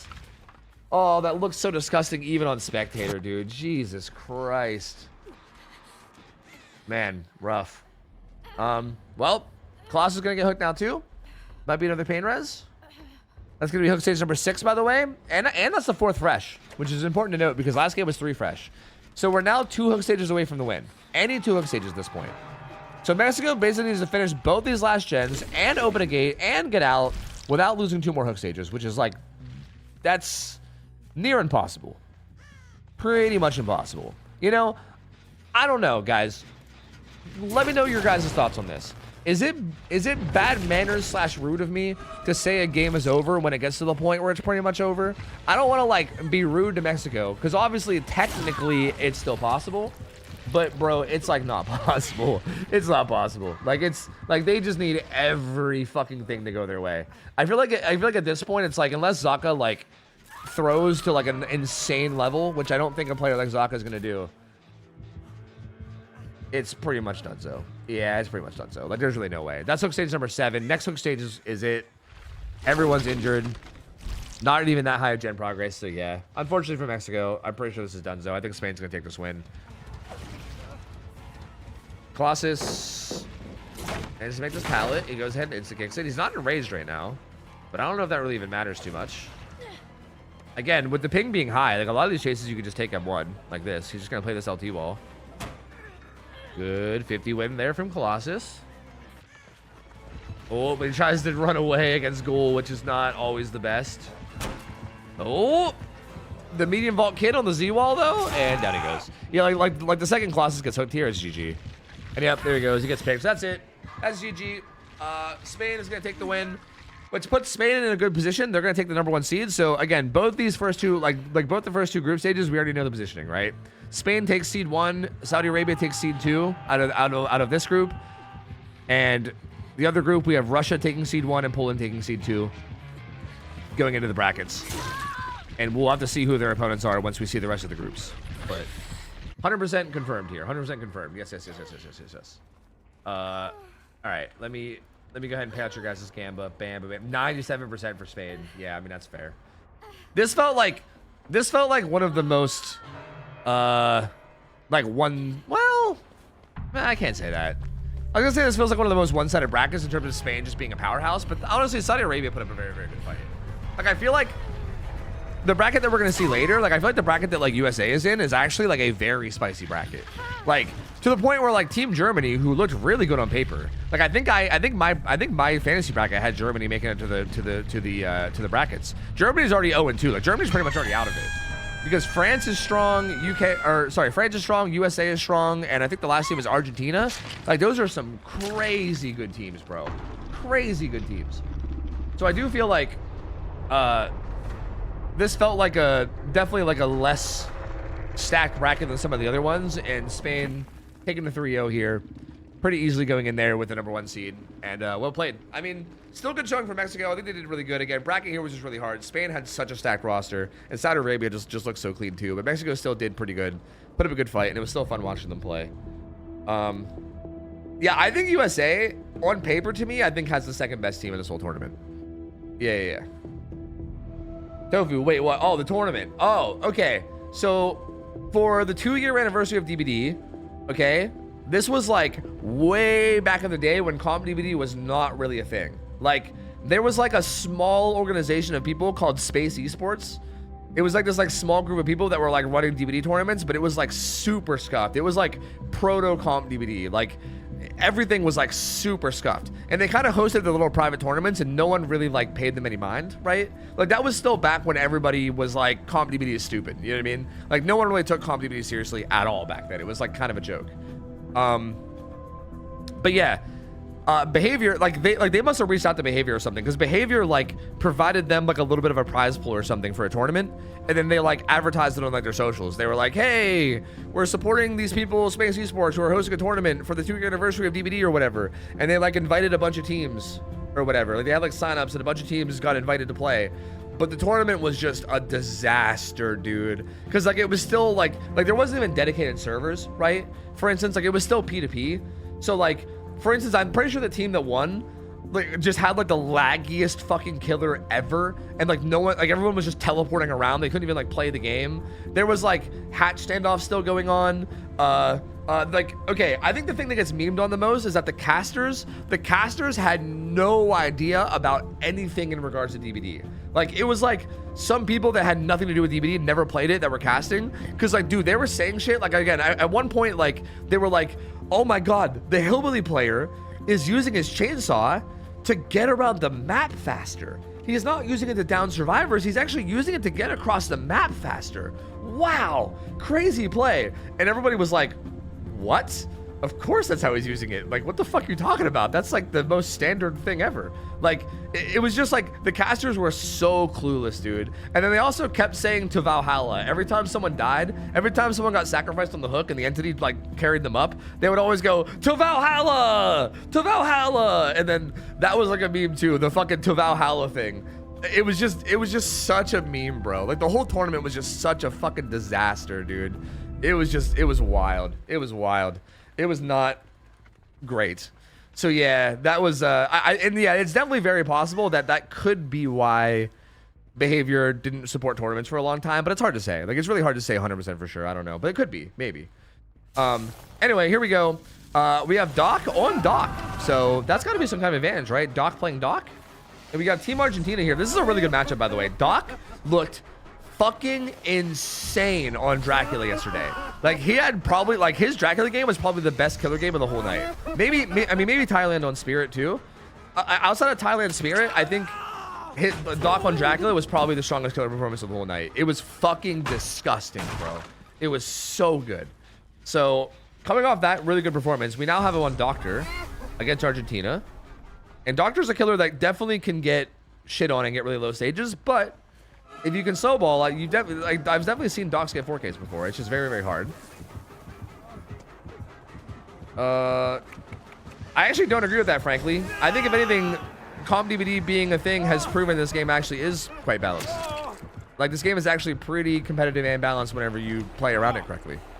SMS goes down pretty quickly, though. It's a pretty fast down, actually. Pretty fast down. Pretty quick down. Still at 5 gens. They do manage to get a reset. Again, keep in mind that, again, with Doctor being a lower tier killer, it's very restrictive on perks. I'm actually surprised Metal Man's even allowed. We did see Metal Man on Wee Jason. So Wee Jason will probably be trying to take hits from people mid-chase. Typically in Doctor gameplay, you see a lot of hit tanking, right? Like, you kind of like let people loop and play their chase, and then someone comes in and take the hit when they get in trouble. We only really saw that once for SMS, and he went down kind of fast, so not necessarily the best start here for Argentina. Zoob with the really early pre-throw there.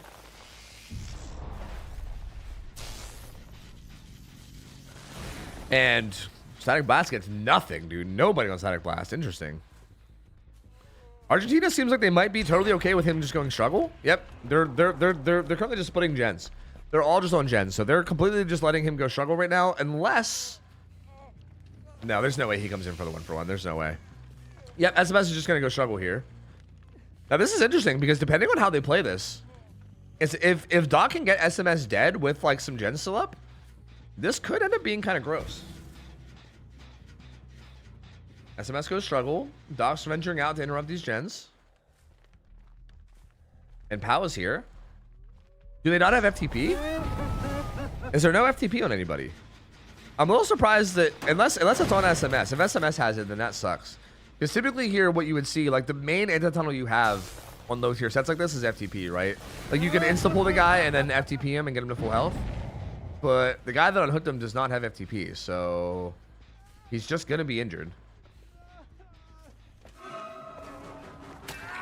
This game is actually like, okay, this whole perk balance discussion thing is, I don't want to get too sidetracked on my casting. But like in theory, since you just take turns playing both sides, the game is kind of balanced no matter what. Like even if a killer's weak, it's like the killer's weak for both sides. Like even if a killer only gets like 4 stages, then the other team's killer is also probably gonna get like 4 or 5, you know, stages. Like it's still kind of balanced in a way. I mean, it's less fun, but it's still kind of balanced. Anyway, they're having to take a lot of hits here to try to keep him alive, as you can see. But Doc's build is quite literally built for this exact scenario. He's got both Stabiful and Rapid Brutality. So every time someone takes a hit, he's getting haste. He's also getting more stacks of Stabiful. So they are taking hits, but it's like, how much is it going to do for him, right? He does get this pallet down. Insta-vaults it. He's going to be in trouble if someone's not here. No one's here. He's in trouble. He's going to go down. Down he goes. Zoom, I think, is going to pop that gen whenever he dies, but we're going to have 2 gens left. He might pop. He might not even pop it, actually. Gonna be roughly 2 gens left in the 3v1. And this is still definitely doable for Argentina. This is still doable. Like, it's going to depend a lot on how these chases go, but this is still doable for Argentina for sure. It's going to depend on how quickly Doc can get these hits. They let them go struggle because taking a bunch of hits to get the unhook ends up not really being worth it, and you just want the gen pressure instead. Like going in and like 1-for-1ing or taking a bunch of hits for the unhook in a set like this where like your health states matter so much ends up not being worth it, and like gen progress is way more important. So they just basically value the gen progress more than the hook stage, which I feel like was probably the right call. Ooh, good vault there from Wee Jason. Another good vault.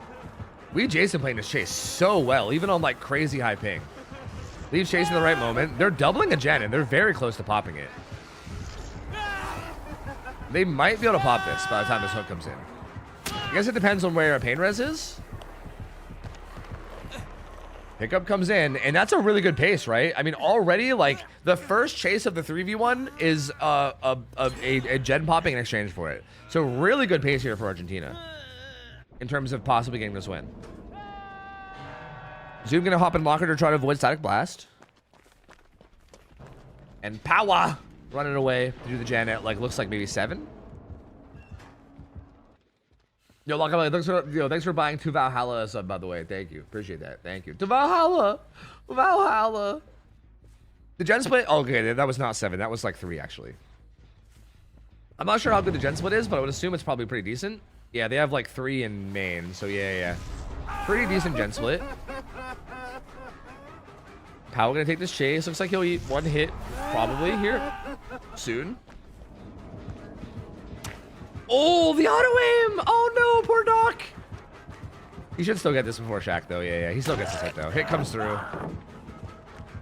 They managed to get the heal off though, and Zoom's hopping on the gen now.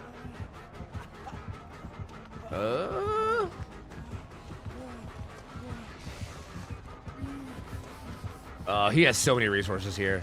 He's got the pallet, he's got the window. Oh, but down he goes. Really well played by Doc. He's gonna go ahead and take this hook too. They seem to be going with the same strat every time of like someone takes a chase and then they double. But they're gonna have to get off that double gen because it's about to get hit by pain res, and if Doc finds both their locations, that could be kind of a big deal.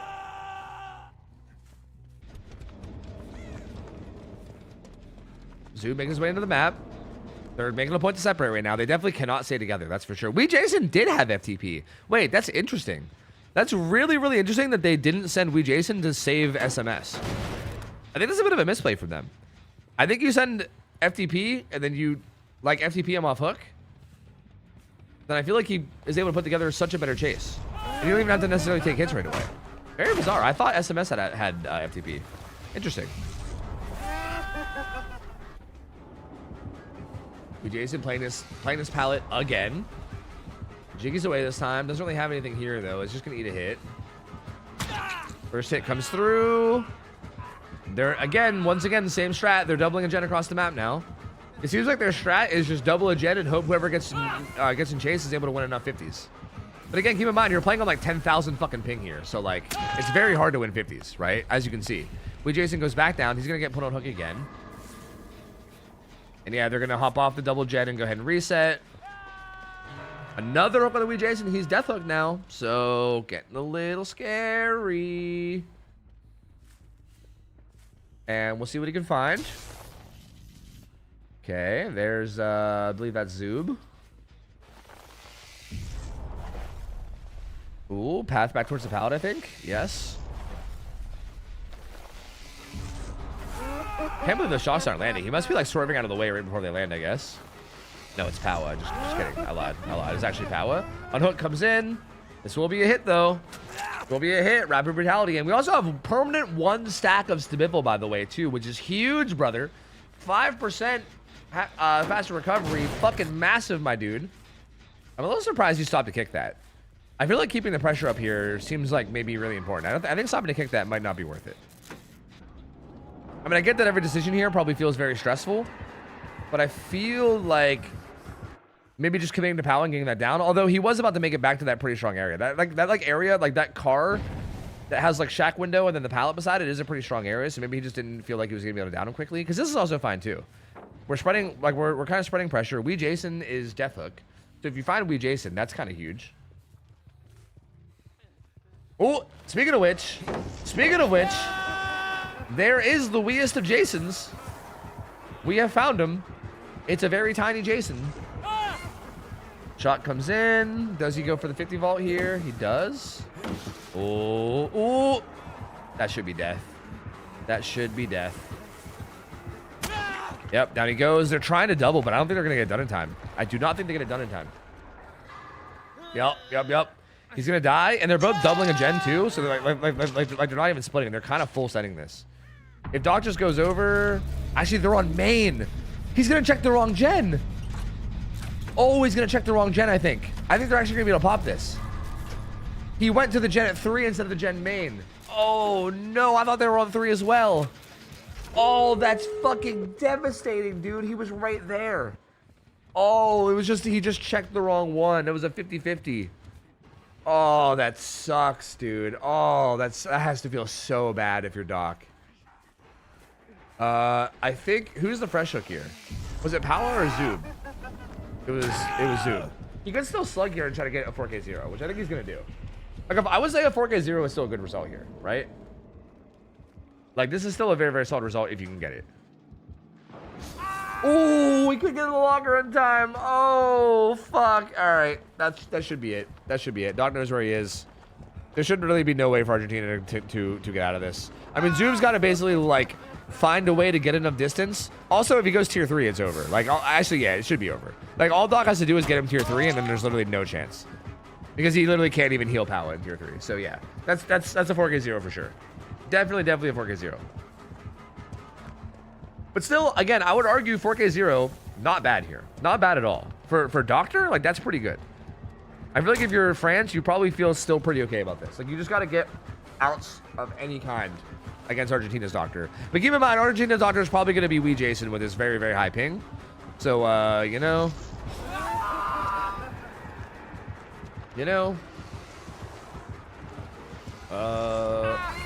Nice shock denial there. Ooh. Catches him on the double back. Nice. Oh, God, I almost knocked over my coffee. Whoops. Nice. 4K0. Very well played by Doc. I mean, Doc, honestly, playing really well, dude. Playing really well this tournament. Like, that Dracula game we saw earlier, absolutely insane. Or, well, by earlier, I mean yesterday. This Doctor game, very, very good. Again, like, I would say Doctor's 4King is not super common at all. Definitely not super common, especially when everyone is, like, super high level. And this Argentina team is honestly very good. This is a super good team from Argentina. So, like, getting a 4K on these guys, I would say, it's got to feel good. This is a very, very good result from Doc. France survivors now just have to come out here, have a pretty solid game, and they'll be able to lock this down. And in terms of standings, actually, where are we right now? Both these teams have won one and lost one, right? I think. Right? No, France actually hasn't lost yet. Sorry, I lied. Argentina really needs this win, actually.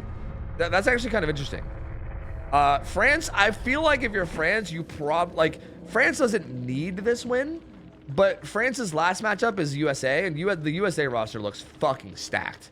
So I feel like you probably really want this win, because I don't think you want to go into the set versus USA with like a must-win mentality, right? Like, I think you definitely want to win this and then go into the USA set. Like, okay, it doesn't really matter here. We're just playing for seed. But Argentina needs this. If Argentina loses, they are out. Yeah, if Argentina loses, they're... Well, actually, if Argentina loses this, they're not fully out, but they would need to beat USA, and they would also need France to beat USA, basically. Like, they're not out, but their fate, basically the fate would be no longer in their hands. Like, they would have to be relying on other people. So yeah, not a great spot. Like, Argentina needs it, France wants it. Germany is basically the other one that's fucked right now. Germany is just completely done so.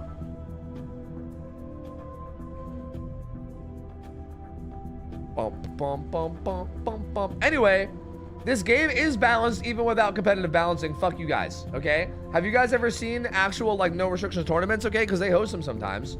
This game still is balanced even with no balancing. It's just less fun. Like, what happens is it's still, like, technically balanced. It's just that you get more scenarios where it's, like, just random RNG of, like, did you chase the person with this perk, or does this perk come into play, or whatever. Like, it feels less good, but it's not, like, really imbalanced, if that makes sense, you know? And, like, killers are still able to perform, especially high tier killers. Like, S tier killers are still able to, like, 4K and shit. It's just like this, like, I think the comp balancing that exists just makes it more fun. But I don't know, I get a little bit triggered every time people talk about how this game is not balanced and can't be competitive because of balance or whatever, because I think that shit is just flat out not true. But that shit is hella incorrect. So, sorry. I just get a little bit defensive every time I hear it. Balance is boring, exactly. In terms of schedule too, by the way, after this Doctor set, we're gonna have Brazil versus Portugal after this, where it's gonna be the last game we see from Portugal in the groups. They're currently 2-0. They also have made it through no matter what, but we're gonna see how Brazil does against them. Brazil's 1-1, so they're in a tough spot where they need a win versus Portugal, which is not a great spot to be in. But hey, you know, it is what it is. And we see Japan twice today. We only saw Japan yesterday against Portugal, which was kind of rough because Portugal, again, is so fucking strong. So we only saw Japan against them. I'm very curious to see how Japan looks against someone who isn't probably the best team of the tournament. So we have matchups later with Japan and Italy on Dredge, and then Japan versus Brazil on Singularity, which should be wild. We see USA twice today too. USA is gonna play against France on Pig, which is again kind of weird, Pig, and then also against Germany on Blight. So should be some pretty good sets later. Pretty excited for that. Pretty excited, man. Pretty excited. The no balancing thing you and Hens did a year or two ago with old Ultimate Weapon DMS and old Blight add-ons was insane. Yeah. Like there's like wild shit goes on when there's no balancing. Yeah. Like there always is. Like there's always some like funky add-ons or like just insane perk combos that make shit really stupid. Right now, I feel like Survivor perks are kind of nuts, where I feel like if we allowed anything, it would be pretty hard for a lot of killers. Wait, I still haven't seen that tier list. Can you guys repost it? I think you posted it while I was in game last time. I keep hearing about this tier list. I want to see it. Poland is not eliminated. What do you mean did Poland get eliminated? Nah, man, they made it through. Do you not believe in Poland? They made it through, baby. They made it through. They're chilling. What the fuck is this tier list? What the fuck is this tier list? Okay, is this like the ultimate rage bait? What is this?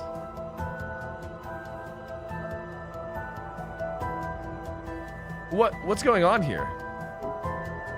This is my actual tier list. No rage bait. Nah. Nah. You're lying. You're lying. You're lying, dude. You're lying. Swear. What? How do you explain the like singularity in C tier, and the like Deathslinger in D tier, and the Wesker in S tier, and the Dredge in A tier, and the Spirit in B tier, and the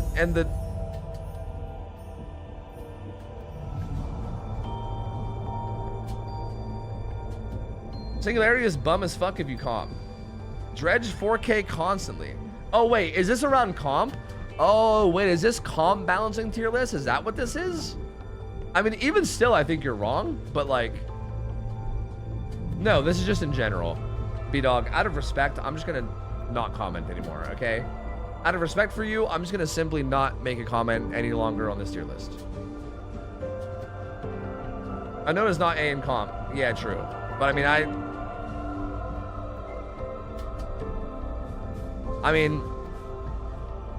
don't know, man. You know what? Actually, wait. Maybe there's context where that makes sense. If the context is like, if you're basing that off of like the average skill of the players that you run into in pubs on that killer, because I will say the average Singularity player that you run into in pubs does kind of suck ass. Like, most Singus are pretty fucking bad, I won't lie to you. I think it's pretty rare to run into an actual good Singu. So like, maybe, you know, what's the win con here? Okay, the win con for the survivors is getting anybody out. The win con for Wee Jason is getting a 4K1. So the last result was a 4K0. So Wee Jason needs a 4K1. The survivors just need anybody out. They need all 5 gens done and then anybody out at all. Pretty fast first hit though.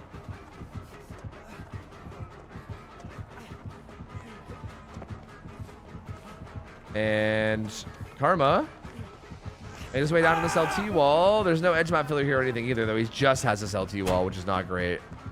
Big 50 win. Okay, tried to do something risky, but goes down. That's a pretty fast down. That's a pretty quick down. And no one really came in for any body blocks or anything, so, you know.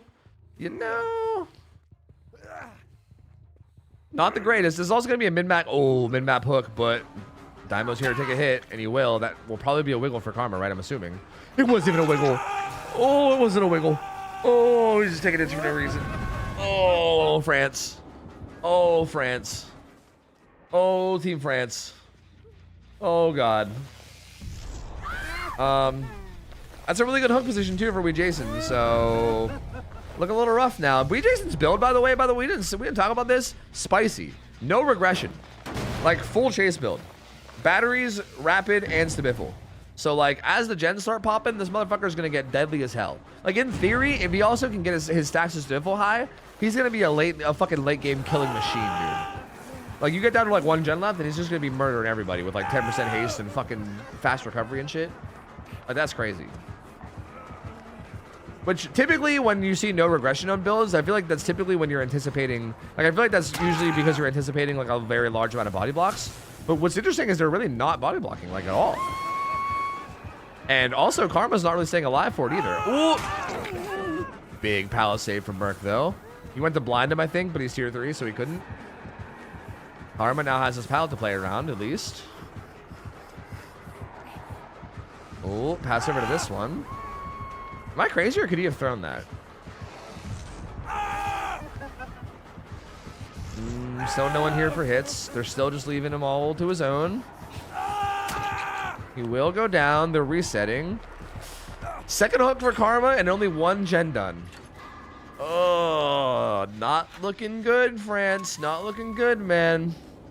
Very much not looking good. And I think Jason's going to have him in like a decent hook position again, too. Okay. Okay.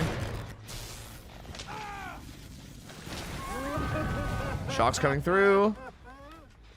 Everyone tier 3, so no one can sit on gens for a little bit because everyone's gonna snap out of it. France is in some trouble here. Like, Argentina's actually in a pretty good spot to win this, which is interesting. What happens if Argentina wins this? They are 2-1, right? They're 2-1. Then France has to basically beat USA, or else Argentina goes through, right? Correct? Yes. Which is rough. Yeah, France really needs this. France really needs this. Upon further pondering, bro, scene partner, why do people run this fucking perk? Like, I feel like this is my experience every time I run scene partner. You can't even just do fucking gens or anything because you just keep fucking screaming nonstop, dude. Oh, they're coming in for they're gonna commit to this. He's got 6 ashes to mid and he just failed a skill check. And he's got a shock. It's over. It's over, bro. It's over. Well, yep, it's over. Yep. Nope, we're done. So we're fucking packing in, brother. Pack it in. Pack it in, dude. Pack it up. Pack it in. Let me begin. It's not looking good for France here. They did technically get the save, but like for what? For what? Like, Karma won that 50, but no one can take a hit for him because everyone's injured. And down he goes. Yeah. And there's another shot over here too. Jason might even just try to get more. Go ahead and static blast. Kate's pretty far. He knows that. He's gonna go ahead and pick. Karma's dead. Karma's dead, and he has Doc here to hook too. So, and everyone's injured. We're going into the 3v1. Yeah, this is donezo. Well, maybe Kate's here for the save. No, I thought I heard her, but no. Yeah, we're going into 3v1 at 3 gens left. Everybody injured with a hook. So, I mean, look, I guess this one isn't literally over yet. Like, this one isn't looking as hopeless as like some of the matches earlier, but this is definitely looking pretty rough. Like, France is gonna need they're gonna need pretty much every single chase from here on out to be like ridiculously good. They're gonna have to win like a lot of 50s and have like perfect macro. They get the gun hook pretty quickly. Doc goes ahead and breaks that. Or not Doc, well, Doc the killer, not the player. And Jason gonna be making his way back in. Did they lose a set? No. They've only played one game. France's killer played against Argentina survivors and got a 4K0. So they're playing to try to get a better result than that now. But it's looking like Jason's gonna be able to get better than a 4K0. But this is that fucking Jason ping too. That Jason ping as well. God damn, brother. Yeah, if Argentina wins, like, France is not out of it, but France, like, in order for there to be a 3-way tie, France needs to beat USA. And again, just for the record, the only team that Argentina lost to, or I guess would have lost to in that scenario, is USA. Like, USA looked so good yesterday. Like, that team looks so fucking strong. So, like, if France loses this, that basically puts France in a position where they have to beat USA to stay alive. And even then, it would still come down to tiebreakers. So, like, you really, really, really want to win this if you're France. And same thing with Argentina. I mean, if Argentina loses this, they're fully out. So, like, Argentina absolutely needs this. Whereas France, like, they both kind of need it. Yeah, I can't lie. They both kind of need it. It's very, very important.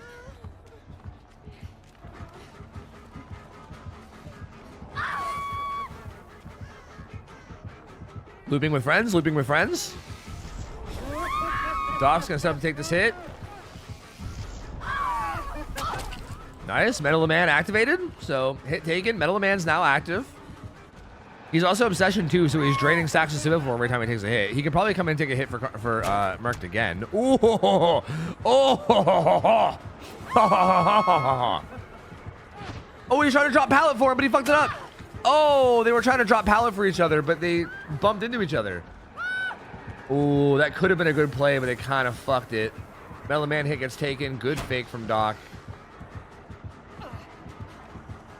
But he's still going to be going down soon. And Daimo, that whole little looping with friends incident that happened right there got Daimo to be able to finish one gen almost fully, which again is kind of worth, right? Like trading one hook stage for one gen is definitely worth, considering like, you know, there's way more hook stages in the game available than gens. Oh, that's not worth. Never mind. I take it all back. I take it all back. That's not worth. That's GG. That's game over. He's just gonna slug that and look for Merc. That's game over. That's game over. That's GG. Yep. Nope. No longer worth. No longer worth. I take it all back. No longer worth at all. Yep. I mean, Merc doing the only thing he can do, which is basically just hide in a locker and not get found, right? But like at the same time, like, are you gonna do that the whole way until Doc dies? Like at some point you gotta make a play for something. And this down is so close to this. Like Daimo's gonna start crawling away. Even then, if we, we Jason has so many options. He could just like go search for Merc. He could pick up Daimo and carry him to the hook and drop him again if you wanted to. And just like watch Doc die. I honestly feel like that might be like the better play here, in my opinion, maybe. But I guess even then, I mean, he could just actually even then, no, he could just watch. No matter what, he could just watch Doc die. I guess no matter what, he just watches Doc die. It's over. There's really nothing they can do. Like this becomes a 2v1 no matter what. Like even if Merc is able to pick up Daimo from the ground, they're both injured. They can't save. Like there's no way to save this. It's just donezo. Well, Streetwise also has like an extra effect of like aura reading of some kind, right? Isn't it like when you deplete your item or something, there's like aura reading on the killer? It's like some kind of weird aura reading effect. There's some other effect it has. I always forget that it has that effect, but it has some other effect, I thought. Whoa, 100% stink. Whoa, I don't know if we've ever seen that. Holy shit, Martine, you are so stinky. That's crazy. I don't know if we've ever seen someone get 100% stink before. Wow. You are the stinkiest chatter in all of Twitch chat. That's crazy. Yeah, Merc does get found. That's going to be a 4K2 for Wee Jason. So big result here. And now, yep, this puts it in a very awkward position where Team France now has to beat USA just to force tiebreakers. And if USA beats Team France later, then Argentina goes through. So Argentina, I would say, is in a pretty good spot now. Pretty good position, I think, to go through. I would argue that Argentina's tiebreaker scores are probably already pretty good too. So like, even the tiebreaker is gonna be rough. Like France is gonna have to beat USA and like also beat USA like badly so that they can win the tiebreaker. Like they're gonna have to win the USA set a lot, like really hard. You know what I mean? So like, this is gonna be tough, man. It's gonna be tough. Looking good for Argentina. Not looking the best for France, but they're not out of it yet. Not out of it yet. Well played by Wee Jason though. Wee Jason is fucking nasty good, man. Like I know everyone talks about his ping and his ping being high or whatever, which obviously is a thing, but like credit where credit's due. Like regardless of the ping, motherfucker is just nasty good at the game. Like makes such good calls. Like plays like 50s really well. Like he just is an insanely good player, dude. He's so good. So well played, Argentina. They're 2-1 now. Puts them in a pretty solid position. And that should take us to the next set, which is... Wait, remind me what the next set is? Oh, yeah, Brazil and Portugal. Brazil versus Portugal on the Blight. So back to this disgusting fucking Portugal team that's been shitting on everybody. We'll be able to see them one more time. And Brazil, if I'm not mistaken, is currently 1-1, right? I believe they're 1-1. So they... Oh, no, they're 0-1. Sorry, they're 0-1. They actually have only played one match. They're 0-1. But if you go 0-2, you're probably fuckoed. You're not guaranteed fuckoed. You can still win by a tiebreaker, but like, you definitely don't want to go 0-2 for sure. Like if Brazil loses this, they guarantee have to win their next game, and then they also have to have a bunch of other things go their way, right? Like if you go 0-2, you kind of like are making it so that you're no longer in control and you're kind of relying on other teams doing things to your favor, you know? So Brazil kind of needs this, which is unfortunate because Portugal has been looking like a fucking powerhouse monstrosity team. Like I don't know how the fuck anyone's gonna beat Portugal, bro. They are so good. So yeah, were these matches randomized? No. What do you mean? Like, do you mean, like, I guess, like, do you mean like what teams were put in what groups or what? The matchups? Well, they were put into groups, right? Like, there's 4 groups of 4, and people only play within their group of 4. And I'm pretty sure that was done with, like, loose seeding. You know what I mean? Like, for instance, like, I would argue that, like, the top 3 teams, like, maybe the top 4 teams probably are, like, USA, or sorry, probably Portugal 1, USA 2, and then maybe, like, Spain and Russia as, like, 3, 4. And all 4 of those are in different groups, right? Like, there's, there is clearly some kind of seeding involved. Oh, I gotta run ads real quick. Let me get this out of the way.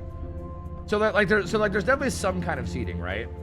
Like, I don't know if we know the exact seeding, but like, there definitely is some kind of seeding. Like, for instance, if they made a group that was like United States, Spain, Portugal, and Russia, right? Like, that would be an insane group because 2 of those teams would have to get eliminated, and like, that's probably like the 4 best teams in the whole tournament.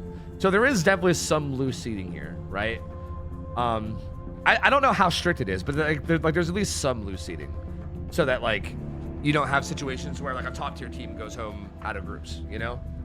That being said, I do think this group in particular does look the craziest. Like, this group has, like, nothing but, like, really, really high-tier players. Like, I feel like this is a fucking insane group. Like, don't get me wrong, every group has good players. But, like, I feel like Brazil has, like, some top tiers, but there's, like, they're also working with some, with some less than top tier, like, South American players. Italy looks pretty strong, but even they are missing a lot of, like, the top tier European players. Like, same thing with, like, Romania, same thing with, like, I mean, even Poland, even though Poland is still playing really fucking well. Same thing with, like, UK. Like, they have, like, some top tier players, but it's, like, not quite, like, the stacked out. Like, I feel like this is, like, just stacked fucking rosters, bro. Like, so strong, dude. So strong. Anyway, Pedro and Blight here, with double speed. We got Pippa, Duster, Gustavo, and Stanley. Looks like we got Deli on nobody. I think these builds are wrong, right? Why is there no Deli? Did they take Deli away from Blight? There's no way. That'd be ridiculous, right? Did they? Is there no Deli against Blight? Is that a thing? I think I did hear something about this, actually. Is there no Deli against Blight anymore? Is that a thing? Is it only against Nurse now? I think I heard someone talking about this the other day. It was something like this, I think. Unless those builds were just wrong. But I thought there was still Deli against Blight. Yeah, exactly. Yeah, exactly. Like, I can definitely see France or Germany reasonably making out of any other group. Agreed. Like, I do think this group was super rough. Like, France and Germany are both so strong to not be able to make it to the brackets. It's kind of wild. It's kind of wild, man. Which is what I mean. That's why I think there was maybe some loose seeding. Like, I think they maybe just made sure the very, very top teams were not seeded. But beyond that, I'm not sure how much else was done. Ooh, almost got that conversion. Duster did a really good job of getting away from that.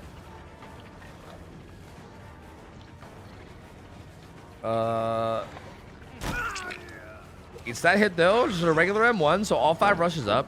He will go ahead and throw Shack Pallet, but he won't have much after this. Rushes are up from Pedro. Ooh, tries to sneak a vault in, but doesn't get it. Instantly goes down. That's a pretty fast down for Pedro. That's a pretty quick down. One gen is at like 30%, other one's at like 5%, and that's it. That's going to be a basement hook. Very, very fast basement hook. Deli is allowed per Head's Discord. Interesting. Maybe the builds were just wrong. I know that, like, the builds on that overlay have been wrong sometimes. So, like, again, nothing against staff. I know they're, like, busting their ass already.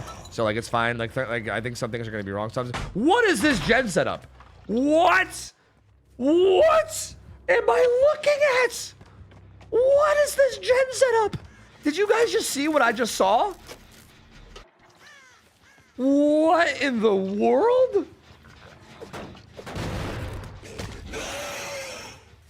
Oh my god.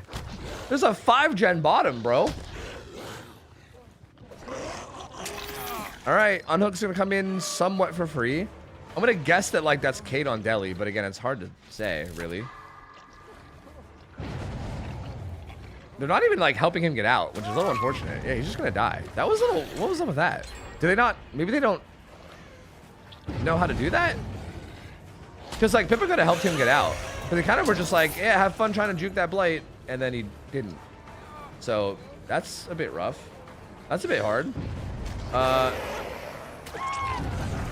Down goes Pippa too. This is not looking good. I mean, this is, I mean, if this is Delhi, okay. I think the reason why Pedro's doing this too, this is actually a huge heads up play. If this is Delhi, I think Delhi's probably not active. Like, I don't think that gamer survived long enough for Delhi to actually activate. So if that is Delhi, I think Delhi's now out of play. He's not even going back for Duster either. He's going for like a big fucking result here, dude. Holy fuck. He's like playing to interrupt this gen too. He doesn't even just want like a safe 4K. Like, he's trying to like have an absolute pop-off game. And to be fair, he is kind of absolutely popping off. He immediately can get the hook on the Duster now too. Bro, gross. He's gonna try to hook him close to this gen. Nah, I decided against it. He was thinking about trying to hook him close to that gen, but honestly, keeping him deeper bottom is probably better. This might end up being like a 4K3. If they don't, yeah, this is looking like it might end up being like a 4K3. This is just gross. Like, I was gonna say, like, they need to like recover and have nothing else go wrong, and then right outside, before I could even finish that sentence, Gustavo dies coming out of a locker. So, yeesh, yeesh, brother, yeesh. Dude, the gen setups in this tournament have been crazy. Like, don't get me wrong. Like, I know that like Suffo and CT have like 5 gens sometimes, right? Like, it's not uncommon for there to be 5 gens on these maps. But I feel like it's like, usually I feel like it's like 1 out of every like 10 games or something. It's been like every fucking game this tournament, bro. It's crazy. Like, every CT has like a crazy 5 gen. Every Suffo has like a crazy, it's fucking wild, dude. Yeah, this is Delhi too, so we were right. Delhi is completely out of play. And she's gonna go back down, and Pedro's probably gonna play for this. They can't even do gens. They have to save Gustavo. He can literally just commit to this tunnel out, and he's not even gonna lose any gens for it because they're too busy dealing with pickups. This is DS though. This is DS, which will stop. Well, I guess because his obsession, Pedro must have an inkling that it's DS, so he's gonna leave him alone. I mean, he could put Duster on hook, or sorry, not Duster, Pippa. He could put Pippa on hook, and Pippa's also death hook now too. So there's 2 people about to die. Dude, this might be 4K4. This might unironically be 4K4, which is crazy. Bruh. How does he find him? Pedro's game sense, bro. What the fuck? Hello? Is my man connected to like the fucking cosmos of DBD? That was crazy. What a good find. Unless he left scratch marks or something I didn't realize. But I don't think he did. I think he walked there.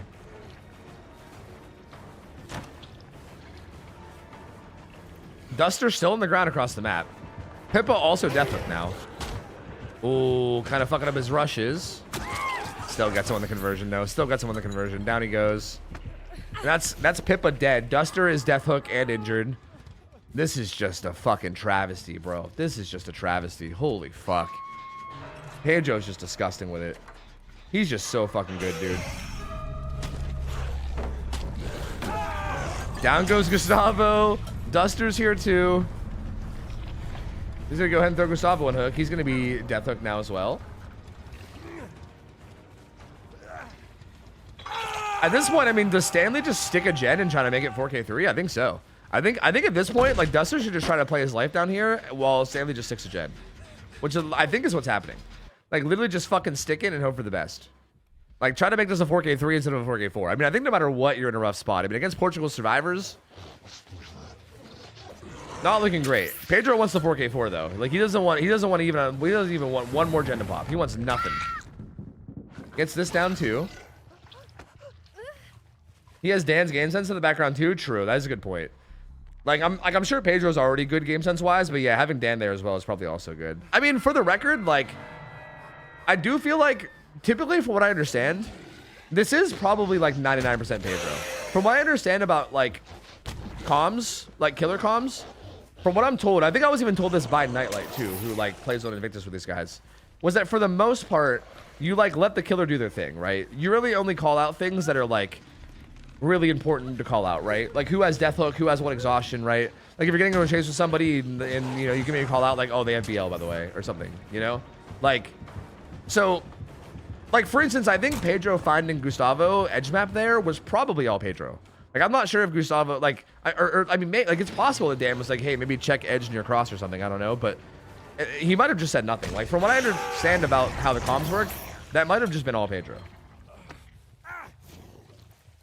And yeah, this is just, yeah. Yeah, this is just super gross. This is just super gross. Gustavo's dead. Stanley's on hook. This is just 4K4. This is 4K4. Portugal was like...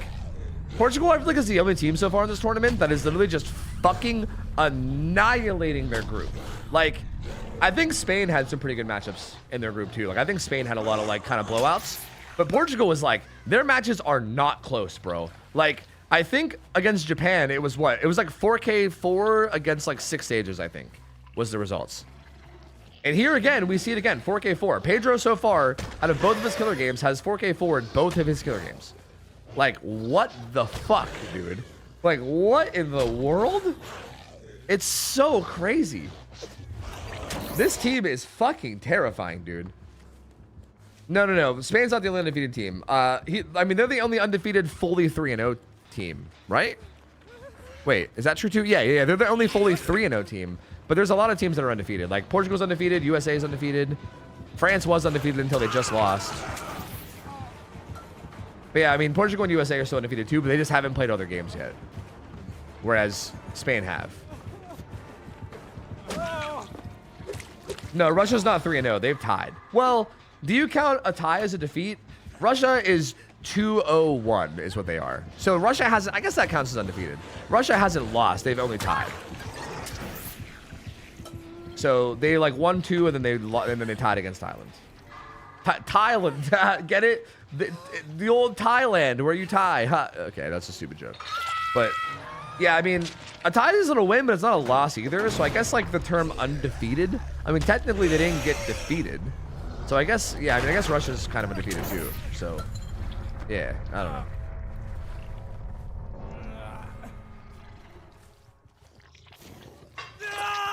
But there you go. I mean, 4K4. What's there more to fucking say, bro? I don't know.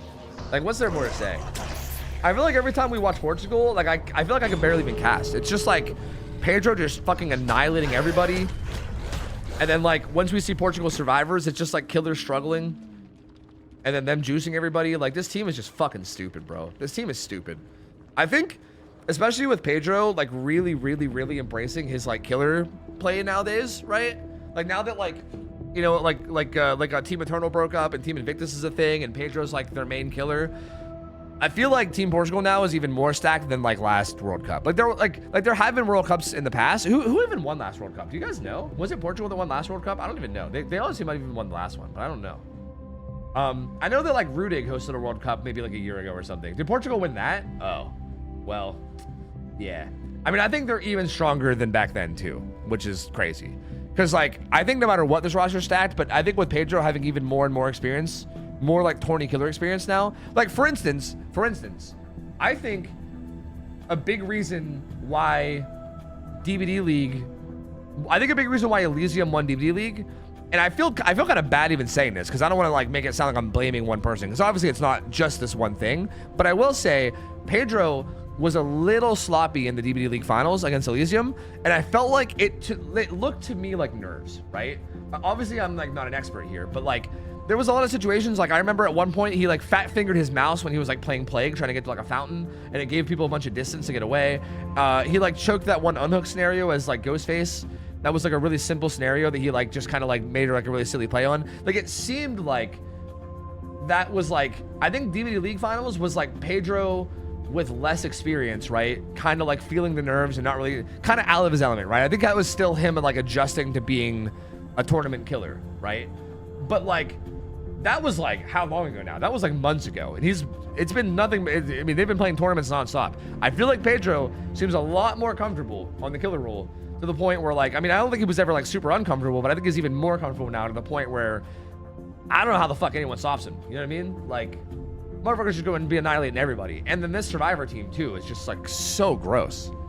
Like so stacked, dude. He missed a short swing on GF then to get auto-aimed? Yeah, that's what it was too. Yeah. Yeah, it was that short swing on Ghostface and then also the Plague like random swing when he was on his way to the fountain were like the two big plays I noticed where I was like, ooh, you know?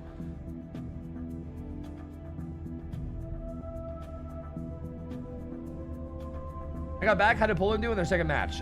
They lost to Russia. They did okay. I would say they did kind of okay. It's just Russia did a little better.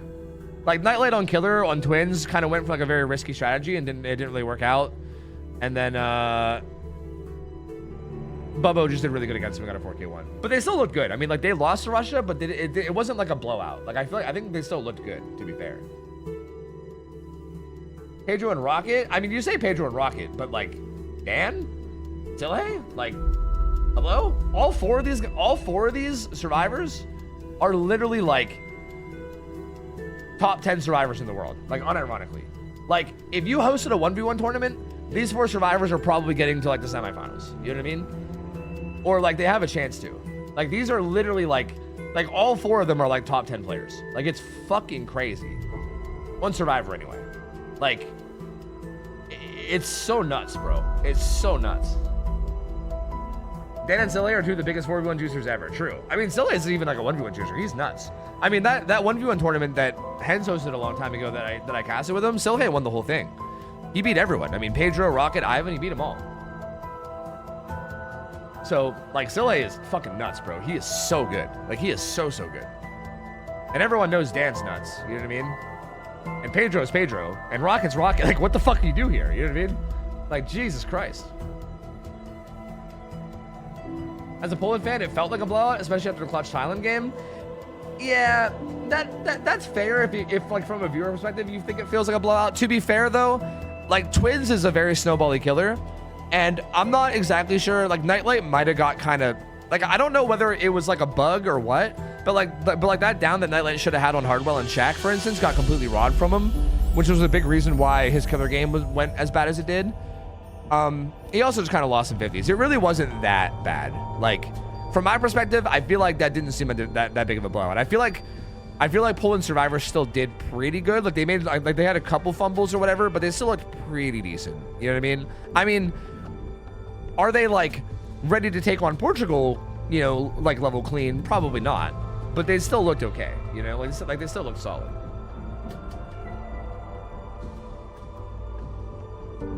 Silhay, in my opinion, was carrying in the DVD League final in many sets. Oh yeah, Silhay is nuts, dude. He's like a hard carry for Survivor for sure. Like he's one of those survivors where I don't know why some people are just like this. He's one of those survivors where I feel like he just never loses 50s. Like I don't know how. Like he feels like he just wins every 50, and it's so like obnoxious. Like even just watching it, I get mad. I'm like, how the fuck are you winning all of these 50s? Like how is it possible? It's crazy. But here we go. Dan on Deli, Pedro on DS, Rocket on Dead Hard. Silhay's got Overcome. I mean, win condition here is popping 2 gens. I mean, poor Demolisher, bro. He's got his work cut out for him, you know? Like, win condition here is kind of insane. They, like for Portugal, they gotta pop 2 gens. I feel like at this point, for Brazil, you probably are realizing that the win con is most likely not gonna be possible. I mean, you can still try to play for it, but for the most part, you might also just be playing for just pride results, you know? Just like see if you can 4K Portugal. Like for instance, if Demolisher can get like a 4K1 here on Portugal, I'd still just feel great about that. You know what I mean? Like even if you lose, getting a 4K1 in Portugal, I'd be like, yeah, that's our killer. You know what I mean? Ooh, 4 rushes down with no hit. Silhay avoids that one.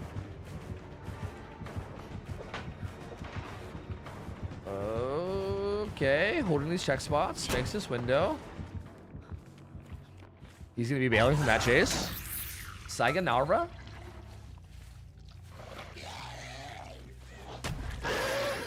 Back down the bottom side he goes.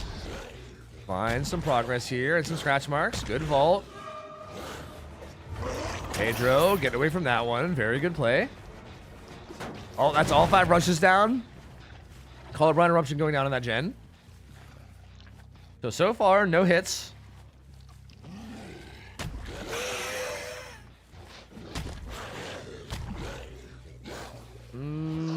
Ooh, okay. Silhay overgreeding that a little bit. That's interesting. Eats that hit. He'll be going for main building. Is this pallet already thrown? Yeah, it was, right? He has a God Rock 1, so he's going to be going to this God Rock 1. Okay. Eats the down 11, so there you go. Pretty good down from Demolisher, honestly, there. Silhay kind of just ate that double dash. Read that pallet and kind of paid the price. So down he goes. Hook will happen right here at 11.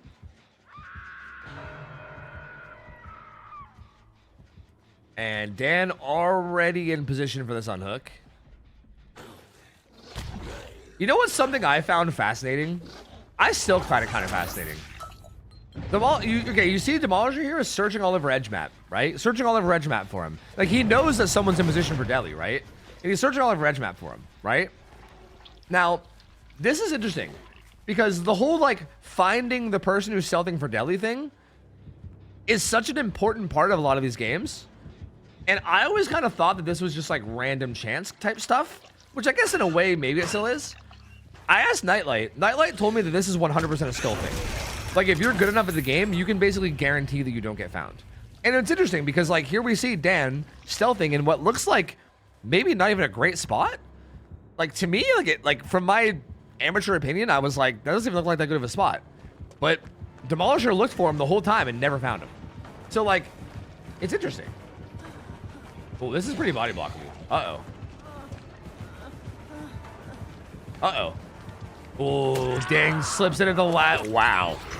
That was like 1 second more away from going to struggle state. That was close. Holy fuck, dude.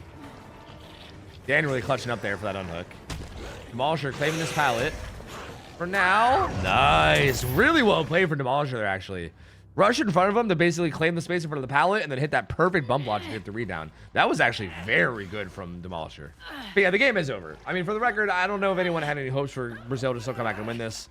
I'll be real, I kind of already just zoned out of the win con. Yeah, the win con has already been met. That didn't give Dan deli either. This is actually really big. He should just pull here. He should just pull him out of locker. Just pull him out of locker. Pull him out of locker and hook him. He checked the wrong one. Oh no, Demolisher. He got SB back. That felt like a little bit of weird, like, second guessing from Demolisher. I don't know what that was. I'm not sure if he was like, maybe he was like, why is he doing this? They must have a plan or something. Like, did he just like get psyched out? I don't even know. Ooh, not waiting long enough there. So he does eat the deep wounds hit. But if you would have just pulled Dan out and threw him one hook, then he could have immediately just followed up on whoever pulled anyway. Like, that would have been such a good spot. And then Dan would have had deli. You would have had another hook. Like, that was such a good position to be in. This is honestly still a good spot, to be fair. Like, Scylla's dead, and there's still a 3-gen top. They're doubling that gen. They actually might break that 3-gen. Dan and Rocket are doubling it. So actually, that gen at 1 pops. There might not be a 3-gen anymore. It might be like a 2-2 split now. But still, going into the 3v1 with 2 gens left at all is still pretty good. And deli is not up.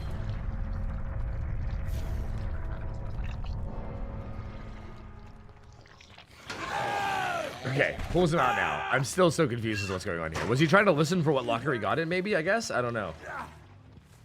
He pulls him out this time. He's going to carry him up towards top. He does not have deli, though, so deli's not in play. He's going to have to actually get unhooked.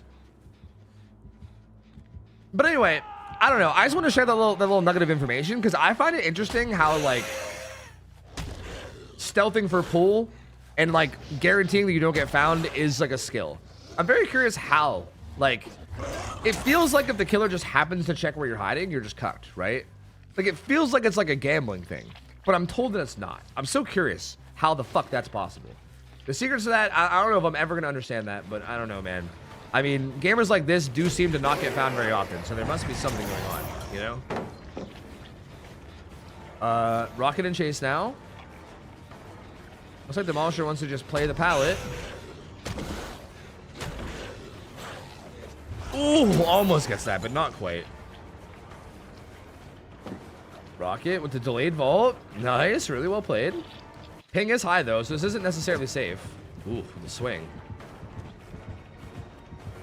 Good bait there as well.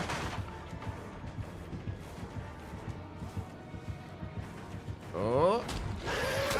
Tries to do a little spin, a little ballerina spin, but doesn't get it. He goes down.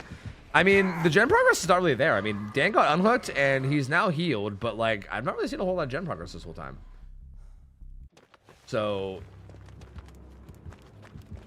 Nothing really looking, like, not really looking too good here for Portugal. I think Demolisher might be able to 4K this, actually. Which, again, I would argue, like, regardless of whether your team actually wins, I think just 4King Portugal must feel good here. And even right there, really, really good bump launcher there. Catching out Dan on the slow vault, not letting him pull a fast one on you. He is also healing right there, so if he... No, he's not going to follow up on it, though.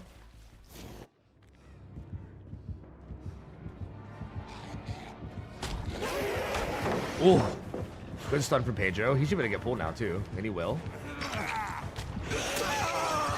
Immediate follow-up hit, though. And again, still no gen progress. Like, again, a lot... Like we've seen some good jukes from some of the players on Portugal, but still. Like, 3v1 against Blight is just so hard. Because as long as Demolisher is still getting hits and downs here on occasion, again, even right there, really good down into Pedro there. Really well played. Demolisher honestly doing such a good job here on Blight. As long as he's still getting downs like this, they're not finding any time to do gens. Like, there's been no gen progress. The gens have not been touched. Like, this could even be as high as a 4K2 if it keeps going this way. Oh. Okay, Rocket, Gonzo towards topside. Dan's here. Tries to make the double vault, but doesn't work. Starts committing rushes. Goes for a crazy flick, dude. That was really aggressive. Doesn't get it. Dan, I think, is gonna... Oh, he actually stayed here at the pallet. Okay, he's still here playing it. Now he's gonna take his distance away. Rocket finally getting some gen progress topside. I think Dan's just gonna play to get this... Ooh! Never mind. I was gonna say play to get this unhook, but not when it takes a hit like that. That is not the way that you want to take a hit if you want to play for the unhook. So Dan actually in some trouble now. Oh, big problems, team. Problems, team. I mean, he has UB, so I guess it's not really as big of problems as it could be. Like, Rocket still can't just stick this gen. And then Dan can UB and then unhook Pedro. But Pedro's gonna go struggle for sure.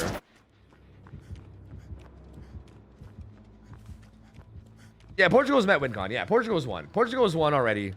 Again, at this point, I'm just invested in Demolisher being able to get a good result here. Again, just for the sake of, like, Brazil pride here. You know what I mean? Like, Portugal's an insane fucking team. Like, I don't know if anyone's going to beat them. As a matter of fact, no, I actually know it is. Like, actually, this is their 3-0 game. So, sorry, yeah. So, yeah, like, no one... No, wait, right? Yeah? Did we see them twice yesterday? Or am I crazy? Wait, now I can't remember what the fuck the schedule was. Yeah, I think we did, right? They're currently 2-0. Yeah, we did see them twice yesterday. That's right. Yeah. I forgot they played against Italy, too. Anyway, Dan UB'd and also went back down. So, yeah, this is looking like 4K2. Unless, wait, did Pedro plot twist? Did Pedro plot twist or did he go down? I think Pedro must have plot twisted, right? I don't see Pedro not using plot twist when he has plot twist DS. That must have been a plot twist, right? So yeah, it's not actually over yet. Pedro will be able to get up and then pick up Dan. So it's not fully over yet. Oh, Rocket having a little fun with the waves. Good flare, bro. Rocket so clean, dude. He's so clean with it. My lord, brother. My lord. But he should be going down here, I believe.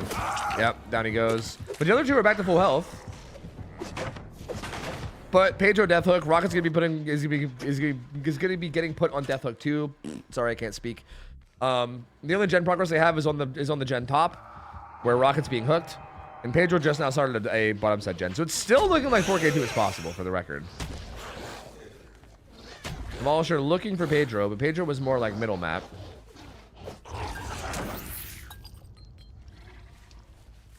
Wait, all the gens are... Wait, is there like a... Oh, there's still a 3-gen top, isn't there?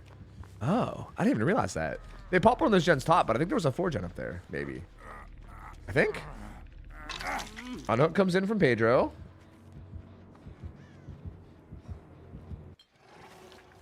And Demolisher coming back. Dan will likely be able to finish that gen bottom, to be honest. Eruption did go down on it, but... Seems decently likely. Oh, finds the scratch marks. Oh, a bit of a sloppy bump logic there. One more rush. Good dead hard from Rocket. Very good dead hard. The 200 ping dead hard gamer, bro. What a guy. What a guy. And they're doubling it. So Pedro and Dan are doubling. They're going to at least pop that bottom side gen, I think. And it's probably going to be a 4K1, I think. Because once Rocket dies here, it's pretty much done. So unless... Wait, Demolisher is pulling a Pedro. He wants more. He said, no. What if we don't make it a 4K1, actually? Hold on a minute. Okay. I mean, to be fair, that gen topside has probably regressed, like, entirely. So that's probably, like, all their gen progress right there. Huh. Finds Pedro. Good hit. Really good recovery with bump logic there. Really well played. Demolisher just always finding a way to get these like sneaky hits in. 5 rushes used though. That bottom side gen's got to be close to being done, right? Dan had to get right back on that. Oh, yep. Oversends it a little bit. Dan gets hit. So 4K1 minimum now, but it does look like a 4K1 could happen. He knows Rocket's on main gen, thanks to good old Call of Brian. Good old Call of Brian. Rocket's trying to stealth away, but does he get anywhere? He might see the blood trail. Yeah, he's probably gonna see the blood trail. Rocket's fucking dead. Yeah, he's super dead. He has that pallet up, so maybe he can make something happen, but seems unlikely. Yep. Down he goes. That should be it. That should be 4K1. There's no way they pop a gen here 2v1. Like, there's no way. This like 3 gen down here is pretty brutal.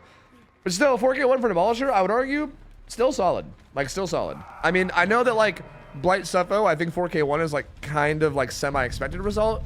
But again, with how fucking dominant this Portugal team has been, I feel like even just getting expected result here, I would say must feel good. Because, like, this Portugal team has just been fucking annihilating everyone, bro. Like, they've just been destroying everyone. So, Demolisher still came out and did a really, really good on Blight here. Like, played this really, really well. Like, this definitely didn't look like one of those, like, total beatdown games where, like, the killer was helpless. Like, Demolisher was absolutely doing work here. And, I mean, Portugal still did play it well. Obviously, they did enough to get the win condition, but... yeah, Brazil. Unfortunately, they're going to drop down to 0-2. At this point, they're not completely out, but they need, like... they basically need, like... oh, wait, did I say Portugal? Brazil. No, I think I said it right. Brazil drops down to 0-2. They're not completely out, but they basically need, like, the stars to align here. I think they need to beat Japan, and then they also need Japan to lose to Italy, I think. No, because even that wouldn't work, right? Because I thought Italy has a win. No, even that wouldn't work. No, maybe they're just cucked, actually. Maybe they're just cucked. Maybe they're just out. No. Yes. Wait, was I right? Yeah, no, I was right. They need, they need Japan to beat Italy, and then they need to beat Japan. Is what needs to happen. Yeah. That's what needs to have happen. If that happens, then I think it's a 3-way tie. I think Japan, Italy, and Brazil all end up being 1-2 because they all lost to Portugal and they all lost to each other. And at that point, it would come down to like tiebreaker hook stages, which is also why I forgot to mention. That's also why this kind of stuff matters, right? Like even when the win con's already met, it's still really important to play for the highest like result possible because that's what determines tiebreakers. Dan, by the way, is fucking juicing. Like the whole time I'm like checking the fucking groups, Dan is just putting on a fucking clinic here, dude. Like Jesus Christ. Finally he dies, but like holy Christ, bro. Dan the fucking immortal. My God. Eventually he goes down, so there you go. Pedro crawled the whole way to him. That's kind of funny. The whole time this chase has been happening, Pedro has been crawling closer to the chase. He's just been following the chase with his slug, trying to end this fucking game. There you go. Pedro dies, and then he can go Mori Dan, and then GG. So hey, well played by Portugal. They're 3-0, so they get the third #1 seed spot. So we have 3 #1 seeds so far in Russia, Spain, and Portugal, and we'll be having USA doing battle against France and Germany later. The Great Alliance being broken up to figure out who's gonna get the final first round seed. But well played by Portugal. Good try from Brazil. Again, I still think Demolisher on the side of Blight here did fucking phenomenal. I think this is a very good result against Portugal survivors that I feel like you can feel good about. Obviously their survivor team didn't do quite as good, but hey, happens, man. Portugal's just, you know, just very, very stacked. Here we go now. USA again up against France this time. This is gonna be Pig. We're playing Pig. I believe probably Midwich, but I don't know. Yeah, Midwich. Midwich Pig. And Midwich Pig is actually, like, unironically kind of crazy. Like, kind of deadly. I won't lie. Like, it kind of fucks. Like, there's really, like, no pallets here that are actually, like, fully safe against Pig. You kind of just have to camp the pallets, throw them, and then even post throw. They're kind of sketch. So, Pig is pretty deadly here. France has been looking really good today. We did just see them lose to Argentina earlier, which was pretty unfortunate for them. France needs to win this. They need to win this. If they win this, they force like a tiebreaker situation between them, Argentina, and USA. If they lose this, they're donezo, and Argentina and US both go through. Like, if they lose this, like if USA wins this, it completely clinches USA and Argentina going through to the brackets. So, very important here. Very important. This USA roster, fucking stacked, by the way. Fucking stacked, bro. Like, what a goddamn crazy roster. Like, what an absolute absurd roster. Shit is crazy. But again, France has still been looking really good. It's just, I don't know, man. This USA team is like, I think this USA team is like right up there with Portugal in terms of just like the stackedness. Like, these are literally like, these are like the best players in all of NA. Like, I cannot think of like 4 survivors that I would not want to see in my game. You know what I mean? Like, this is a fucking nightmare to go against, bro. Like, an absolute nightmare. So, yeah. I mean, Doc's been popping off today, though. He's had some really good games, man. Like, pretty much every game we've seen of him, his Dracula, his Doctor, every game we've seen out of Doc today has been, I mean, today and yesterday has been pretty good. Like, he's been playing out of his mind. Like, he's a very, very good killer. It's just, Lord. Trying to get anything going against these guys is difficult. And then also you're gonna have Angels on killer causing a fucking ruckus too. It's gonna be tough, dude. It's gonna be tough. Hi, Lexi, how's it going? Tournament's going great, man. Tournament's going great. Here we go. Bunch of hexes. We got Ruin, Undying, and Devour. Devour could get real spicy here. I like that choice. We have double dash add-ons with Workshop Greeps and Last Will. So faster dash, but like faster charge on the dash or whatever is the add-ons. We have Grim Embrace too, for just a little bit of extra slowdown. Because why not? Because pain res is fucking terrible in this map, so you might as well. Angels with the pre-throw on this pallet. You can pre-throw this pallet too, and this becomes like an actual pretty good loot. Has to heartbeat read this. Does a good job heartbeat reading it though. Yo, Angel's got the USA Kate on. USA. Yo, you know this motherfucker put put this Kate skin on purpose. USA. Oh, he's gonna be some trouble here. Has to make a hard read. Did not win the hard read, unfortunately.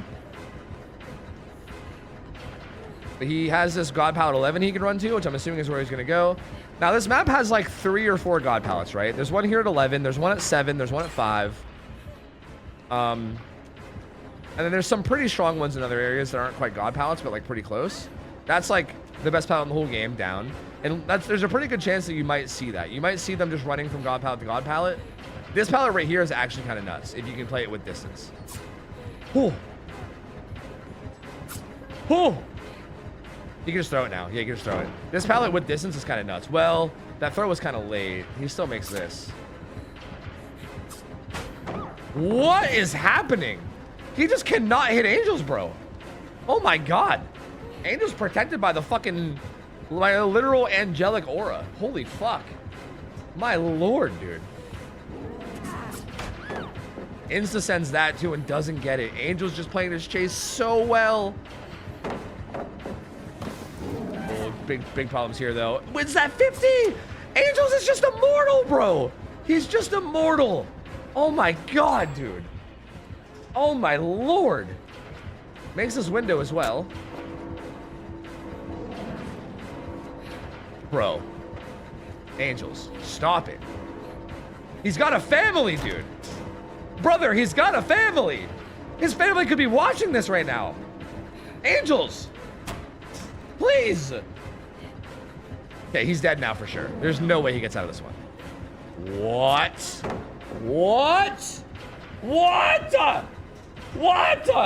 Stop it! Kill this man! Thank you! Oh my god, Angels. Jesus Christ! Fuck, that's like a 4-gen chase. Jaw's about to finish this. The game's almost over. The 4th gen pops. Note's already on the 5th gen. Did I mention that there's like 3 safe pallets on this whole map against Pig, and every other map is, or every other pallet's super dangerous? I don't know if I mentioned that. He threw one of the 3 safe pallets. 2 of the God pallets are still even there, bro. He didn't even use 2 of the 3 God pallets. Holy shit. That was the best chase we've seen of the whole tournament. I mean, that was insane. That was just fucking nuts. Holy Christ. If you're Doc, that's got to feel not great. Like, that's got to feel not very great if you're Doc, for sure. Angel's going to go try to take his bear trap off, and they're going to slowly start getting progress on this last gen. Yeah, the Devour Hope Dream is looking a little dead here. I mean, in theory, if you get like a bunch of really fast downs, I guess it could still be alive. But again, these survivors are not going to be allowing that. Yo, Note's got the America shirt on too. Yo, wait, they're patriotic. Check it out. He's got American fucking. Yo, I love this. I love this. Yo, American Jake. Yo, wait, what other skins do they have? Are there other American skins? Who are the other survivors? It's Ace and I don't think Ace has anything, right? Ace and Lara? I don't think they have anything American. Yo, Angels and Note though, representing. Yo, he's already got his bear chop off too. Here's the other god palette we were talking about. Whoa, did he just stutter? I think his game just like stuttered. Did you guys see that? He like lagged. Like we like saw, it was like a visible lag to the side. That was weird. That was pretty unfortunate. This was one of the other god palettes we were talking about. He wasn't able to make it, unfortunately. Yeah, this might be the only two American skins in the game. I don't know. I don't know if anybody else has anything very American. But hey, I respect the fact that they were trying. Yeah, like Jaw's just rocking Lara Croft. I mean, maybe Lara Croft is, you could just, no, she's like British, isn't she? I was gonna say, maybe she's just American, but no, she's actually quite British, I think. So never mind. Never mind. No, I think it's just Angels and Note. I don't think anyone else is really really repping. Sorry. Oh. Note makes this vault, but he's gonna be in some trouble. Doesn't get hit. A little bit of an early swing. We will be going down. Force lock, maybe? If they can pop the gen before the bear trap gets put on, that would be big. Oh, she didn't even put a bear trap on. Oh. That's a little bit of a missed opportunity. I feel like putting the reverse bear trap on there kind of forces Note. That kind of gets you like a kill on Note almost, right? Because he has an active bear trap going into late game. Like that almost guarantees you the kill if you just like harass him and stay on him, right? They have to basically just leave and like let him try for hatch. But this way, they get the unhook, and I feel like they're probably gonna all get out. I mean, Angels might be struggling to get his bear trap off again, but Zaphis is on his way. Oh, that's right, Devour Hope. I forgot about Devour Hope. I literally completely forgot about Devour. I literally completely fucking blanked my brain. I forgot. Never mind. Zaphis is not out.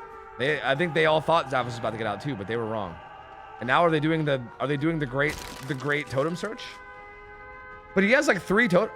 Yeah, he's got like 3 totems though. He has Ruin and Undying still up too. But can you just leave this? I mean, if you leave here and don't save Zaphis, that's like 6 stages, 3 fresh, which I feel like is not a terrible result. That was Undying.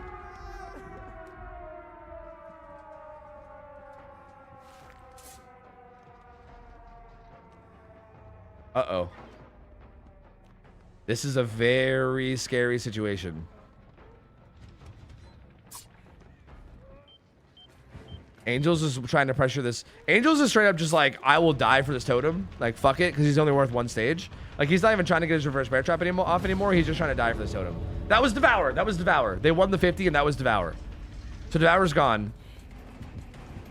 Angel's not quite as concerned about his life as much as they're concerned about everyone else's.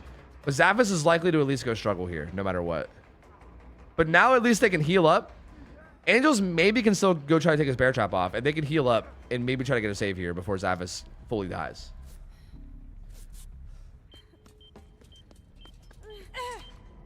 How many searches has Angels done, though? I'm not sure how many searches he's done. I think his first bear trap was maybe like a first try, though. Like, he got his first bear trap off so fast. So he might need a lot of searches here. And that was it. Never mind. He got it off. Never mind. Zaphis still has some time on hook. This feels like pretty much a free save. Unless they fumble this really hard, this should be 5 stages. Like, the gate's right fucking there. They're healing up Angels. This is going to be really hard for them to fuck up. Like, unless USA, I don't know. Unless, like, I mean, Angels does Angels PC does crash sometimes, you know? Unless Angel's PC crashes the second they go for the unhook or something, and he body blocks someone into the, like, if his PC crashes and then his character model body blocks his teammates in, then maybe that's the win condition here. Anything other than that, and like, this is looking really rough. I mean, Jaw can run in and like, oh yeah, they're all here. Yep. Jaw takes first hit. The other gate's open too. I mean, they can go anywhere they want. Like, they can just go anywhere they want. There's really no way to stop this at all. Yep. Doc knows it too. He's just like, fuck. So 5 stages. 5 stages, 3 fresh ends up being the final result. Whether that's good or bad, I don't fucking know, because who the hell plays Pig in comp? I don't fucking know, you know? I feel like that doesn't seem too great to me. I feel like, especially considering how good that chase was early by Angels, like that chase was nuts, dude. I think Devour getting 3 stacks is really what saved this game at all. Like if it wasn't for Devour getting 3 stacks, this was literally going to be like a 3-stage game. So yeah, we like a little bit of a bailout there from Devour gets us to five stages, but still 5 stages does not feel too crazy. Especially like cross ping on mid-witch with Pig being stronger now for the most recent buff. I feel like USA's got to feel pretty good about this. I feel like they got to feel pretty good about this. Angels will put up some bonkers results on Pig against some good teams. Has he? Is Pig actually like kind of common in comp? Because that's interesting. I feel like Pig, honestly, since Pig's buffs, I feel like Pig kind of fucks now. I don't think Pig is that weak. Oh, I forgot to do a Gamba, right? Have I been forgetting to do Gambas this whole time? I haven't done a Gamba since fucking the match with Mexico and Spain. Okay, you guys saw the first result. You guys are all working with the same information, so I'm gonna give you guys another Gamba. Fuck it, okay? You guys all have the same information. You know? Here we go. In France, again, this is very important. France needs this. If France doesn't win this, like if USA wins this, then confirmed USA and Argentina are moving through and France is eliminated. So this is very vital for France. If France does win this, though, however, they're actually in a pretty okay spot, I would say. They're actually in a pretty decent spot from then, from there. It would end up coming down to like a tiebreaker.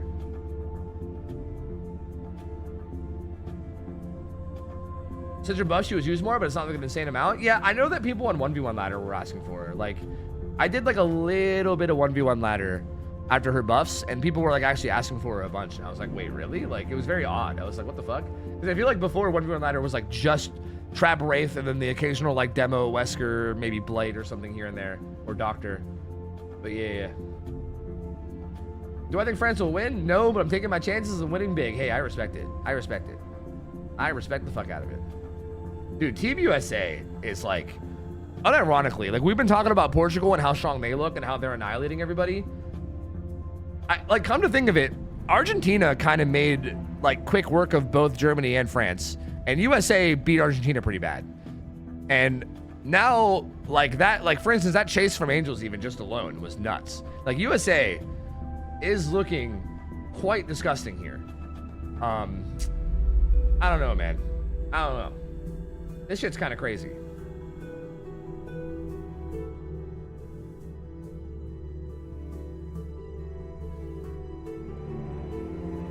It's only just Ascent plus Momo. I mean, you say that, but like, I mean, Russia is basically just trauma. You know what I mean? Like Portugal is like close to Invictus. It's like Invictus minus a couple players and plus Silhe. You know what I mean? Like I would say a lot of the teams, like France is like, I don't even know what team these guys play on these days, but I feel like a lot of these players will play together on teams. Like I know I've seen like Doc, Daimo, Karma on like teams together, like you know, a bunch of times. Like, these guys have all played together on teams too. I mean, it's just that like Ascent is just also just a disgustingly good team, I guess is really the problem here. You know what I mean? And I still feel like Ascent, for the record, like I'm not really sure how tournaments have been going in like comp, but I feel like Ascent's roster looks like the kind of roster that could like win tourneys. You know what I mean? Like I know that there's like the big 3 EU teams right now of like Invictus, Nocron, and Elysium or whatever, but like Ascent looks nuts. Like very, very, very good. Because realistically, I mean, is Ascent not like, at this point, is Ascent not just X9, but they got rid of Wispy and they now have Angels? Is that not basically what it is, right? I mean, I feel like that's basically what it is. Which, like, I don't feel like is that much of a downgrade, if even a downgrade at all. I feel like Angels is nuts, and I feel like he seems like he's still getting better all the time, too. Like, I feel like he's just been getting better and getting better and getting better, you know? Like, I remember when I first saw Angels was like way back in like Cynic, when I feel like I don't even think he was like playing killer a lot of the times. I think like Ultra was playing killer and like Angels wasn't even playing killer very much. Like I think he played like a couple killers and that was it. And then like I feel like since then, I think like Ultra took a break or something, and then since then I feel like Angels has just like been popping the fuck off, dude. Taking over like every killer role and just playing everything so well. Yeah, I would not say Angels is much better than Wispy. Look, I like Angels much more than Wispy's. Okay, so I would love to say that. Like, I would love to be able to say that, but that's just not true. Like, Wispy is, again, say what you want about Wispy as a person, but Wispy as a DVD player is fucking cracked. Like, Wispy is unfortunately one of the goats. I don't know. That's probably a weird thing to say. Look, I don't want to say unfortunately. I still want to hope and believe that Wispy is going to be a better person. You know what I mean? But Wispy is definitely one of the goats, bro. Wispy's fucking nuts. Like, I just think Angels is also very nuts. So, okay, finds Daimo. Very fast first hit. Very fast first hit. No, they don't have to run the same builds, but I mean, a lot of times people do find like a meta and then stick to it, you know? Wispy is banned from all tournament play, but Wispy is currently an admin in that DBD rank server that's like gaining a lot of traction. So like Wispy is still kind of playing comp, but just not like actual tournaments. Like Wispy can't compete in real tournaments. It's just like that ranked mode is where they're playing right now. Oh, Daimo loses that 50. Unfortunate. Good down from Angels. I mean, this is much faster than the 4-gen chase from last time. But Karma's here. On ping, do you get it? Yes. Karma does get the save. Well played. Very well played. The hat does go down onto Daimo, though. And in theory, Angels could just drop the chase with Daimo and go after Karma. But no, going to stay on Daimo instead. Sends a dash that doesn't quite make it. Unfortunate. Why can't he compete? He's banned for saying a bunch of Monka shit. Like, I'll tell the story of that after this game if you want. If you guys want to hear Wispy's story, I'll tell it for this. Dog now the only healthy survivor. This is really cool. I literally talked about this. I don't know if you guys watched my YouTube video. I made a YouTube video about Pig in the PTB when she got buffed, and I was talking about this as a possibility. I think if you just crouch and dash at somebody, you literally get to them faster than if you like hold W at them. So like if you can like learn the max range of the dash, you can literally like zone people away from pallets and shit. Like that hit on Doc on that first pallet, he might not have made that if he just walked him down. But I think like crouching at the right moment and dashing gets you hits that you might not otherwise get, which is crazy. Like that's so cool. I love that. That's such an interesting like dynamic to have on Pig that adds like some like actual like skill to her, you know? I fucking love that, dude. So Doc goes down, he gets put on hook. And there is no Grim. I mean, this build is different. There's no Grim Embrace. There's Corrupt Intervention instead of Grim. But it is Devour. Daimo gets found again. Ruin's still up too, so the whole time that they've been spending right now resetting everything, gens have been regressing.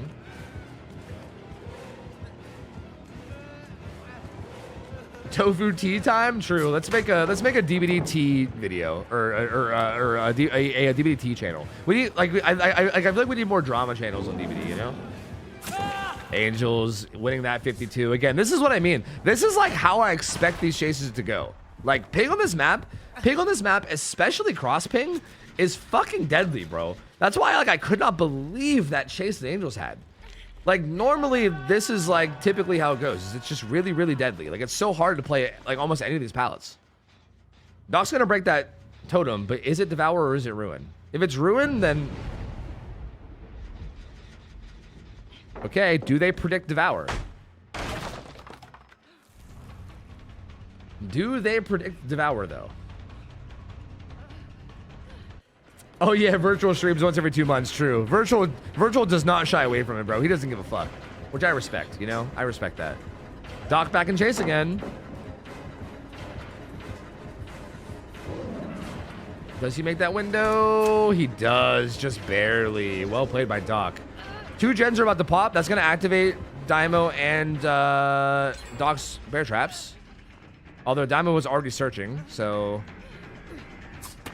Oh, I can't believe he got away with that. That's crazy.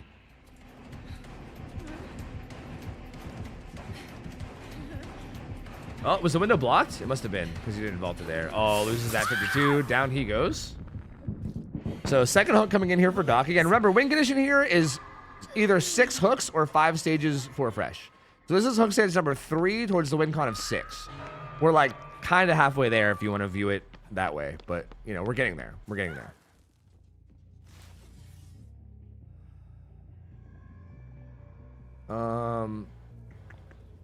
Stealthing back out to this main gen. Yeah, I hate that drama like channels on YouTube or whatever, or that drama in general is so popular. It's so depressing to me. Oh, he heard him, but he was upstairs. Okay. But I agree. It probably would pop off, and I hate that it would. Because, like, I hate that people are so into drama. I wish it wasn't a thing, but gamers definitely are. Look at this kitty. Great fast vault by Merc here. And no more ads, thanks Bezos. Copy thought, thank you. Appreciate it. Yo, 30 months. Thank you, Jeffrey Bezos. Thank you. Thank you, Mr. Bezos. Because that didn't kicks his pallet. Can probably go for a crouch mine game now, maybe.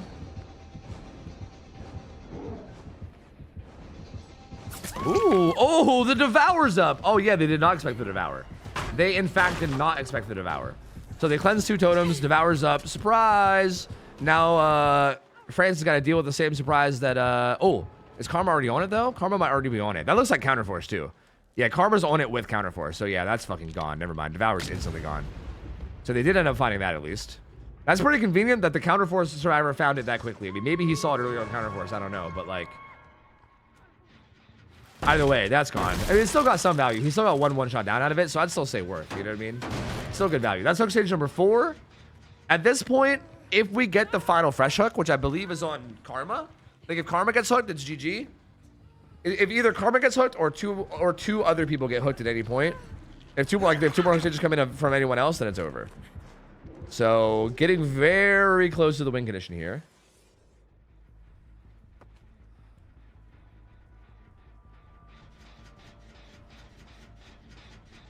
Angels patrolling this gen, checking on this one too.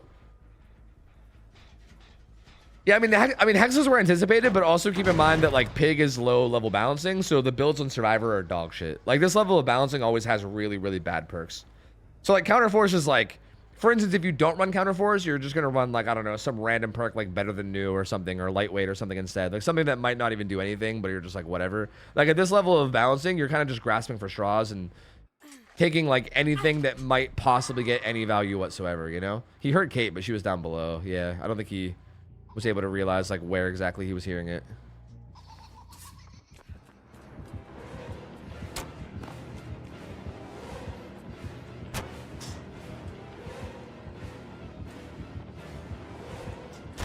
Okay, forces the entity block there. This pallet, very dangerous against Pig. Ooh, unless you get a stun. Really well played. Angels are just hoping to force it down. Another God pallet here, too. He can take that distance and run upstairs. Ooh, okay. Alert, getting good value there. A 99 that gen did not activate that bear trap, which is interesting. Wow, Diamond gets away with that, too. Wait a minute. Team France. Wait a minute. Wait a minute for Team France. They're kind of turning up now. I mean, they still need a lot, right? Like, they need a lot. Like, to win this, they need, like... to actually win, they need no one else to get hooked at all, which is like a pretty big deal considering, you know, the situation. But still, if one person if anyone other than Karma gets hooked, it's still possible to tie, which a tie would still be, I think, really important here, right? Actually, no, a tie wouldn't be good for them. They actually need to win. If they tied this game, they would still lose to Argentina. Argentina would still go through. So actually, a tie is also bad. Like, even a tie doesn't get France through. So yeah, never mind. They actually need to win. So yeah, they need to not allow any more hooks. They can't allow a single other hook or else they're out of here. So yeah.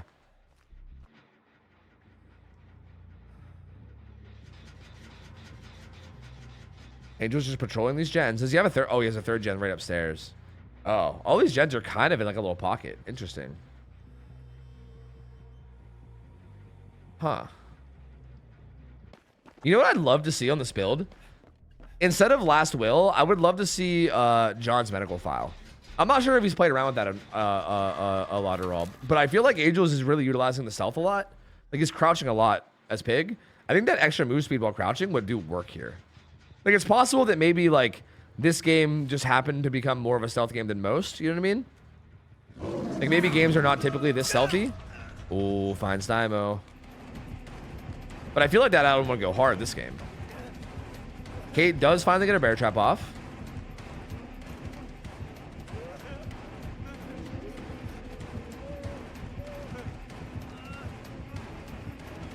I mean, you can play like a dash mine game here before the pallet's even thrown. But he doesn't even bother. He just takes the hit. And bear trap on Daimo. And again, this hook ties it, which is enough to basically confirm. They failed it. That's really unfortunate. They failed it. They didn't get the timing right. That's unfortunate. You hate to see it. You hate to see it. You absolutely hate to see it. You absolutely hate to see it. This confirms the tie.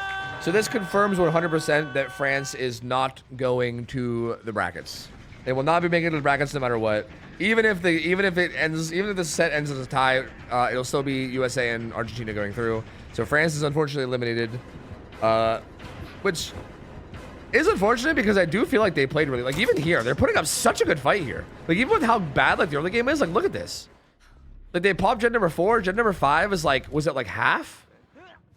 Like they've done so good. This is one of those teams where again, it's like someone said earlier, like I feel like if these guys had a different bracket, like I feel like they had such a rough group stage, man. Like again, even Germany is the current like Germany is the current 0-2 team here, and the Germany roster looks really strong. You know what I mean? Like this group stage was just rough, dude. Like France, Germany, Argentina, USA is a crazy group. So I feel like they did really good. I feel like if these guys had a little bit of an easier group, they probably would be getting through to the brackets. But at the end of the day, I mean, if you lose to 2 different teams, I guess that's still, you know, like if you want to win the tournament, you got to be able to beat everybody. So that, you know, it's not like it's that, you know, like you can be upset about it, I guess, but at the same time, it's like, I don't know, you know, like definitely Argentina and USA have earned their spot for sure because they're playing out of their fucking mind. And there's hook stage number 6 for the official win for USA too. So there you go. No longer a tie, actually an official win for USA here too. So USA now 3-0, right? I believe? No, 2-0. They still have another game coming? Yeah. They still have another game against Germany. Sorry, they're currently 2-0. So 2-0, USA is still undefeated. France drops down to 1-2. Unfortunately, they started the day out 1-0. And then they lost both their games today against Argentina and USA. So Team France, again, played so well this tournament. Hate to see them go, but it is what it is. USA, Argentina, really, really strong, man. Just looking really strong, and they're done so. So I think the only unsure bracket now, or the only unsure group, is the Portugal group. Like we know Portugal is going through, but the Japan, Italy, Brazil situation is still kind of up in the air. It really depends on what happens between Japan and Italy, which is coming up right now. We have Japan and Italy dredge set. Okay, so if Italy wins this, then we know what's happening. Italy and Portugal are going through, and nothing can change that. If Japan wins this, if Japan can win this, then it boils down to Brazil, what they can do. Like if Japan wins this, then it's like Japan versus Brazil. It's like if Japan wins both of these, they go through. If Japan loses this, it's already over. If Japan wins this but loses versus Brazil, then it comes down to tiebreakers. So yeah, I mean Japan needs to win out. Like if you guys are fans of Team Japan, they just need to win every game from here on out. Italy, if they win this, they're through. Yeah, here you're right. Let me pay out. Yeah. Let me give you guys a new game. Yeah. What's the time for Japan? I have no idea. I will say Team Italy was looking really strong yesterday. They actually have like quite a solid roster. I won't lie to you. We don't really know much about Japan other than that they got fucking ruled by Portugal. But again, everybody's been getting ruled by Portugal. Like Portugal's just been destroying everybody. So I feel like Japan losing bad to Portugal doesn't really even mean that much. You know what I mean? Like that's been happening to literally everybody. I gotta rush some ads real quick. So Japan still could be really nasty here. Yeah, exactly, Burger. Exactly. Agreed. It's 2 a.m. in Tokyo. Oh God, that is rough. I'm surprised they didn't have the Japan sets play early. Like, why do they have them play late? I guess Thailand played early. But you'd think both Thailand and Japan would play early in the day and not late in the day. That's kind of bizarre. Like they're playing like the last sets. Maybe they're just late night gamers.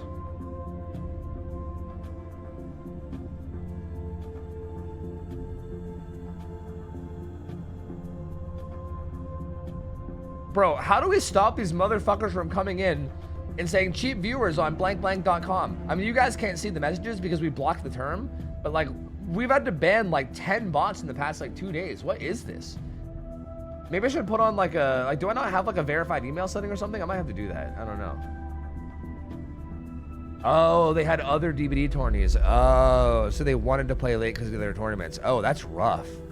So they're probably like fatigued as fuck too then, yeah? Oh. Ban the link in Automod? Well, no, I mean, we already did. Like, it's already banned. But, like, it still shows up and we have to ban the account still. Like, as mods, we still see it. Oh, wait. No, I guess in Automod. Wait, maybe Automod would completely ban it. Maybe you're right. Wait a minute. Let me try this.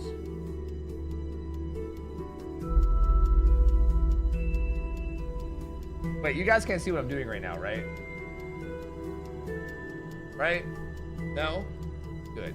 I'm not trying to show you guys my fucking Twitch settings.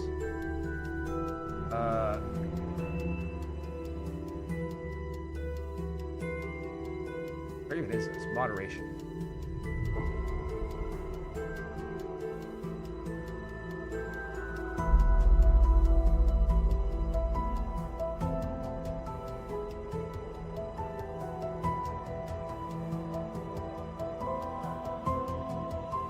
What?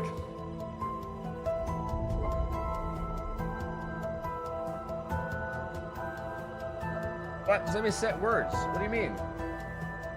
Wait, what happened to like being able to set banned words? Is that gone? Am I stupid? Or is it just somewhere else in the settings? What? Bro, they keep fucking changing how this shit works.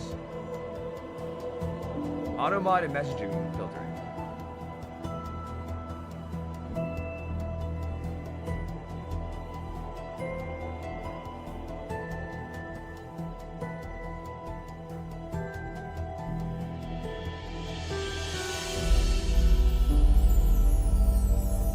Yeah, I can't seem to find the way to just get it to not show up for some reason. I don't know if I'm fucking dumb.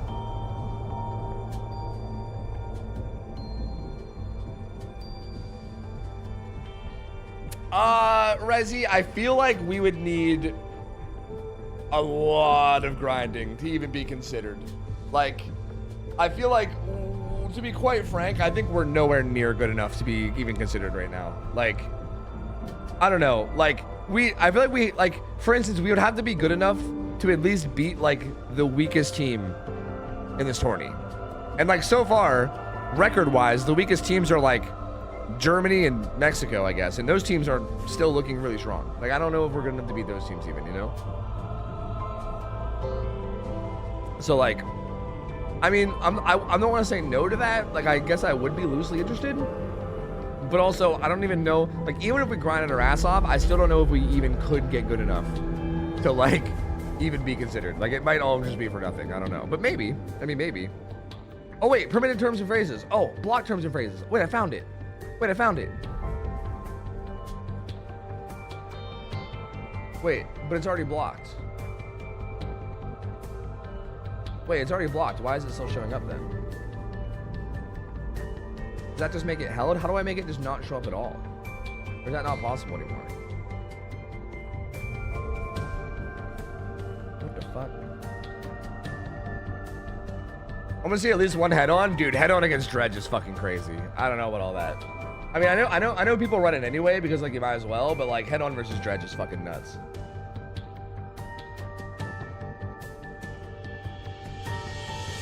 Well, no, Rezi, I'm saying that I don't think Hens or whoever's hosting the tournament would even invite us if we weren't, like... Again, to be quite frank, there probably are, like, countries out there that have teams that could sign up. But it's like, if the team that signs up is just, like, a very mid-level team that's not really going to do much, then, like, they're probably not going to get invited, you know what I mean? Like, what I'm saying is that we wouldn't even be allowed to play in the World Cup unless we were good enough that they feel like we would put up a good fight, is what I mean. Like, I'm saying we wouldn't even be able to show up, is what I mean. Like, even just showing up is what I would like to do.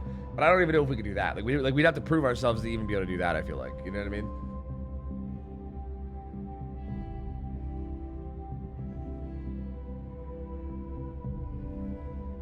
Yo, Burzar, what up? I should have made an India team. True, dude, true.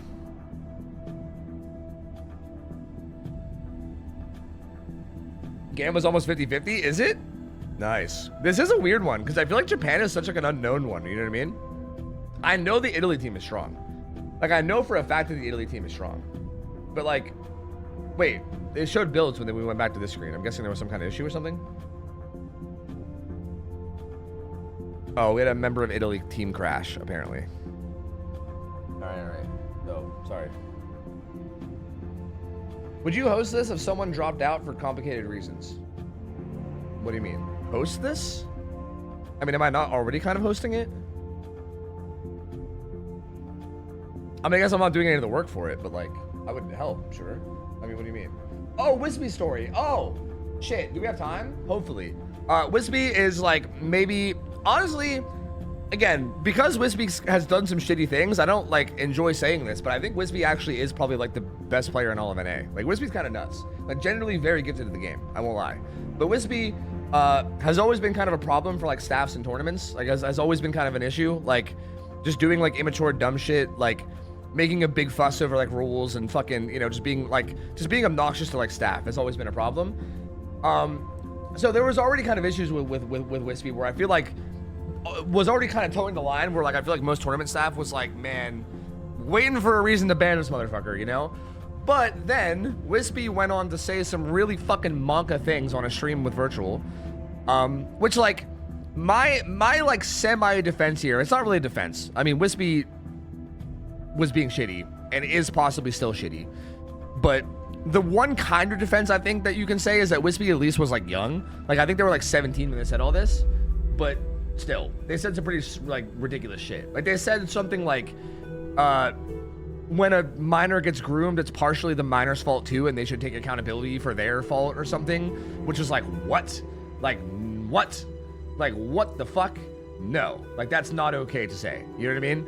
And then also they were talking about something about like, okay, don't take this as exact quotes because I'm just going off of memory here. It might be a little inaccurate. And then there was another thing where they were talking about how like, it was something about talking about right or wrong and how there is no right or wrong and it's just like a difference of opinion or something. And then someone was like, okay, there's no right or wrong, but like, so like there's just difference of opinion. What about Hitler? And he was like, yeah, Hitler just had a different opinion. And everybody was like, what? And like, obviously that's like, both of those things are like giga fucked. Like giga fucked. So yeah, that was like the straw that broke the camel's back and everybody was like, yeah, that's not okay. We're gonna go ahead and ban this guy. And he got banned from everywhere. But yeah, that's exactly my point though, is I do feel like he was being an edgy teenager. You know what I mean? Like maybe I just have too much faith in people. Like I don't like to be the kind of person that like, when someone fucks up once, I like consider them shitty forever. He's a fucking 17-year-old, bro. Like I've said some horrible shit when I was 17. I was not a mature 17-year-old. I was a piece of shit. If I was on the internet and saying things onto like live streams at 17, bro, I'd probably be completely canceled. So like, I'm not really in the party of like Wispy's a horrible person who's like, irredeemable, but I do feel like he needs to show that he's matured in order to even have a remote chance of being allowed back in anything, as far as I'm concerned. You know what I mean? And honestly, I think this DBD rank thing is a pretty good opportunity. Like that whole situation, like of that stuff happened like a year and a half ago or something. Like it was a while ago. It was like a year and a half or 2 years ago or something that this whole situation happened. That was a really fast first hit, by the way, under Drago. But anyway, that whole situation that happened like maybe like a year and a half ago or 2 years ago or something. So it's been a while, right? And Wispy is still banned from everything, which for the record, I think Wispy should still be banned from everything. But my like kind of, I guess, attempt at being reasonable here. Ooh, good TP, by the way. Anyway, let me just finish this thought. My attempt at being reasonable here is I feel like he should remain banned from tournaments for even longer still, right? But I think this DVD rank thing that's going on is a good chance for him to show that he's changed if he has, right? Because right now he's currently like an admin in like the DVD rank server or whatever. Like he's one of the people that helped put it together. And that's like kind of gaining some traction. But DVD ranked is not like a tournament, right? It's literally just like a separate entity. And like, it doesn't really matter in like the actual like tournament, like the actual like tournament scene of DVD. DVD rank doesn't mean anything, right? Like he's not winning any prize money or anything. Like he's just fucking around on like this little ranked server. So I feel like that's like a nice middle ground where like he's still banned from tournaments, right? Like he's still not allowed in tournaments, but at least he's able to like, this kind of gives him a chance to start participating in some kind of a way to maybe give him a chance to show that he's changed. You know what I mean? Or maybe have a chance to show that he hasn't changed, right? Like if he's still being a piece of shit, then that'll probably also like, you know, like rear its head at some point, and then we'll all know to never unban him. You know what I mean? Not never, but I mean still for like keep him banned from everything for a long time. So I do think the rank thing is kind of a good chance for him to like maybe prove himself. Good stun there from Marco.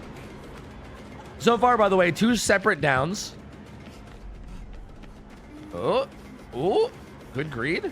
Keep in mind, this is Japan to Europe, so the ping here is probably absurd. Like, the ping here is probably fucking insane. Wow. Marco actually played that really well. Really good double back timing. But he will go down anyway.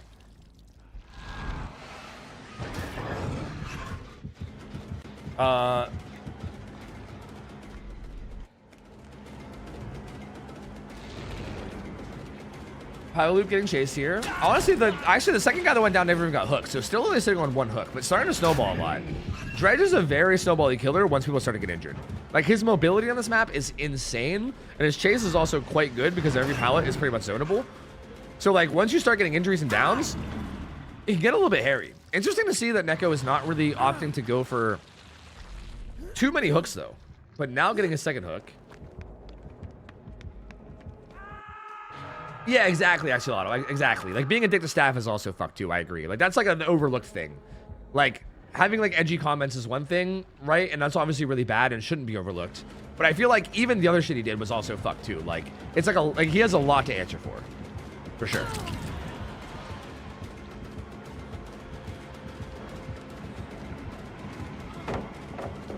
Setting up the... Really, Drago? Really? I can't believe Drago... That was very bizarre pathing from Drago to go back into the room. Because, like, he can see he was holding Remnant, right? He could have just pathed up to, like, that pout at, like, bottom 10. Or sorry, like, bottom 11. Very strange pathing there from Drago. And he gets put on his second hook. And Neko's honestly doing really good here. Like, really good.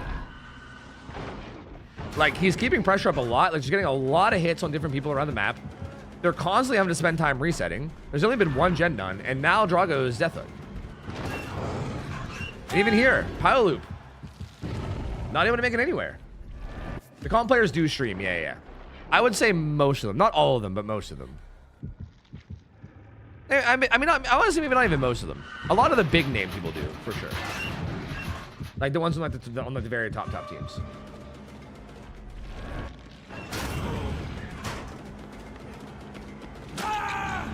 Marco goes down, though. 2 downs now. Pedro's on a gen injured, but it's currently nightfall. So we're stuck, can't move. By the way, the add-ons are automated writing and Mouthinger skulls, so like no hiding scout or anything to help him break out of lockers faster, but he's still doing quite well. I feel like the strat here might just be keep up pressure and then just like wait until you find Drago. Interesting. Like, I don't know if anyone in this game streams. I don't know if like I don't know anything about the Japan players. And that's Drago if you want to go after him. And I think maybe you do. Nice. Gets a hit there too. Dude, Neko is hopping off here. This might be a big result. If Drago dies here, like soon, which it looks like he will. Bro, this actually might be a huge result. Pedro's going to pop that gen. But we're going to be at 3 gens with everybody injured and a down. This might be a 4K3. This might unironically be a 4K3. This can be a really hard position to recover from. And Neko probably remembers where that down was, right? He's probably going to start heading back that way. Or maybe not. Maybe not, actually. But Nightfall back up. Everyone's injured and it's Nightfall. So, this is definitely not a spot you want to be in.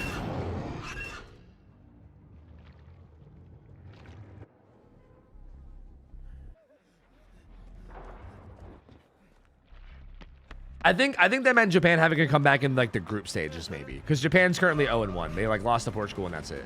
I think maybe that's what they mean. Because yeah, this Japanese killer right now is kind of shitting on them. I won't lie. But it's more like if they beat Italy here and then they also beat who's left? Who am I forgetting? Whoever their next opponent is too. If they beat both of them, then like they can still make it to the brackets, which would be huge. Brazil. It was Brazil. That's who it was. Like, if they beat both Italy here and also Brazil, that would be pretty massive. Ooh, big cutoff on Power Loop 2. This is what I mean. Goes ahead and takes the hook here. It's interesting. I thought you maybe slug that and go back to the hook, but goes ahead and takes the hook. The unhook comes in. I guess Nightfall is over, so I guess we're chilling. But it's going to be really hard for Italy to find actual gen time here, right? Like finding gen time here is going to be very, very difficult.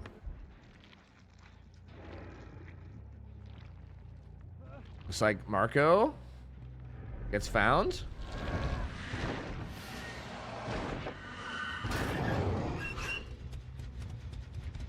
Yeah, this is the best map for Dredge by miles. Dredge is a weird killer because, I mean, honestly, there's actually quite a few killers like this. Dredge is like the kind of killer where on this map, he's actually like very strong. But on every other map, he's like completely dog shit. Like he goes from like D tier on most maps to like A tier on this map. Like he's actually very good here. But honestly, even here, he's still only really good because of the restrictions too, right? Like if the survivors were all allowed to run like exhaustions and shit, he would still be pretty dog shit. Like this is definitely the best map for him, but it's still even that only goes so far.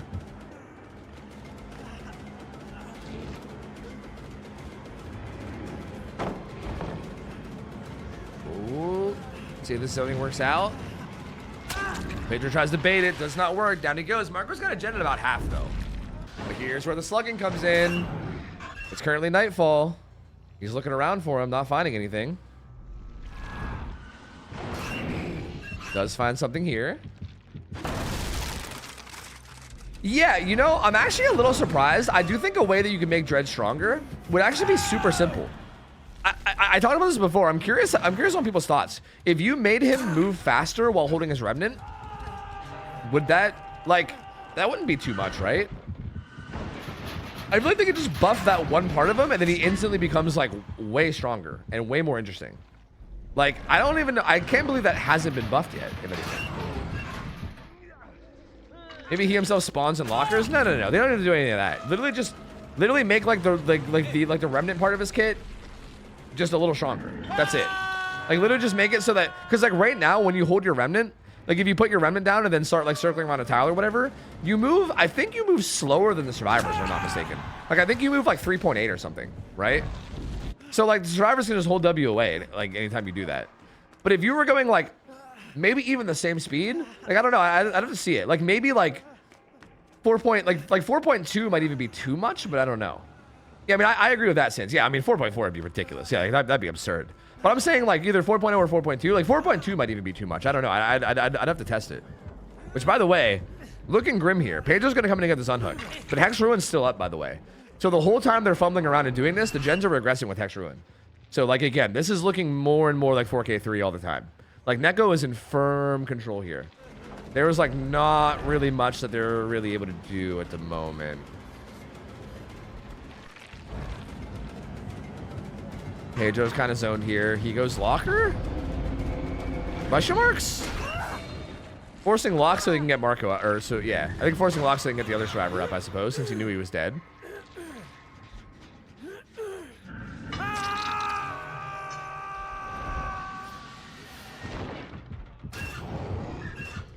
Favor did buff the movement speed while holding remnant. Yeah, but it still wasn't enough. Like, they buffed it a very minor amount. Yeah, from 3.68 to 3.8. That's exactly the point. He's still slower, though. He's still slower than survivors. That needs to be 4.0 minimum, I think. Power loop goes down. Marco's trying to do a gen, but yeah, I just don't think there's really any hope. He's going to rotate around to get the unhook. I don't have the light powers that just zone you automatically at every pallet. Yeah, but I think if it was 4.0, it wouldn't really be free. Because you can still, like, I think at 4.0, you can still, like, for instance, how fast does Dracula go while holding Hellfire? I feel like Dracula feels like he maybe goes, like, 4.0. And I feel like with Dracula, like, I feel like a lot of times you could just, like, leave the tile. You know what I mean? But Dracula might actually go slower. He might be 3.8 too. I don't know. But Dracula feels like he's, like, maybe close to 4.0 while holding Hellfire. And it feels, like, kind of nice. Like, you can, like, leave the tile, you know? And that's Hellfire, which has range, right? Like, Dredges doesn't even have range. You can just go back to it. Like, I feel like going 4.0, I think, would not be, like, oppressive. And I feel like it would just make it, like, less easy to just leave the tile against them. You know what I mean? Bro, the Japanese killer here did so good, by the way. For the record, though, I wouldn't even say Italy is necessarily fully out of this. This is, like, 200 ping Dredge. You got to keep that in mind. Like, Japan to Italy is very, very, very high ping. That being said, objectively, this killer played this fucking phenomenally. Like, this was objectively insanely good play. So, it's going to be hard on Italy. Like, Japan has just got to pop 3 gens in order to win now, which is pretty achievable. So, interesting. Very solid, good start here, man. I mean, again, after we saw Japan against Portugal yesterday, and it was like such a beatdown, it was definitely not like, you know, didn't feel great. But again, Portugal has been kind of giving everyone a beatdown. This feels much more good, like it feels like a much better of a representation of maybe what Japan can do, you know? And we get to see him on Survivor again too, which is sick. Yo, Hezekiah, what up, man? Good to see you, dude. What up? Thank you for the raid. What up? What up? What up? What up? What up? What up? Hi. How's it going? Hi. We're casting World Cup. Hi. We're currently watching Japan play against Italy. How's it going, gamers? Good to see you. Hello. Hezekiah, appreciate you, man. Thank you, dude. All right, dude. Japan Killer just got a fucking 4K3. Like, actually just popped off. That was so good. That was so good. So Italy's kind of in trouble. Italy, actually, if I'm not mistaken, really needs to win this, right? Yeah, Italy needs to win this. Well, okay. If Italy loses this, they need Brazil. Okay, if Italy wins this, they go through and they're good, right? If they lose this, then they basically need Brazil to beat Japan, and then it forces a three-way tiebreaker where it comes down to weird tiebreaker things, and I have no idea who goes through. But Italy, so Italy's kind of in control of their own fate if they win this, but I mean, that 4K3 means that winning this is going to be hard as balls. Like, that's going to be not easy to do at all. So Japan in a really good spot here. They're going to pop 3 gens, and then bam. And Japan is also in control of their own fate right now. Like, if Japan wins this set, and then they go on to beat Brazil, they're through. So both these teams are technically in control of their own fate here. Like, they just need to win this, and then, like, well, yeah, I mean, like, both teams need to win this. Japan just needs to win out. Italy needs a lot of things to go their way if they lose, though.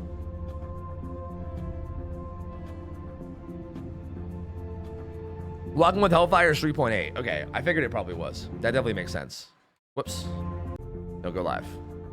Yeah, 3.8 makes sense. Yeah. See, Hellfire, I think Hellfire being ranged, I think it makes more sense to be 3.0 or 3.8. I think Dredge, like, I think you can make Dredge 4.0 while holding power, and I don't think that would make him OP.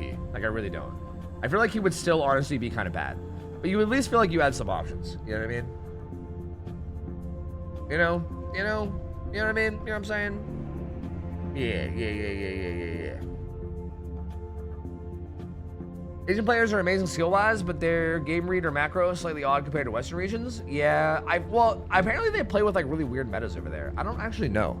I don't really know much about it, but apparently they just play like very obscure metas or something.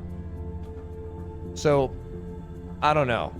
It might have a lot to do with that. I mean, to be fair, the Japanese players are playing on like they're now playing with like the Western world's rules, right? Like, I'm pretty sure that their rules were like way different. Like that, like Japan versus Japan versus Western world fucking thing that Hens did like a year or two ago. Like, I think deep dive this a lot. It was like something like in comp Japan, it wasn't even about like hook stages. It was like actual individual hooks or something. And like the hook stages like didn't matter or something. And then they also played like really weird sets. Like they played like Legion on like the game with like weird ass add-on. Like they just did like really weird stuff that was like very out of the norm for like, I don't know, like the Western world's comp. And this is them basically adapting to our comp shit. So like, to be fair to them, they're going against people that have been playing this kind of comp for like 3-4 years, and they've probably only been dabbling in it for like the last like year or two, ever since Hens did that showcase. You know what I mean? Yeah, no, I mean, they've practiced Western rules. They have, but like, you get my point though. Like, even if they've practiced it for what? Even like a year of practicing it is still not a lot compared to a lot of these players who have been doing this for like 4 years. You know what I mean? Like, I still feel like there's a little bit of a disadvantage there. I don't know if you guys realize like how ridiculously hard it is to be good at macro in this game. Like, actually making like non-stop correct macro calls in this game is a fucking nightmare, bro. Like, that's why like the top killer players are the top killer players. You know what I mean? Like, people like Nightlight and Xeno and people like that are the people that are able to do that because it's incredibly fucking hard. It is ridiculously hard to do. And it's because they've had years of practice. You know what I mean?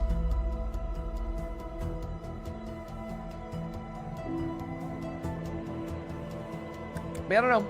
I'm curious. We'll see him here on Survivor. This is the first time we've seen the Survivor since Portugal. I don't know, Toker Brents. That's a good question. I don't know. I don't know much about the Japanese players at all, so I couldn't tell you. I have no idea. It reminds me of your Wesker training on Rotten Fields. Wait, what Wesker training? What are you talking about? Wesker training? But Wesker training, do you mean me getting shit on? Oh, you mean with laser. Yeah. Yeah, that was kind of goofy though, because that was like random pub games where gamers were just doing dumb shit. But yeah. But yeah, I mean, but the fact that I was like struggling so much to keep up with it, yeah, I mean, goes to show like how hard it is for sure. Marco Hero and Killer though, very odd add-ons. He has Tilling Blade, and I don't even, what the fuck even is that green add-on? Wait a minute, what is that green add-on? He has Tilling Blade. I know Tilling Blade is the one where like I think it's like a basic attack in Nightfall applies like 6 different status effects or some shit. But I don't even know what the green add-on was. It didn't look like Hyde's Calendar or, whoa, the lag, whoa, the lag, whoa. Mako, I don't think he Makos this pallet. Oh, down he goes. But Shiaru and YQ are both about to pop a gen. So one gen is getting very, very close to popping. Which is good, again, because the win con being what it is. Pain res, though. Wait a minute. Pain res on Midwich. Bro, Marco actually running pain res on Midwich is kind of crazy. Oh, but he doesn't get it in time. They still pop it. Wow, that was really close. They do pop gen number 1. So, getting close. Again, 2 gens would be tie condition. 3 gens is the win. YQ stuck here in a bad place. Firecracker. Nice, he makes it. And he greets it. And Marco does not fall for it. I mean, honestly, I think greeting it there was honestly even fine, too. I think that was an okay play to make, but Marco just read it really well and gets the hit. They do get the unhook. Marco's right back on him. Right back on Jake. Maybe. The fuck did he go? Is this like some crazy unique pathing he's taking? I guess so, yes. Oh, finds the bodyguard. Hits the bodyguard. Nightfall coming soon. Nightfall coming to a Midwich near you soon. Tries to bait the double back, but Mako doesn't fall for it. He should make this. Wow, he didn't even... Wow, the ping. So like I was saying, the ping here is like 200 or 250 or some shit.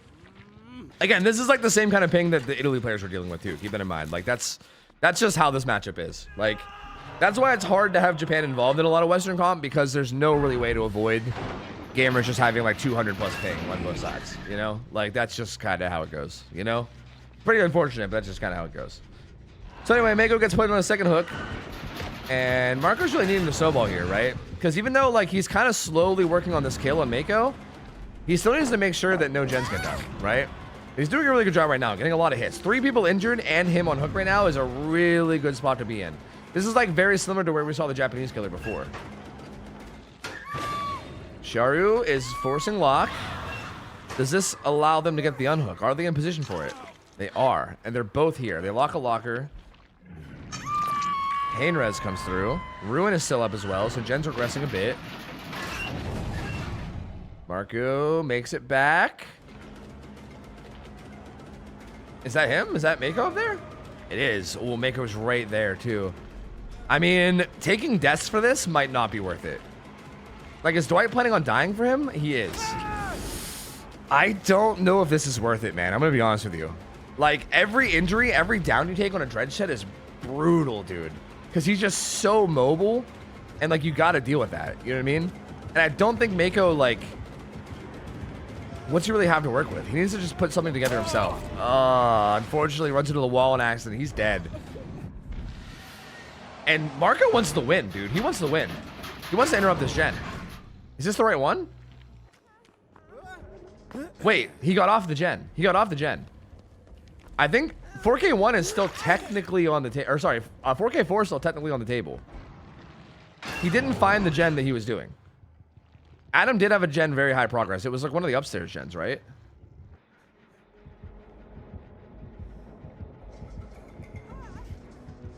Flashlight survivor here, stealthing near the down guy. I think that's the death hook guy, right? I think stealthing near the Jake. No, this is the Jake. So Jake's dead now. Is that the high progress gen? It is. That's the high progress gen. They need to get this done at least for the tie. They're gonna bail from it. Oh no. They should have stuck it because Marco's picking. They should have stuck it. Now he's gonna get pain res. Wait, them not sticking that might cost him this. That was pain res. Oh no. And they're right beside a locker. Like, it's a locker, but still, if he just happens to TP to that locker and finds their reset. It's also Nightfall, too. Didn't find it. It's one of the hallways, but he didn't find it. He knows they're resetting now. They didn't hide their reset. There it is. Bro, this is... He's also going to find the gen with progress, too. He knows. Now he knows that the Gen 1 has progress. This might actually be the win for Italy. Oh, no. Didn't TP to that locker. There's a locker still in front of him. Is it available or is it too close to the hook? He's just going to walk him down. He's going to walk him down and say, hey, if you want to get that unhook, you got a 1-for-1 and give me a pain res. Which looks like what's going to happen. He's going to 1-for-1. Which is a pain res. Marco, I think is just going to take that pain res.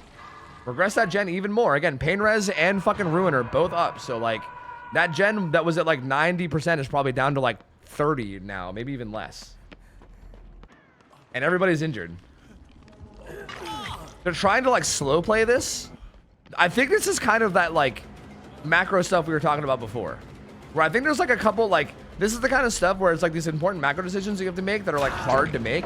Like, having to know when to, like, slow down and play slow, and then knowing when to, like, speed up and play super aggressive, you know? Like, for instance, we saw, like, Team USA on day one when they played against Argentina on Oni. We saw them at one point, like, flip a switch and go from, like, slow playing to being like, fuck it, just stay injured and do all the gens against Oni and, like, let him get blood orbs. Like, whatever, you know what I mean? And, like, I think being able to recognize that, like, potential situation of, like, knowing when to, like, flip that switch and just go full aggro is really, really important. Because, yeah, like, I think they could have, like, just aggro. Like, I mean, I guess aggro popping that gen means that they're settling for the tie, but I feel like... I don't know. I think you have to, like, at least try. Because I think the alternative is this, right?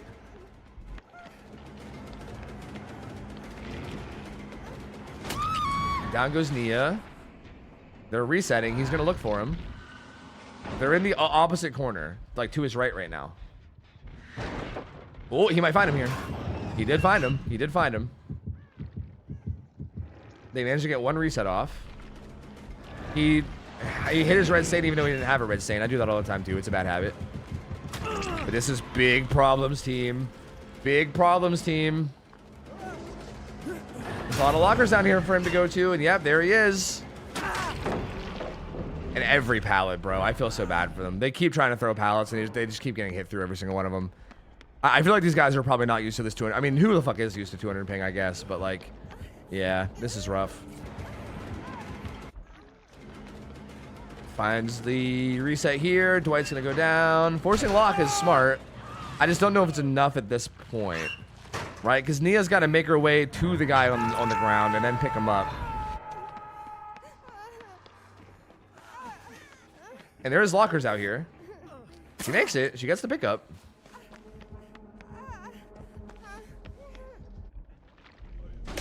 I mean, yeah, Ruin being up this whole time is insane value. Like, this is absurd value.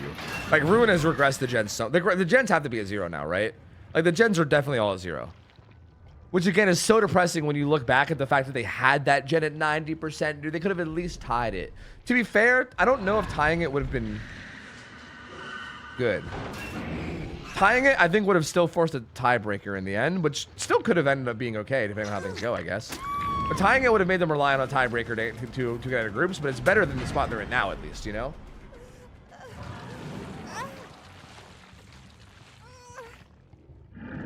There's that struggle there as well. So 2 different survivors now are Death Hook. The only survivor that's not Death Hook, I believe, is Adam.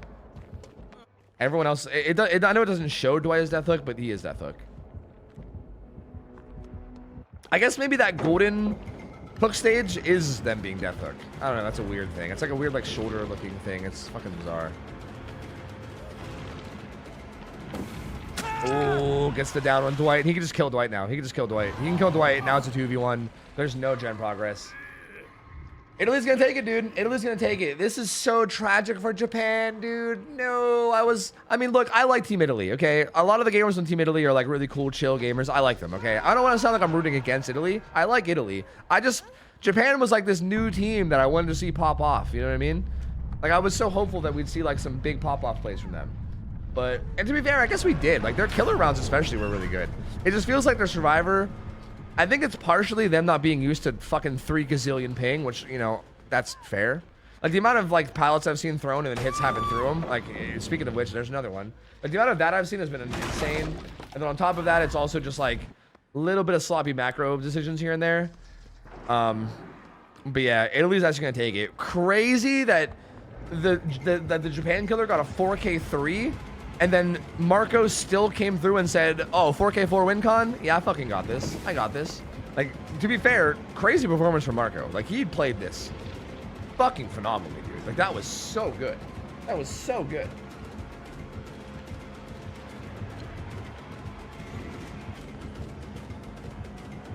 Yeah, it's just a matter of time for those chase ends. There you go. Down they go. And that's going to be it. That is going to be it. Italy confirmed moving on now. The final game between Japan and Brazil does not matter now. Brazil and Japan are both 0-2. So that final matchup between Japan and Brazil is literally just a show match. It's literally just a show match. It means nothing. Does not change anything about the game at all. Because they're both already out. So it doesn't even affect seeding either. It's just literally like a pride match. It's just like a show match that we'll see at the end. Which, to be fair, Team Japan might still be able to get a win in, right? I feel like you probably still want to, for the sake of like your nation and for the sake of like the pride of your country, probably still want to try to at least get one win in before the tournament's over. So even though you're guaranteed out, might as well play hard and try to get that win against Brazil later. You know what I mean? So, and that'll be a singularity set. That'll be the very last set of the day. Will be that set. So it'll be a singularity set. Yep. I think we have all the teams now, right? I think both these last two games don't matter. I think this last game between USA and who are they playing? USA and Germany. This last game between USA and Germany is basically just there to have USA clinch their first seed. Like if USA loses, they might not be first seed. If they win, they're guaranteed first seed. So that means something, I guess, right? Because it affects their seeding. But for the most part, we already know that Germany's out. We already know that USA's in. And even here, we know Japan's out. We know Italy's in. So the teams are decided. Like 100%, we know what 8 teams are going to the brackets. So yeah. We are gonna be going to USA versus Germany now, though. Germany, in my opinion, has been like my biggest disappointment this tournament. Like I felt like they were gonna pop off, and they have not won a fucking game. To be fair, their bracket is hard, but here's the brackets. Like these top brackets are already said and done. Russia has seed 1 here, Poland has seed 2, UK and Thailand are out, right? This already got fully decided. This one as well. Spain went 3-0. They have number 1 seed there. Saudi Arabia also goes through. Romania and Mexico are out. So every group has 2 people that go through and then 2 people that get out, right? So yeah, Russia and Poland are through, and then UK and Thailand out. Spain and Saudi Arabia are through. Romania and Mexico out. We now know who's going through here too. United States and Argentina are going through no matter what. Like even if Germany wins this against USA, they're still 1-2, which is not good enough, right? So at this point, it's like USA is trying to win this so they get number 1 seed over Argentina. Like if they lose this, then it comes down to a tiebreaker between these two, right? So the United States is playing for something here, you know, like they still want to win this. But we already know that Argentina and the United States are going through. And then also same thing here. We know now that Italy and Portugal are going through. Japan and Brazil are 100% out. They're both 0-2. These guys are going against each other for the last game of the day, but they're both 0-2, so there's no chance that either one of them get through. So, yeah. US is number 1 seed anyway because of the... Oh, you're right, actually. USA beat Argentina. Oh, yeah, you're right. So actually, you're right. This game actually doesn't matter at all. You're right. You're right. Both these last 2 games actually don't matter. You're right. United States is guaranteed number 1 seed. Yeah, never mind. You're right. So actually, yeah, we know. We already know then. So that means that the brackets. Is this gonna give us the brackets? We should already know this. This is Russia. It'll be Russia versus. Group D is the one with Japan in it, right? So this will be Italy. So it'll be Russia versus Italy. Okay, we'll come back to this later. It'll be Russia versus Italy. I can basically make up a mock graphic of what the bracket will be after this game if you want, because we already know who it's going to be. Anyway, here we go. We got Crow on Blight. Russia versus Italy. US versus Saudi Arabia. Okay. Spain versus Argentina. Got you. Those are some good matchups, bro. Good matchups. Whew. Interesting. It's gonna be cool to see these teams like advance slowly more and more. Ooh, 3 rush does not land on the Zaphis. Chase the Zaphis? Chase the Zaphis, perhaps? Perhaps don't chase the Zaphis.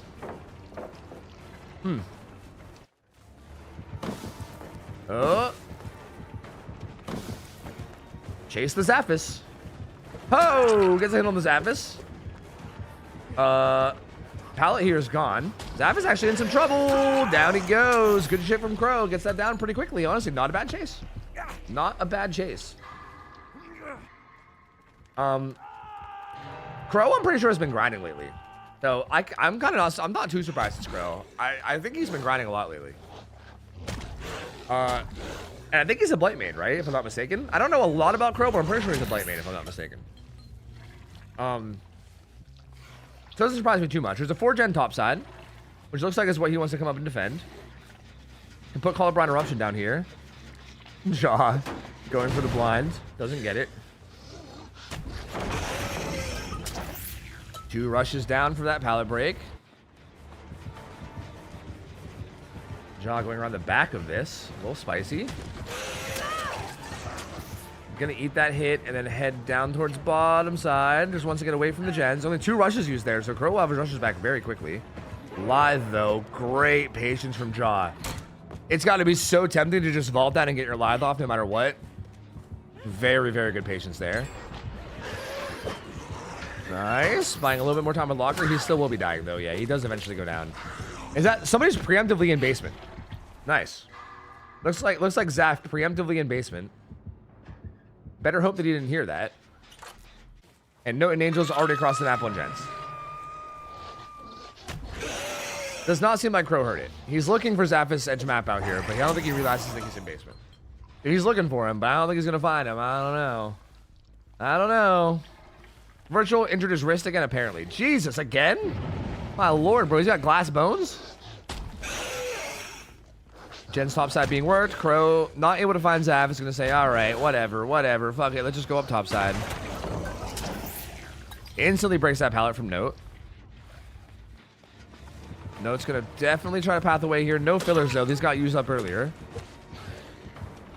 So I'm assuming Angels is on Deli, since we haven't seen it yet on anybody. Interesting jukes there from Note, but good patience from Crow. He does eventually get it down. Takes 4 rushes, but he does eventually get it.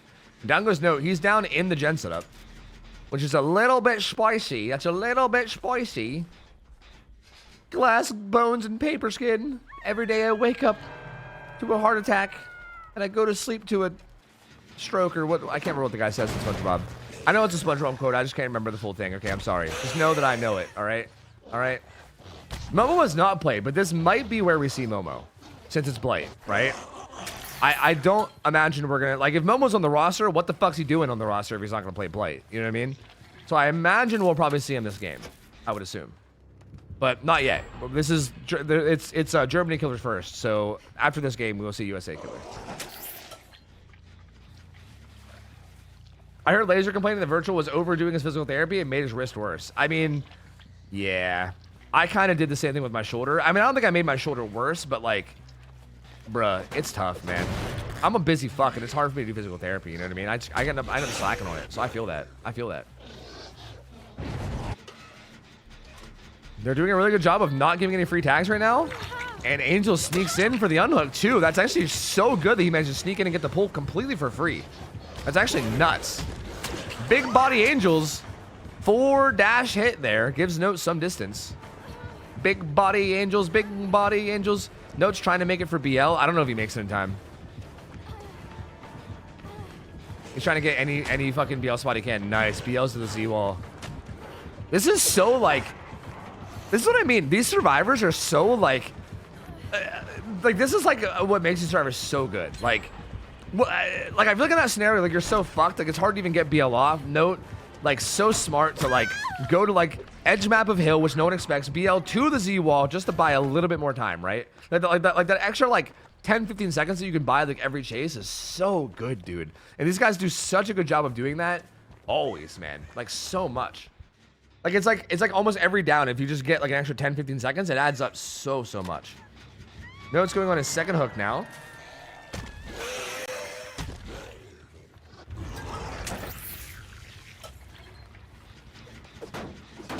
Gen kit coming down. Oh, a little bit of a back bump there. Coming to check on this gen. Still has this gen set up top, looks like, but he's trying to hold. Ooh, Crow finds Angels. I mean, Angels is Deli UB, right? So I don't think this is like the end of the world, but I definitely don't think he wanted to be found. That's for sure. Zappos has to eat a hit to get Note off hook. Note is now Death Hook. He doesn't even want him. He just wants Zappos. Interesting. He wants to snowball the downs top side, which I feel like is actually a pretty smart play. This is actually a really smart heads-up play from Crow here. I think baiting Dead Hard just in case. He doesn't have it, but baiting it just in case. They're splitting 2 gens now. Angel's holding his UB to see what the killer does. But if the killer leaves, he'll probably just UB himself and then go get Zappos, I think. Zappos now also will be Death Hook.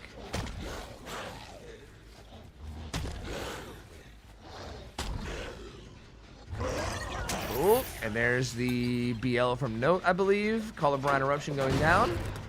Yeah, Dying Light's kind of popping off now, too. 5 stacks. That's permanent 15% debuff on the non-obsessions. Kind of a big deal. Definitely a big deal. Does get this out on the Angels. Guaranteed will slug this. There's no reason to hook Angels now at this point, right? Angels is way more valuable as a slug than he is on hook. So we'll definitely take that slug. Also, if you don't down Angels here, he's likely just going to jump and chase for anybody that you chase anyway. So again, Pro is making a lot of really good decisions here. Like, he's honestly doing really fucking well. Went for a pretty aggressive hit there that didn't land. Whoa, what was that? Everything is fine. Everything's fine. Had a little bit of glitch in the Matrix there, but we're good. We're fine.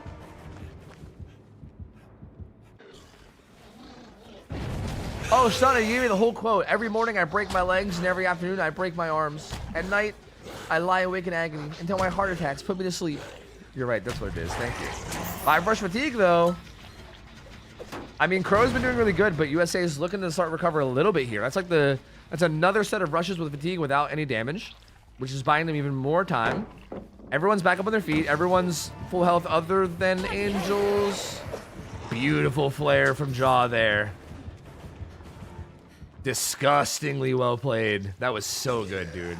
God, these players are so fucking good, dude. Note's hit, though. Note's hit, and he's Death Hook. So he got to be careful. He's going straight to bottom side. But he's got to be a little careful. Gen number 4 pops. Jaw, I think, has good progress here, too. Has this Z-wall. Does get that hit. Ooh, doesn't really have much to work with here, though. I don't think his lives even back off cooldown either. Yeah, he's still exhausted. Has to just kind of play this pallet. Oh, wait, has this window, actually. But what's he having to this window? He's trying to make this filler over here, but, like... Yeah, I think he was hoping to flare an insta-flick there, but can't quite get it. Okay. Looks like the Blaze is doing a little dance. He's doing a little bit of a jig. Doing a little bit of a slide here. Doing a little bit of a slide. Going for the insta-pickup, trying to keep Jaw up. Angels. Okay, the killer is just so bugged. The killer is just ridiculously bugged now. Note, still cranking this gen over at 1.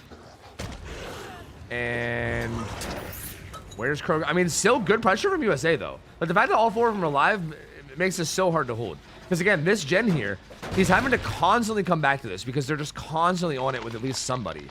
Note, BL's away. He's fucking gone in Narnia. They got Angels up again. It's like a bunch of mosquitoes, bro. You can't keep them down. Like, Crow's doing a pretty good job of, like, getting these downs, like, semi-quickly.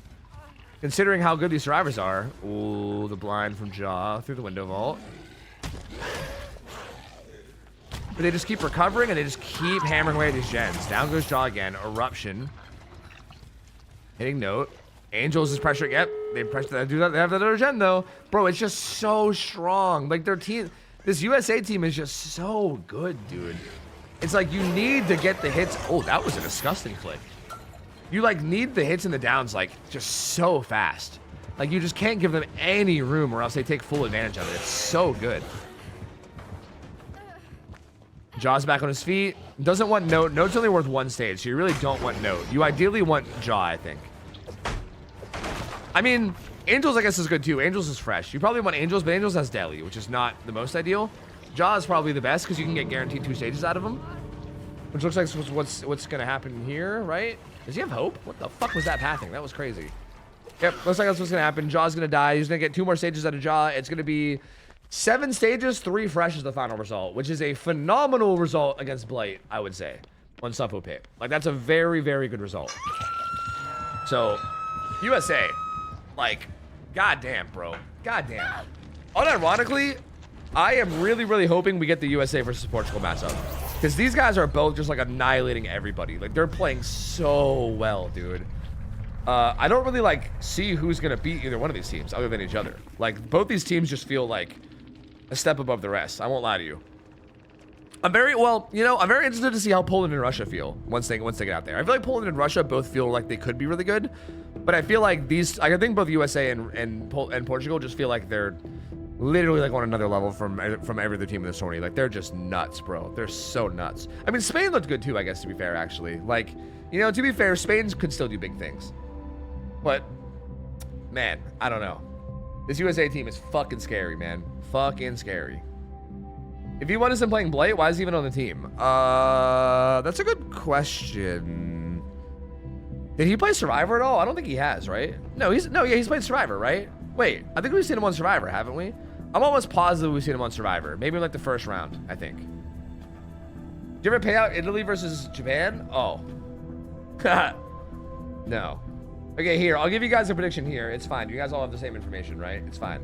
You guys all have the same information. It's cool, it's cool, it's cool. Look, it's not impossible for them to still win this, okay? And by them, I mean Germany. Like, you can still have an insanely good Survivor around here. I mean, it's gonna be hard, but not impossible. So, I mean, game it however you want, I guess.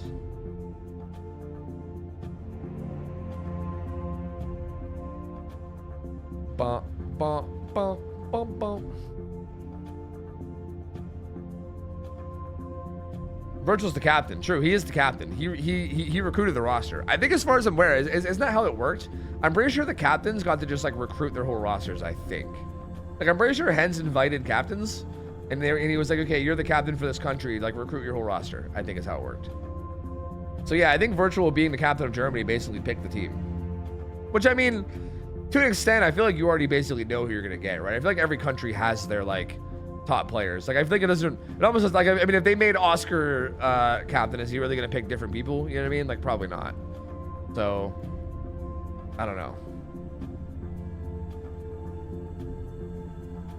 Did you see the next DLC for Age of Empires 2? It's a story DLC about Alexander the Great. I mean, I figured that was coming eventually, you know. They added Rome. We knew Alexander the Great was coming at some point, you know. So what, are they gonna add like the Macedonians or something? Are they gonna add a bunch of like different Greeks? I know that like when Age of Empires adds expansions, they usually like expand on an already existing civ.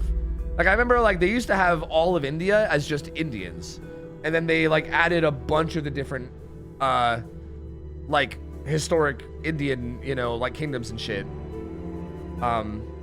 And now there's like 3 or 4. Like there's like the Hindustanis and like there's so many. So like maybe they'll do that with Greece now. Maybe they'll have like the Macedonians and like Athenians, Thebians, Illyrians or something. Like I think they could add a lot of shit. There's 3 new civs. Not sure if they're campaign only civs or not. The Macedonians, the Thracians, the Puru. Oh, the Puru is that's who Alexander fought. That makes sense. Okay, yeah. I guess that makes sense because that's who Alexander fought. Right? I'm pretty sure they were like north of Macedon, I believe. Right? I think like towards the Danube, I believe, right? The Puru, I think. Unless I'm getting them mistaken with somebody else. So, yeah, I guess that makes sense. They probably need those for the campaign. That's interesting though. I like that. That's cool. I dig it. Are they gonna fill the sea with dirt? Yeah. Oh, what's he gonna do? Fill the ocean with dirt? Bro, I bet they will. I guarantee you that they will do the Siege of Tyre. I guarantee you that's gonna be one of the campaigns. They're gonna fucking do it. They're gonna fill the ocean with dirt. Oh, fuck, dude. They're gonna do that too, I guarantee you. I guarantee you. It's gonna be some annoying ass campaign where they're like, protect the workers while they fill the ocean with dirt. And then we siege Tyre. It's gonna be, oh, it's gonna piss me off. Oh, it's gonna piss me off. I already know it. Spends 2 hours filling the ocean with dirt, campaign loss. Yeah, like actually. Oh, that's gonna piss me off so much. Man, fuck Alexander the Great. That's some bullshit, dude. That's fine. That's fine. I'm gonna play it anyway, probably.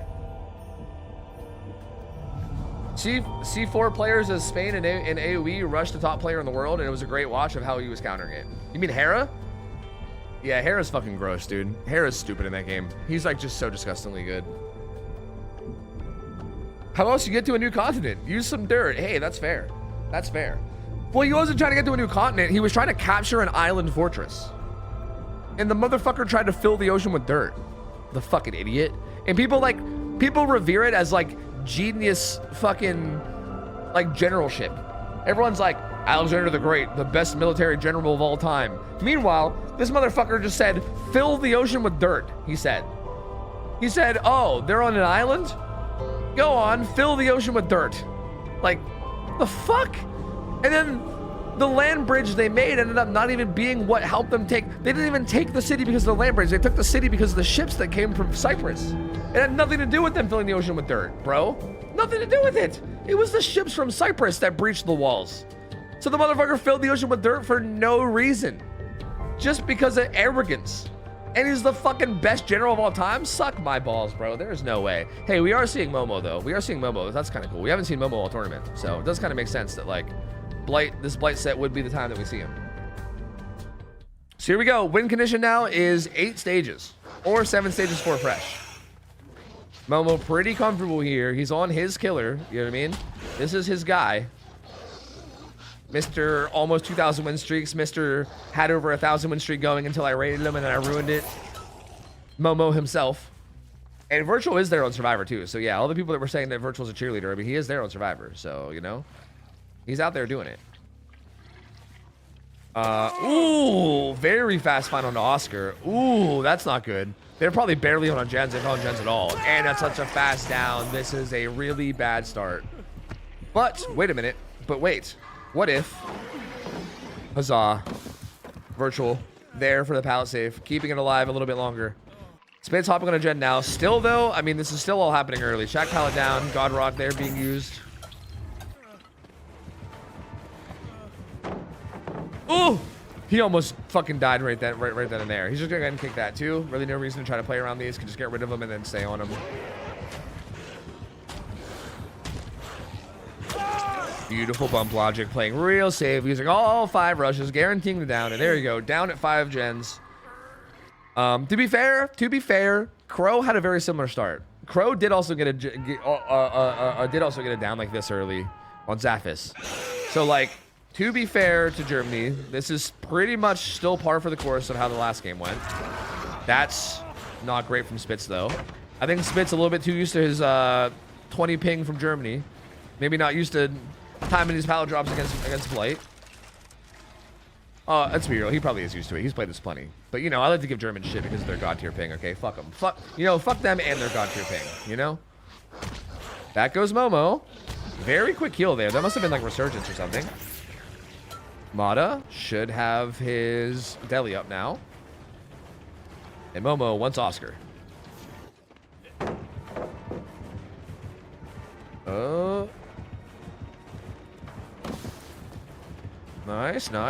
Nice from Oscar. Good plays.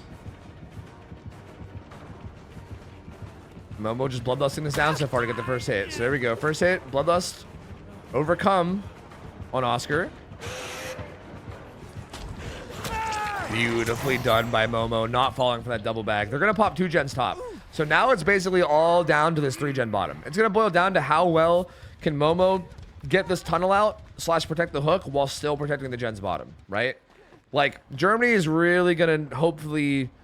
Like, they're basically going to need to try to get one of these gens done bottom. At least... Oh, that's a basement hook, too. They're going to have to get... They're going to have to try to get one of these gens done bottom while also still saving Oscar from getting tunneled out, which is going to be very difficult. It's kind of a 4 gen with this gen middle map, too. I mean, the gen middle map is definitely not bottom, but it's, like, not top either. You know what I mean? Gamer behind the tree. It's Virtual. Trying to pull a fucking Scooby-Doo out here, but isn't quite going to work.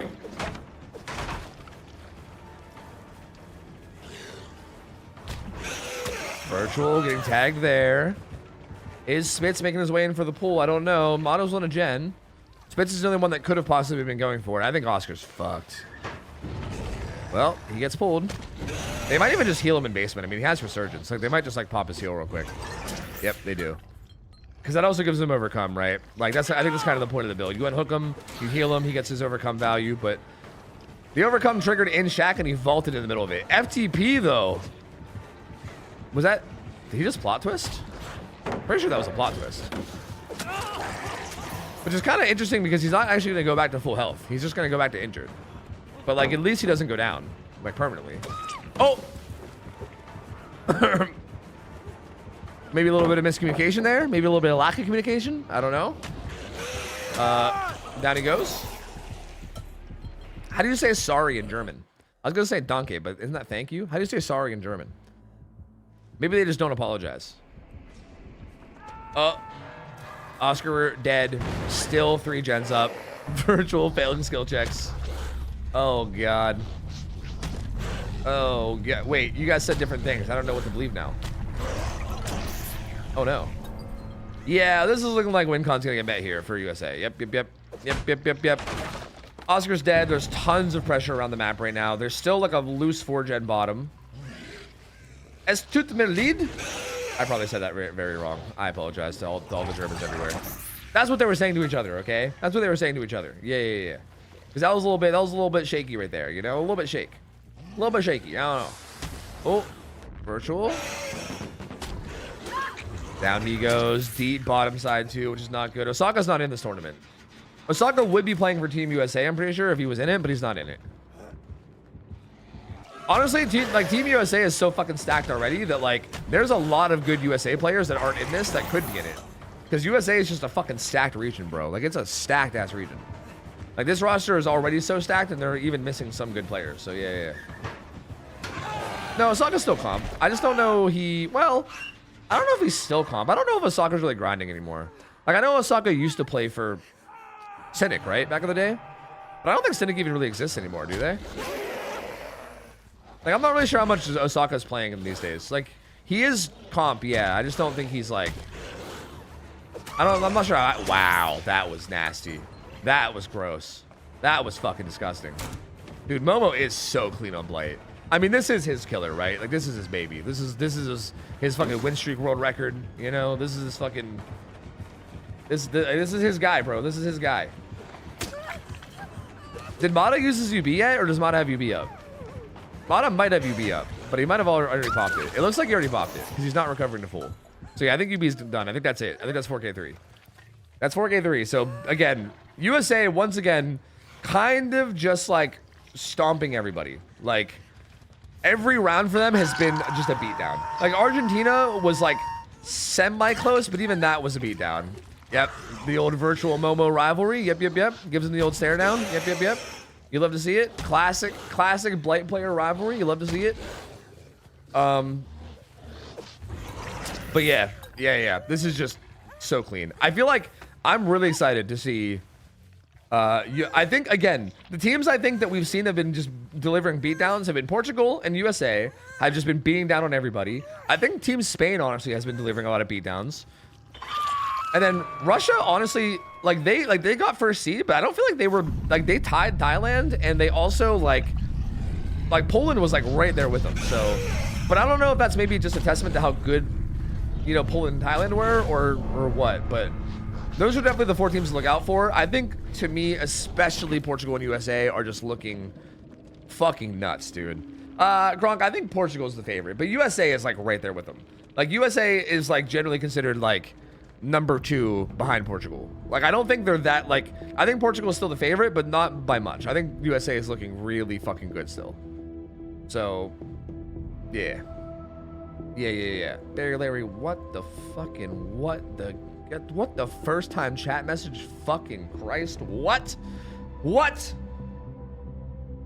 Anyway, this is the last game of the day. I gotta get some ads out of the way. This is the very last game of the day. This is Japan versus Brazil. This game does not matter at all.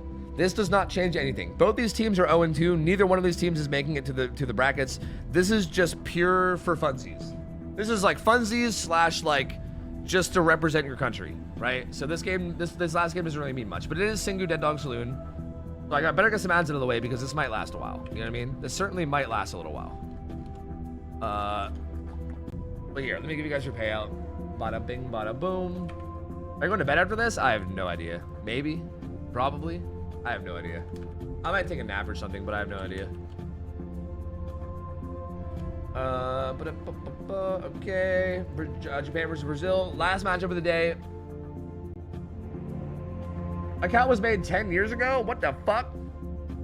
That guy just out there doing that shit? Are there any comp players from the Balkan countries? There's some, right?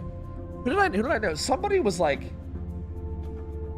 I thought I knew somebody that was Serbian, but maybe I'm thinking of a different game. I don't know. Is there? That's a good question. Are there any comp players from the Balkans? I don't know. Actually, I actually don't know. There might not be. Like, not any like super high level players anyway. I mean, there's got to be somebody, right? You'd think. I just don't know who.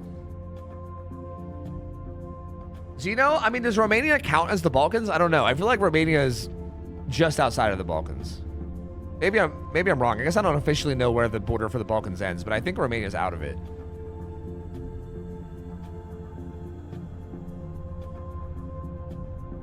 But yeah, I don't know of any players that are like, yeah, what, like Serbian or Croatian or anything. Not that I can think of. But again, I don't really know. To be fair, there's a lot of players in comp that who I don't know the like country of origin of. Like, for instance, I was surprised to see that Hein was on the Romanian roster because I thought Hein was German. Like Hein just even sounds German. I was like, yeah, that guy is German, right? And then like Il Marco, I didn't realize Marco was Italian. I didn't realize Pedro AG was Italian. I did not realize where like the majority of these gamers were from. So honestly, there could be people from the Balkans that I just don't know. I have no idea. I like Romania considered Balkan. I don't think so, because the reason it's called the Balkans because it's the Balkan Peninsula, right? Like it's kind of like technically like a peninsula. So like it's really just like the country is like close to the coast, I believe. Romania is Balkan, is it? Huh. Yeah, I guess I don't know. I'm not 100%. I mean, if Romania is Balkan, then yeah, I mean, there's a whole Romanian team. But other than that, I don't know.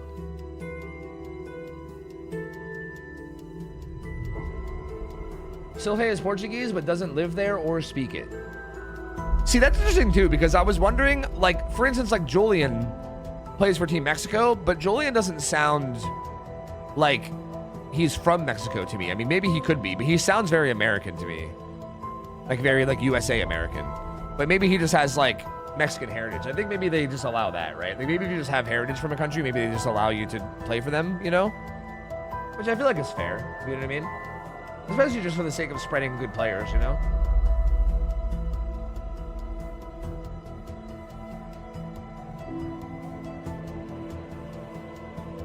He's not Portuguese though? He doesn't have to live there? Yeah, I mean, that's fair. That is fair too.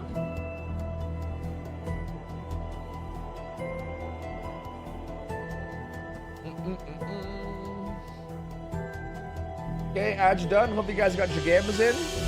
This is going to be super high ping singularity. I would expect this to be big results from the killers on both sides. I feel like this is going to be hard. Brazil to Japan has got to be like, this has got to be like one of the worst ping server matchups you could possibly have, right? Like South America to Japan. I don't know if there's actually like a worse ping matchup you could have. Like this has got to be like 250 ping or some shit, right? Like, I mean, maybe with exit lag they can help a little, but I feel like this is probably pretty fucked.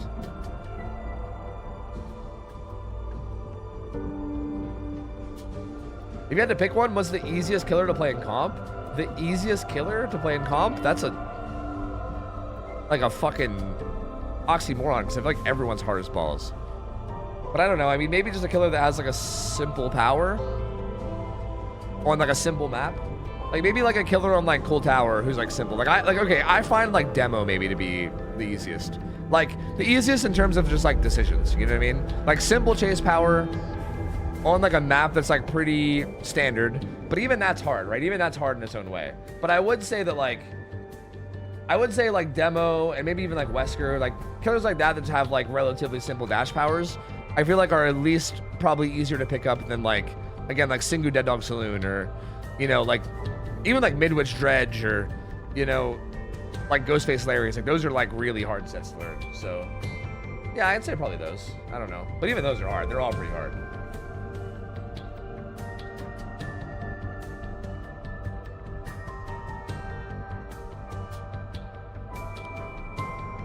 They banned Blight, Myers, Bubba, and Artist. Sage. What do you think is the most entertaining killer set? I really like. My taste is kind of weird. I really like I really like twin sets. I won't lie. I love the twin set earlier. I think I really enjoy twin sets, which I don't know if I'm alone on that one. I might be a loner there. I don't think most people like twin sets. I like twin sets. I like wraith sets a lot. I know wraith sets are like overdone, so a lot of people are sick of them, but I like wraith sets a lot. Oni I think is always a good one. Oni always makes for a good set. What else? What else?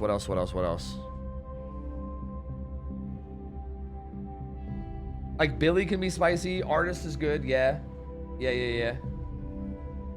Larry's like, I kind of wish they would take Singularity off Dead Dog Saloon. I feel like Singularity Dead Dog Saloon is just too much, you know? Because I feel like it ends up just being like a fucking year-long match, and I don't know, like, I don't know. Did USA make it next week? Yes. All the teams are decided, yes. Actually, is the bracket set up? The bracket might be set up. I know the bracket could be set up. Wait, I think it would automatically refresh. This is gonna be, okay, we already know this, right? This is Russia versus,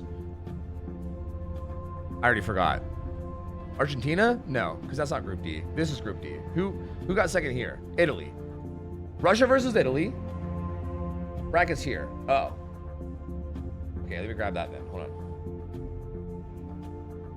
Oh, that automatically took this. That's okay. Ah, Wikipedia. Perfect. Wait, it's not actually here. Well, kind of. Okay. So like Russia versus Italy will be here, right? Okay, wait, I don't actually know. It's not updated. It.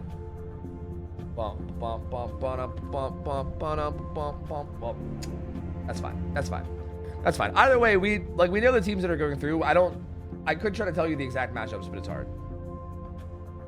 By Poland gotta play Portugal first? Oh, do they? Well, that's the price they pay for not getting first seed. That's kind of the issue there, right? That's exactly why that's such a problem, is because you kind of need to get that first seed. You know what I mean? Like, you don't get first seed, and then that kind of shit happens. Are we in the last set? We are. Yes, we are. Like, for instance, if they would have beat Russia, then Russia would be going against Portugal first. You know what I mean? So that's kind of the price you pay. All right, here we go. Killer from Japan. It's Neko again.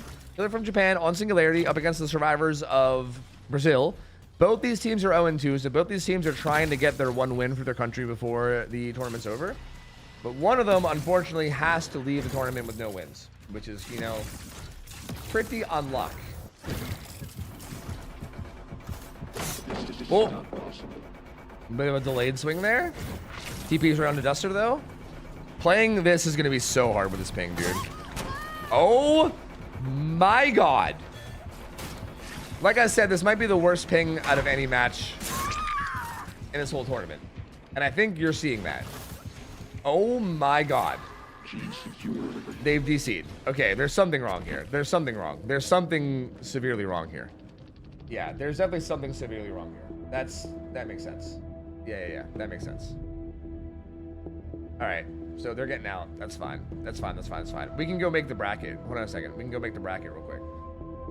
Here. I'm gonna make my own bracket. Okay. This is gonna be Russia. Okay. And then this is Italy, right? So Russia versus Italy. First in Group C. This is USA. Second in Group B. Group B was. This one's Argentina, right? No, not Argentina. They were in the same group. What the fuck am I even saying? Wait, who was Group B? That was. Ah, shit. Okay, first in Group B was Spain, right? Then first in Group D was Portugal. This was Poland for sure. Who was in Group B? Oh, Saudi. You're right. Saudi Arabia. True. And then this is second to Group C. Wait, Group C was USA's group. That's Argentina. Yeah. So that's the brackets. That's the brackets right there.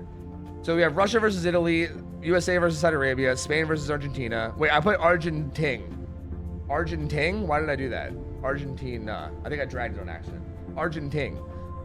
Bro, Poland, that's a shame because Poland does look really good. But yeah, going against Portugal right away is so rough. I would love to see what Poland would have been able to do against someone like, I don't know, Argentina or like Saudi Arabia or like even like, well, I guess we did see them against Russia, but yeah, Poland looks good, but man, I don't know. This is such rough competition. You know what I mean?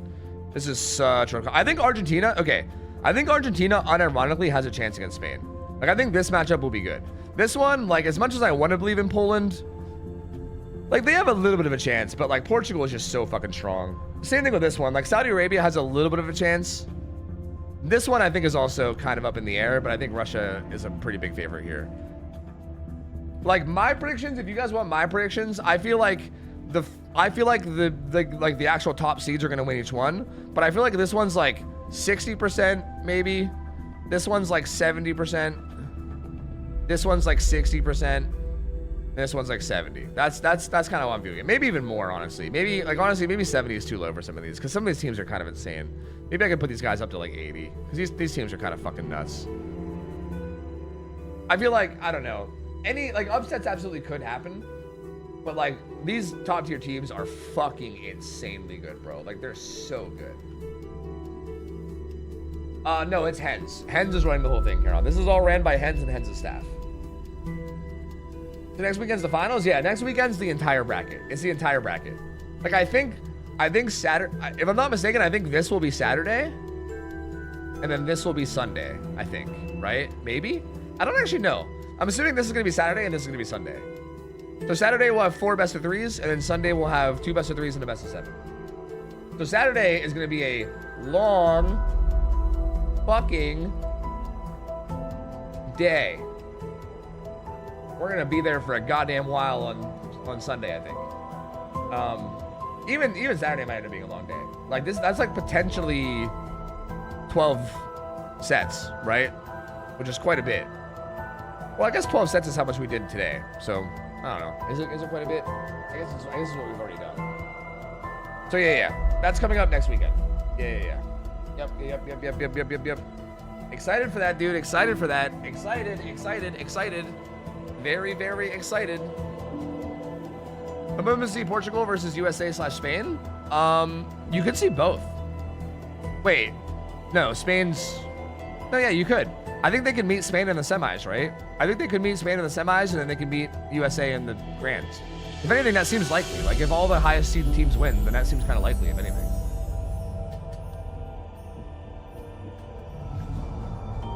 What are the tie rolls on the best of 7? No idea. I'm not sure if it's a replay or what. I actually don't know.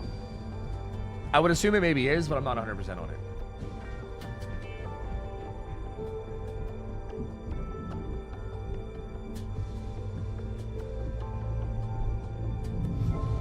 I want to see a clown off between Nightlight and Pedro. True. The great clown off. True.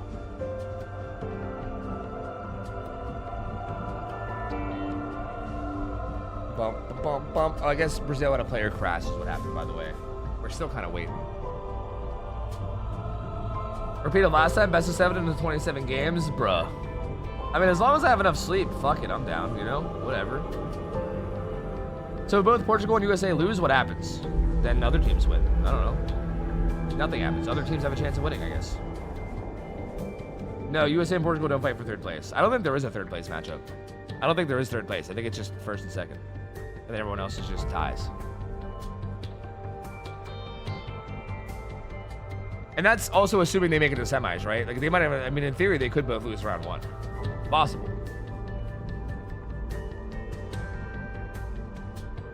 Oh, there's different prizes for 3rd and 4th?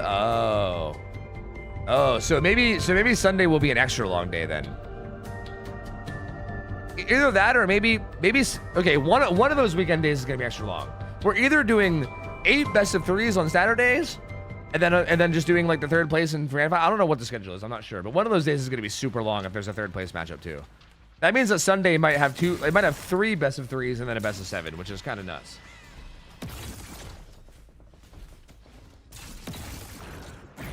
What if Hens is going to remove Myers from the pool next week? I think it depends on how the rework works, or it probably depends on like the bugginess of it all. Like, I mean, maybe. I mean, probably like how different he is, like possibly. Like I wouldn't expect Crassu to be there either. So it seems, I mean, likely. I'm more worried about the bugginess of the patch.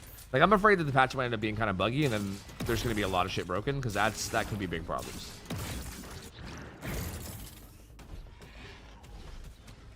Yeah, third place and fourth place have prizes. Okay, yeah, there's definitely gonna be a third place match then. Yeah. Nico putting down a bunch of cams. Has a cam inside to watch that EMP machine too, which is quite good. All 8 cams down now. Wait, not even 8, all 10. He's got Slurry and he has all cams down. That's crazy. Stanley getting tagged. Oh, gets a medium vault. He actually could have swung at that, I think. Bro, just makes nothing. Just makes nothing.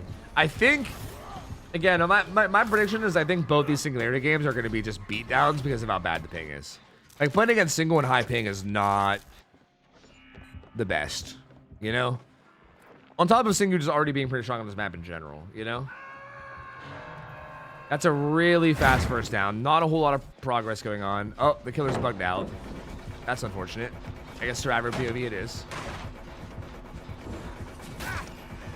Oh, if you spectate when he teleports, you can fix him. I don't know if they know that or not.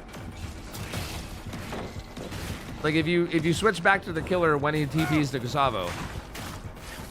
Okay, I don't know if they know. They might just be watching survivors here. Gustavo playing his distance pretty well. Keeping line of sight blockers gone. Still bugged out. Goes ahead and EMPs that pod. Not really know if that was worth it. Stanley and Chase. Well, I asked Hens, for the record, I asked Hens if I could get like an actual spectator slot. And he said that we could organize it, but I'd have to stream on like a 10-minute delay. And then also I wouldn't have any like the overlays or anything, or any like the graphics in between games. So it would have been pretty scuffed. So like technically I could have, it just would have been kind of scuffed. I do sometimes, like for the record, I do think that the spectator does a really good job. Like, this spectator does a really good job. Like whoever it is, does a really, really good job of like going to the right person at the right moment. Like these spec bugs are kind of unfortunate, and I've had so much experience with them that I know how to fix them, and I think like, maybe they don't. But I do think whoever the spectator they have is honestly a really good spectator.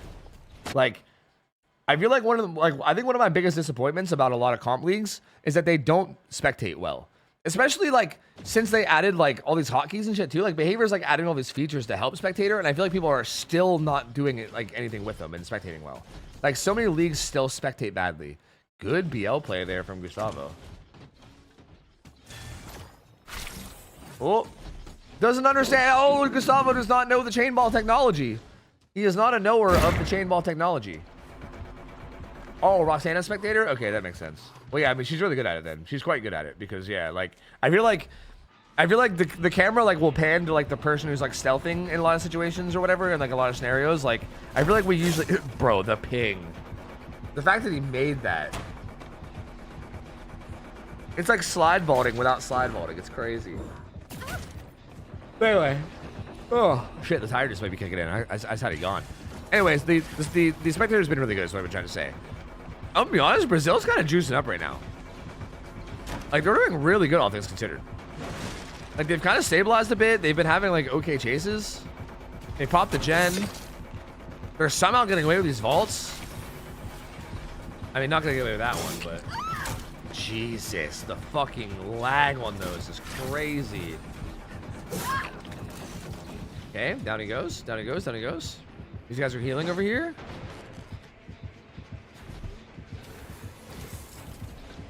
Oh. Ace tries to go for it. Oh. But Kate's here with SB. So this could be an elaborate bait. This could be a bait so that Kate can get it. The 200 ping pallet save. Wait, we can't see it. Did it happen? It didn't happen. It did not happen. I mean, they're on a delay. I could, like, try to share how to fix this, but they're on a delay, so I don't think it's going to work anyway. But... like right there, like if you see that Singu's chasing somebody and you know that they're about to teleport, you can just sit on their camera and it'll eventually fix it. But I think we're just gonna be watching the spectator point of view now.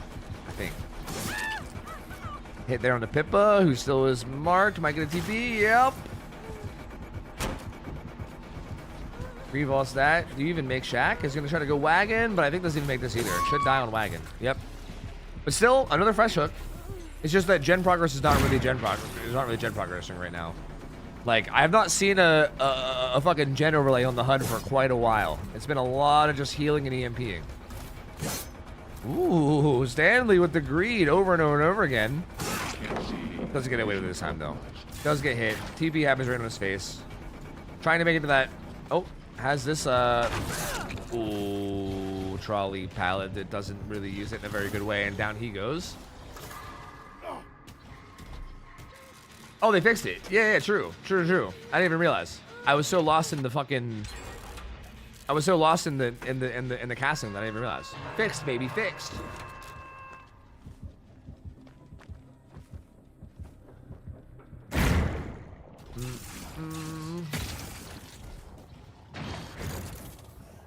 Okay, gen number 2 is done.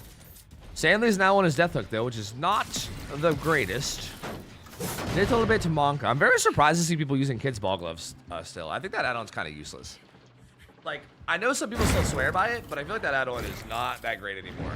But some people still, I don't know, some people still swear by it, so I don't know. I mean, maybe I'm crazy. Gustavo taking that hit, helping Stanley get out, but he will get gooped up. Ooh, rough time for the teleport to happen right at the end of the vault. No, goes nowhere. Where are you going? Nowhere. And Gustavo's gonna go down too. Oh, the pressure for Necker right now is snowballing like crazy, man. It's like crazy, man. Some of family photos not banned, really? Yes, that's very interesting. Is range banned? Like this add-on choice is really bizarre. But that might be like the Japanese thing, right? Where like the Japanese play like differently. They just play with different things. I mean, I love Slurry for the record. Like if I was on here, I would probably either run like Soma range or even like Soma Slurry. Like I do love Slurry. I think it's a very underrated add-on. But there's a person dead. Gustavo's still on the ground. He's located Pippa. Who does not currently have, and chain ball technology. Not chain balling the chain ball very well.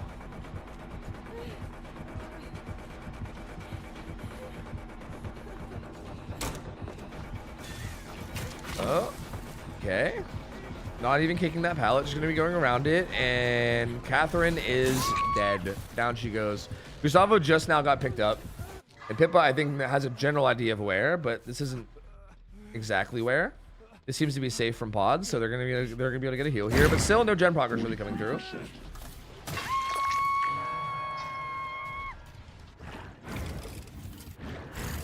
Okay, checking main. They healed right over here. Like he's kind of heading right towards where they healed. Yep, he sees all the scratch marks now, so I think he probably knows. Like, oh, okay, wait a minute.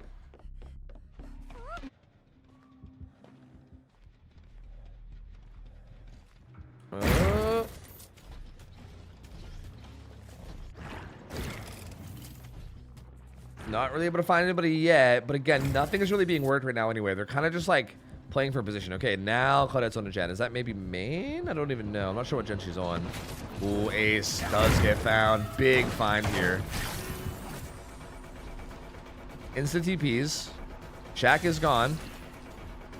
Good bait there, but Gustavo does not fall for it. Very well played.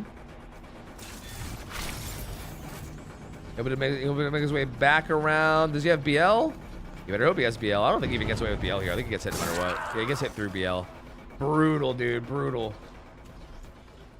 Unhook comes through. Looks like they're wanting to leave Gustavo and go back to the hook.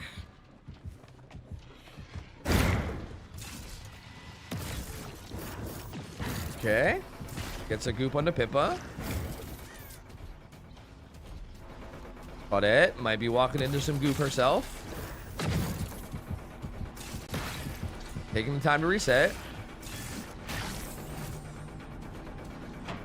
Nice vault from Duster, even on the crazy high ping.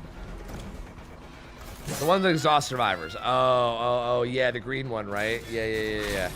Yeah, that one's kind of nuts. Yeah, I think exhausting people by gooping them is kind of insane. Like, that just shuts down, like, pretty much every exhaustion perk. So, yeah, that makes sense. Dude, that one's kinda nuts, I won't lie. That's kinda nuts. Oh. Down goes Duster. This is gonna be the second hook for Duster. Getting close to another kill, and again, still no gen progress. It's so hard to get anything going here.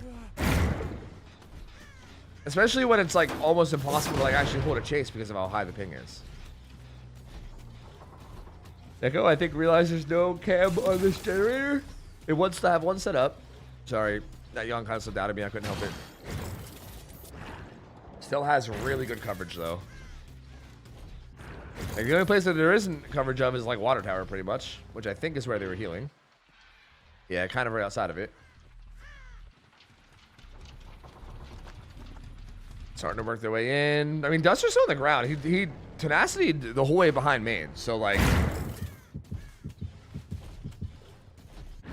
well, I mean, like he's not getting hooked, so not really progressing towards the actual death yet.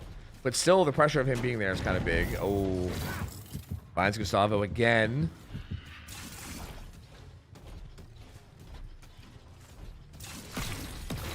Oh, misses the TP. Gets that one though. We're starting to get dangerously low on pallets here. Like this pallet is pretty dog shit. But pretty much all we have to work with now. There might be a couple more villagers back here that are up, maybe. And now we know where everyone is. Chain ball technology, bro. They're not knowers. They're not knowers of the chain ball technology. These guys all need to go take a course on the technology of chain ball. I'm telling you. It's not good.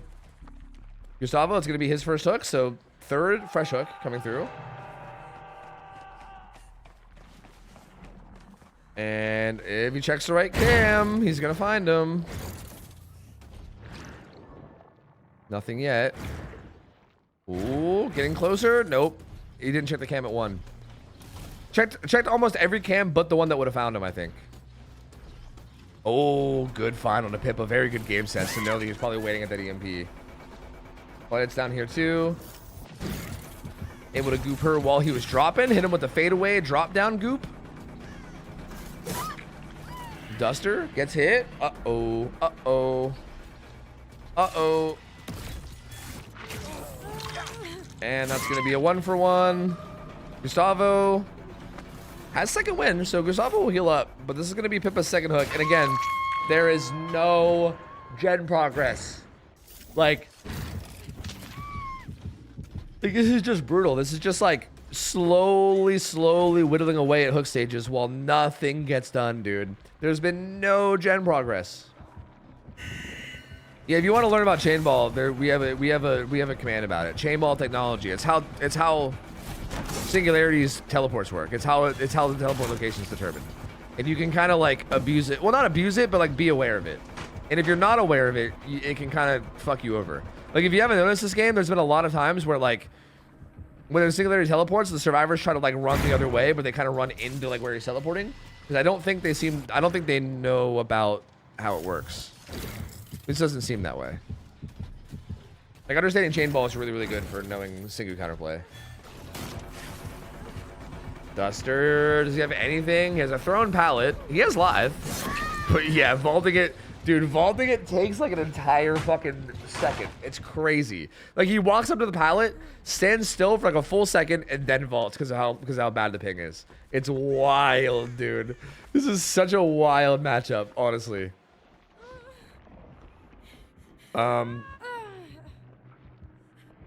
So I think this is just gonna be 4K3. I mean, we've been sitting at 3 gens for a long time. Like we haven't popped the gens since Stanley died. Like I think we popped the last one like right as Stanley died, and since then we've had like barely anything in terms of progress. Like Brazil's trying to stabilize, but it's just so hard, man. Like Neko's just putting so much pressure on everything. Everyone's injured all the time. Everyone's gooped up all the time in these EMPs.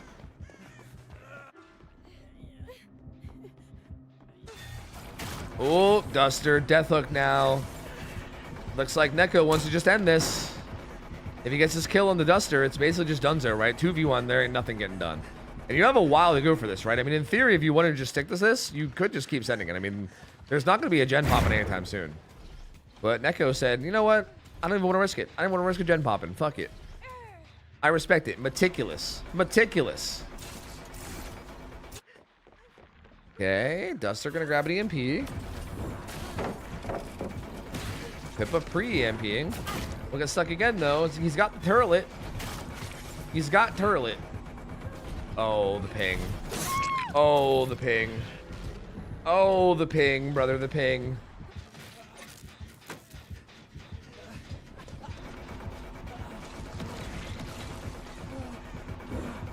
Gustavo gonna get stuck. Wait. Oh, gets down to Duster. Yep, that's it. That's it. That's 100% it. Can now just grab the Gustavo, and there's really nothing that can be done. Well, question marks? Okay, there we go. See, like right there. Like that was okay. Well, that might have been Gustavo just giving up.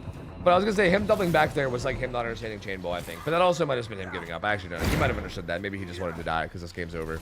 But there you go. 4K3. A very long, slow bleed to 4K3, which again is kind of how singularity sets go, which is honestly why I'm not crazy about them these days, especially on Dead Dog Saloon, man. I don't know. It's just kind of rough. 4K3 though for Japan. But keep in mind, Japan also got a 4K3 on the Dredge set, and then they turned around and got 4K4 on the Survivor side. So like, so far, and actually for the record, I think Japan, technically speaking, has gotten 4K4 every time on Survivor, right? Because I'm pretty sure Pedro got a 4K4 on Oni the first time against them. But that was like Pedro's Oni, which is also like, you know, like really what can you do? But then that Dredge set I think was also 4K4. So I think so far the Japan team has only got 4K4. So this is a very, very good Survivor, or sorry, this is a very, very good killer result for them, but they still need to find a way to get something going on the Survivor side. So it's really not impossible for, and also again, we saw, I don't know if Demolisher's playing killer again, but we saw Demolisher play Blade last round against Portugal and did really well. I mean, they didn't win the set, but he did 4K Portugal, which is the first time they've been 4K'd, which was very, very solid. So if it's Demolisher on killer, and if he has a really good game, they could absolutely still like 4K4 or 4K3 this for a tie. So, good result from Japan, but pressure's still on. They still got to make something happen. That video was helpful. Yeah, chain ball is really important, man. Chain ball is real important. Good to know. It's very, very good stuff to know. Not knowing chain ball hurts. And I feel like if you're a good Singu player, you know how to abuse that kind of stuff too, which is very, very good.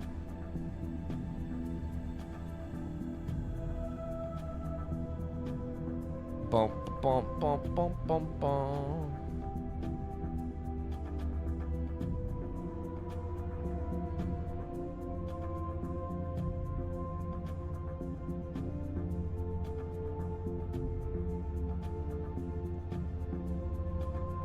Oh, Chad, I'm starting to crash out.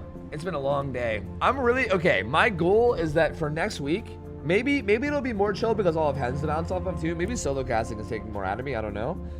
But for next week, I need to like prepare my schedule a little bit to try to get more sleep. Like I felt pretty good today with the 3 hours, I won't lie. Like the 3 hours I had today was definitely way better than yesterday, and I felt pretty good energy-wise, but like, I'm hitting the end of it, you know? I'm definitely hitting the end of it.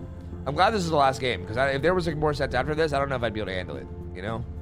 We're getting down to the wire here. But next week, and I think next week we're also gonna have long ass days. At least one of the days is gonna be long. I wonder if they have, I don't think they have it down on the schedule yet. I do remember Hen saying something about how one of the days on the final weekend was gonna be really long. And there like wasn't anything he could really do about it. He's like, he was like, yeah, it's just kind of how it has to be. Like one of the days just has to be really long. I think he was saying it was gonna be Saturday though. Yeah, they don't have anything for schedule right now. Let me see if I can go. I think he said it to me in DMs or something, right? Let me go see if I can find it. I'm pretty sure he said something like maybe the first day being like super long.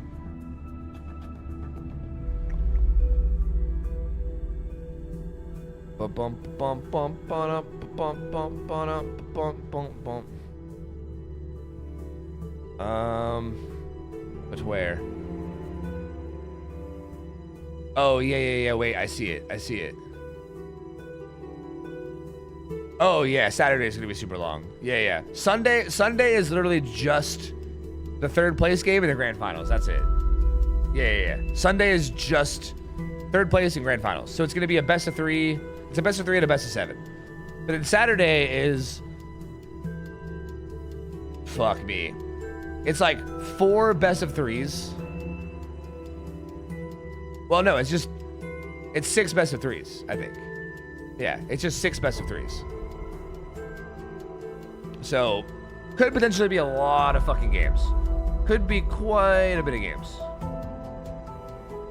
Like, that could go up to like 12 hours. Like, typically best of 3s are like, they can be as fast as like an hour, or they can be as long as like 2 hours if the games go for a long time. So like, if they're long games and they go to like, and they go to set 3, especially if there's ties. If there's ties too, that could end up being like a 12-hour day. Yeah. Yep.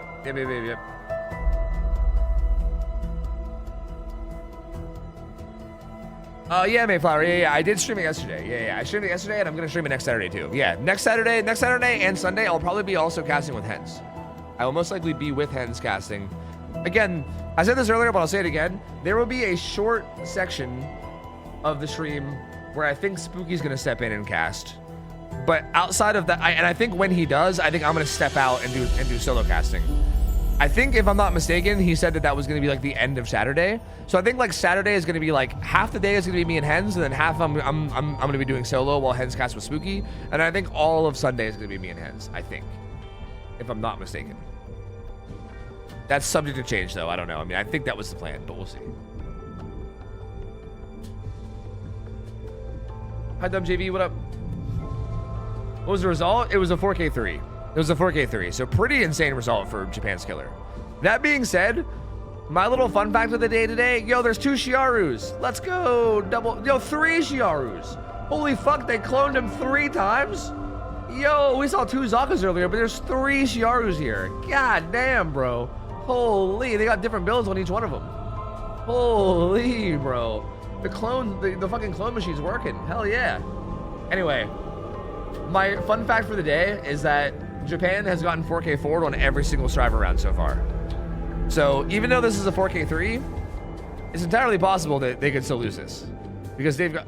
Oh, there must be some technical problems. Because technically they've gotten 4K forward every single game so far. Oh, 2 firecrackers on Japan survivors. They receive a -1 hook as a penalty. Well, now the win con. Well, I think that just changes the tie con, right? I think that just makes it so that you can't tie anymore. So a 4K3 is now a loss.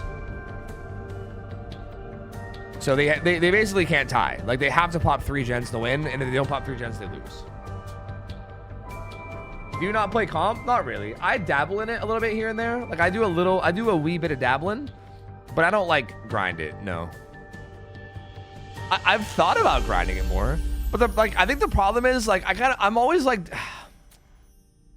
of stuck in this like in between where like comp is really fun and part of me like wants to hardcore grind it, but then also I feel like when I play comp, I'm kind of like conked out of like I get like super like focused on the game and I like don't read chat as much, and I feel like I kind of lose a big chunk of what makes my stream. Like, I feel like people watch my stream for that kind of stuff, and I feel like me doing comp is like I don't know. I feel like it takes away a lot of what made my stream successful to begin with, I guess, if you know what I mean. Like, I don't know. I just don't know if it's good for stream, I guess. Like, I enjoy doing it, but I feel like it takes away from stream a little bit, and I don't know if it's a good idea to like grind. I don't know. You get too competitive when you play comp and forget stream. Well, yeah, I mean, that's the point though, right? I think that's the idea. I mean, it's not that I forget about stream, it's just that I'm playing competitively and I want to win, right? And that's the whole point. Like, I'm trying to do the best I can do, so I'm like not necessarily, and also like when you're in comp, you're also in comms with people, right? Like, if I'm like in comms with my teammates, it's like hard for me to read chat when everyone's calming, right? Like, even when like killer's happening, I still like try to talk to chat, but everyone's like calming and talking, and I have to talk over everybody. Like, I have to like talk over everybody in voice just to talk to chat. It's just hard. It's just difficult. You know what I mean? Like, I feel like me just chilling and hanging out with you guys solo and just talking to you guys is like definitely the much more like chill vibe that I think most people found my stream for, you know?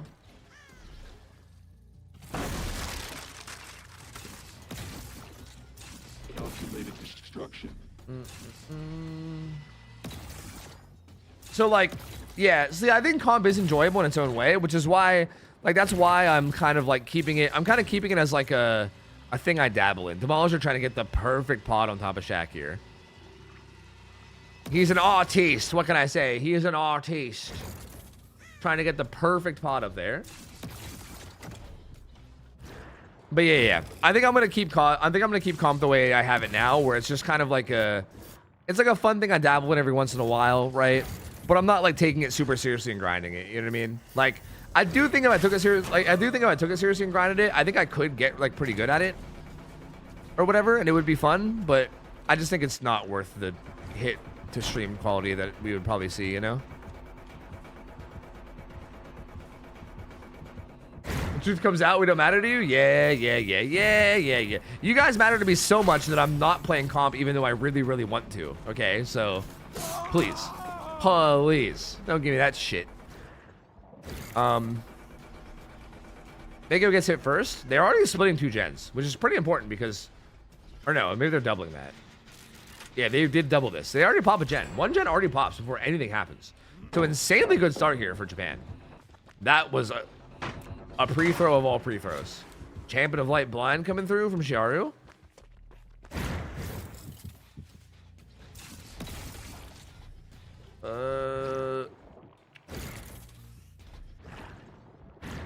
Kung Fu channel when? I don't have the time for that kind of stuff. I don't have time for like alternate channels. I can barely keep up with my main channels, you know what I mean?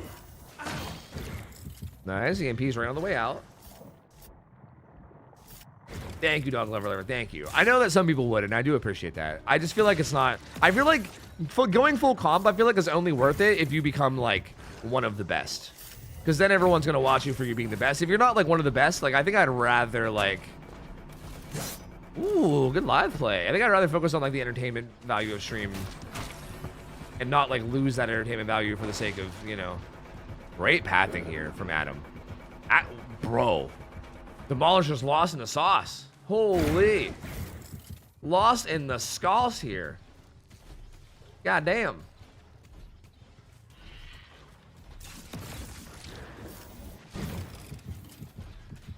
I mean, Japan looking like they're probably going to pretty comfortably get to their win con. They just need 2 more gens. Not a lot of pressure coming out right now. Ooh, is gonna take the M1 with the EMP for each other, so Ace gets the pot off his back for now. Oh, what pot was even getting him? I don't even know. Have a family photo, puts him in deep wounds. Chain ball! Oh god, the ping, bro. The ping is just fucking brutal. Holy shit. My lord. Down he goes. It looks like they're doubling that gen from the looks of things. So there is a gen with pretty high prog that's being doubled. That's the first. Actually, that's the first hook coming in. For some reason, I thought that was the second. That was the very first hook of the match. So, yeah, Japan doing good, man. Only 1 hook down, and they have a lot of gen progress. They're currently doubling this. Oh wait, they're EMPing it. They're okay. They're chilling. They're chilling. The ping, bro. I think that happened because of ping. Normally, you can get that off just in time, but. Realistically, they probably should have hit in a place where the pod couldn't see them, just in case. So that was a little sloppy from them. Like they could have done both there. Like they could have like EMP'd that while also not even giving the chance. So it was a little sloppy, but still, I think that was still a ping thing. You know? Do you miss Darwin Project every single fucking day, Rue? Every single day. That game was such a fucking amazing game. I sit around and wish that game somehow got released in its OG version today, and think about how much it could pop off. Interrupts the reset, though. That's really good with Sloppy. Ooh, finds Mako, too. Mako, balance landing is going to get him anywhere. Down he goes. That's down number 2. And he's going to interrupt this gen, I think. Gets a pod down. Rut-row. I mean, this gen with progress over here, Demolisher knows it's there. And he has a hook right beside it. So you know what?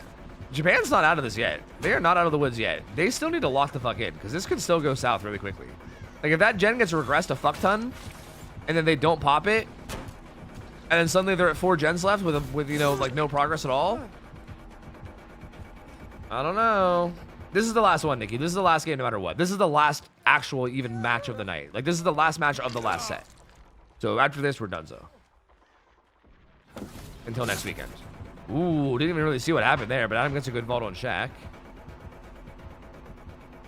Into pods. Sticks him.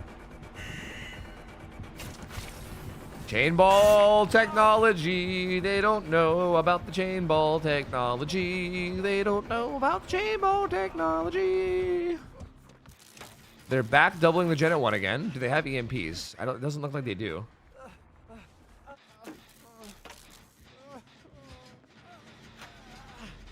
But it looks like they're gonna pop that, right? Well, he's on his way over. Do they die for it? They don't. Japan doesn't strike me as the type to die for gens. Yeah, they typically, like, for instance, they didn't want to die for that gen on the dredge set, for instance, right? Even though they could have. They seem like they'd like to slow play things and not necessarily die for gens or whatever. God, that pallet throw looked so laggy.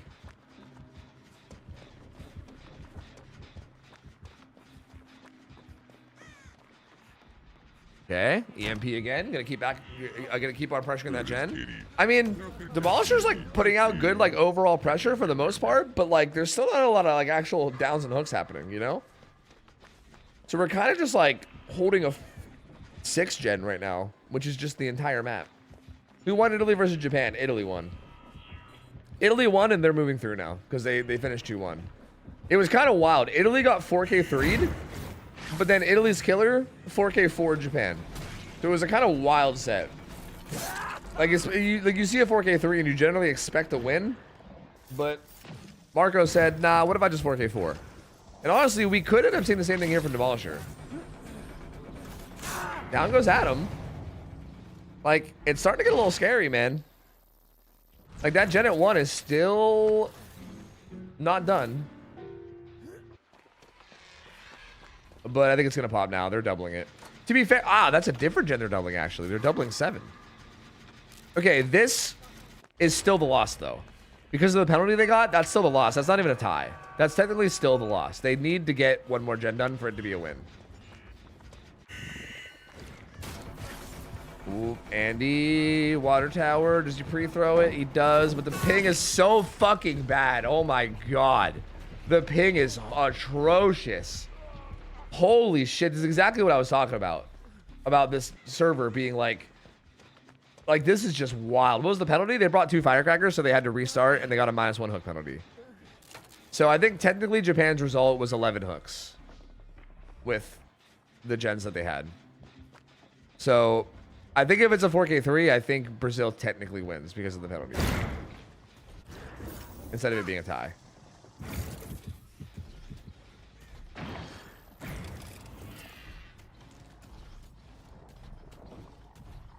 Didn't follow up on that down, though. Still just, like, pressuring the map. I mean, again, I get it. Like, Demolisher's got to be a little bit worried because if 1 more gen pops, it's GG. So he's got to be a little paranoid about the gens.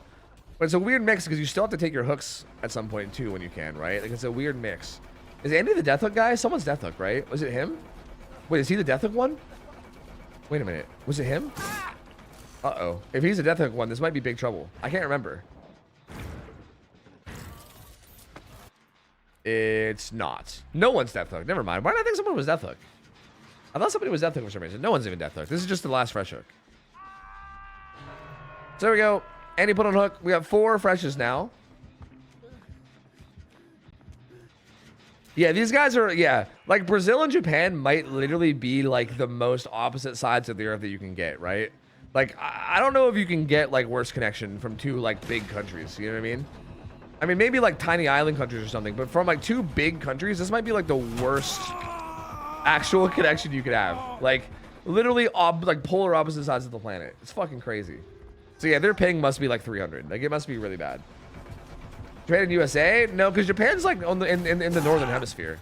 So I think being further south like this, like Sao Paulo is the server, which I think is in the southern hemisphere. Barely. It's like below the equator. So I feel like the fact that they're on opposite sides of the equator too makes it even worse. Because at least USA is at least like in the northern hemisphere still, you know. But I mean, you're right that Japan and USA would still be bad, but I think this is even worse.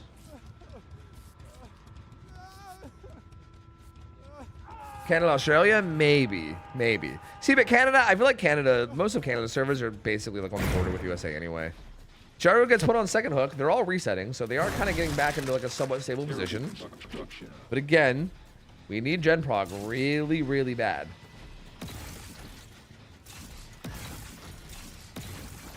There's no way the ping is like 700-800. It's like maximum probably like 300. But to be fair, 300 probably feels like it might as well be 700, honestly. Like 300 is an insane amount of ping in this game. DVD is also like... DVD is like probably the game that I think I've seen that gets affected by ping the most out of anything I've ever seen. Like almost every PvP game I've seen, even when you're on ping, it's like things still function relatively the same. It's just like certain things are a little odd. DVD is like, bro, the whole game like changes entirely when you go to like 100, 200 ping. Like it's crazy. Oh. Is able to get this TP on the Mako. We're gonna have to save Sharu soon. Mako, BL's away. This gen got some progress on it now. Is Sharu gonna get saved? I'm just doing the gen. Sharu might not get saved. Really? There's not even saving him. Oh my god, that was like such a last second save. Holy fuck. I guess Andy got that? Wow. That was wild.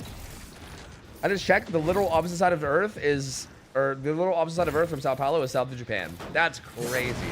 So yeah, this is literally opposite sides of the world. That's actually crazy. Wow. Huh. Yeah, if they pop one more gen, if they pop one more gen, Japan wins. If they don't pop one more gen and they die, Brazil wins. There is no tie here because of the penalty. So yeah, they're basically playing around win now. And that's why, like, Demolisher, you're noticing Demolisher is, like, not committing to anything, because I feel like if at any point, if he hard commits to a chase, if they all just, like, stack a gen with high progress and it pops, then he loses. So he kind of, I think he feels, nice vault there. This Adam has been juicing, bro. This guy has played so well this game. Like, holy. He's been doing so good. But anyway, yeah. Like, Demolisher, I just don't feel like, feels like he can commit to anything, because I feel like if he... Like, if they just, like, hardcore stack a gen whenever he commits, and if he, like, goes for, like, a full down and pickup, then he might lose a gen for it, and then the game's over.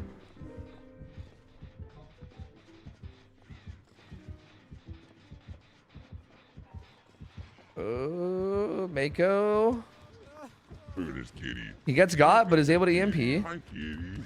Meow, meow, meow, meow. I mean, it seems like Japan's slowly inching towards the win. I mean, look at that progress on Adam's gen. I know Mako's trying to pressure Gallows when he can. Mako's gen is looking really high progress, though. To the point where the killer's now going to have to kind of obsess over this, right? He's got to make this like the new gen that he basically just camps very hard.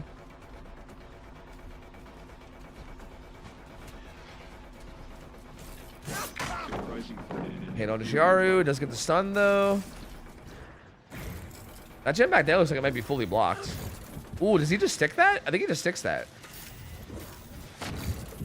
Oh, they stick it. They're going to do it. They're going to get it. Yep, there they go. Japan takes the win. There they go. Gen number 3 pops. It was a slow crawl, but they got there. A very slow crawl, but they eventually got there. Mako does have BL, but does he get away in time? Yes.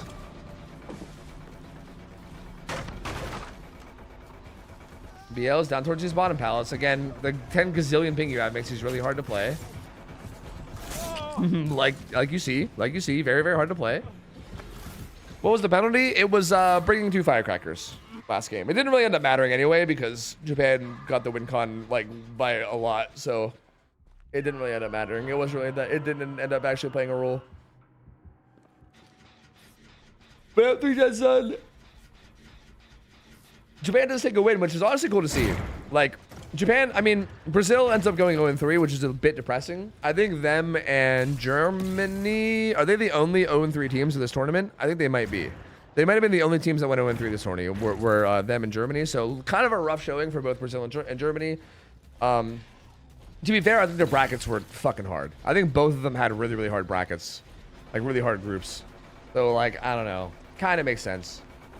Oh, Mexico too. You're right, Mexico. Yeah, you're right. I forgot. And Mexico as well. Yeah. So there we go. Mexico, Brazil, and I almost said Japan, and Germany all going 0-3. Unfortunately, they weren't able to get a win. Japan at least does be able to get 1 win during this tournament, which is nice. This is cool too because I think seeing these Japanese players play is so interesting. Like they're such like a, it's like the one place, well, not the one place. I mean, I guess all of Eastern Asia. It's like the one place where there's like a very active DVD scene, but it's like so far disconnected from the Western world that like it's hard to even like know any of the players. You know what I mean? So it's really cool to see them here like participating. I don't know. It's cool to see them actually get a win. I'm hoping to see them more. I'm really hoping we see more tournaments where we can see Japanese players play, because they're like, it's super fun. Same thing with the Thai players. The Thai players were like, dude, like their killer player Tap.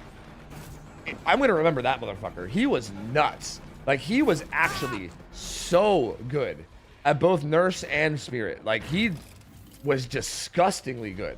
Like, that Thai team was like, I feel like if it wasn't for the fact that they had like that like Russia-Poland matchups or whatever that they had, like that team was fucking gross, bro. I think that Thai team could have really done some shit. So yeah, I'm definitely gonna be remembering the players from these teams and hoping to see them more in future stuff. So we'll see. Yeah, like actually, yeah, I agree. The Thailand killer literally did look like a top 5 killer. Like he literally looked like he was playing. I feel like he played better than Bubbo, and I would argue Bubbo is easily top 5 in this, right? And he was like playing better than Bobo. Bubbo. He played. I unironically think his Nurse, at least the games we saw today, his Nurse played cleaner than Nightlight did, at least in terms of blinks. Like, I think maybe Nightlight might have had better macro. But in terms of blinks, like, was insane. And his macro was even super solid, too. And same thing with Spirit. Like, just insane. Like, absolutely fucking nuts that killer was. So, yeah, I really hope to see more of them. Good vault there. Second chance on the unhook. Do we have so many blinks? The Japanese killer? Really? I think he whipped like a couple. It was not that many, I don't think. His Spirit was nuts, yeah, for sure. But I don't think his Nurse would whip very many, did he?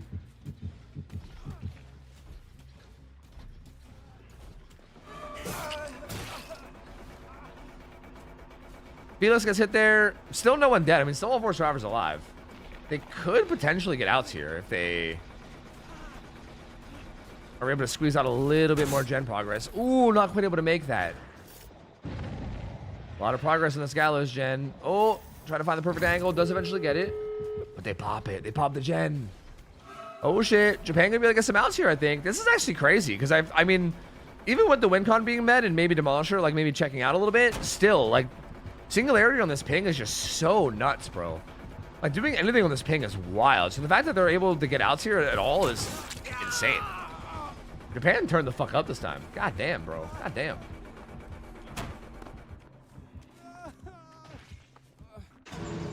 Well, who's gonna get out? Adam is worth 2 stages, and he's already at the gate. Goes ahead and throws down a firecracker, and I think they're all out. Yeah, I think they're all out. I think it's gonna end up, well, yeah, they're all out. It's gonna end up being 7 stages for Brazil. Great showing from Japan to end it. Great showing to finally end it. So well played, Japan. They do take a win before the tournament's over.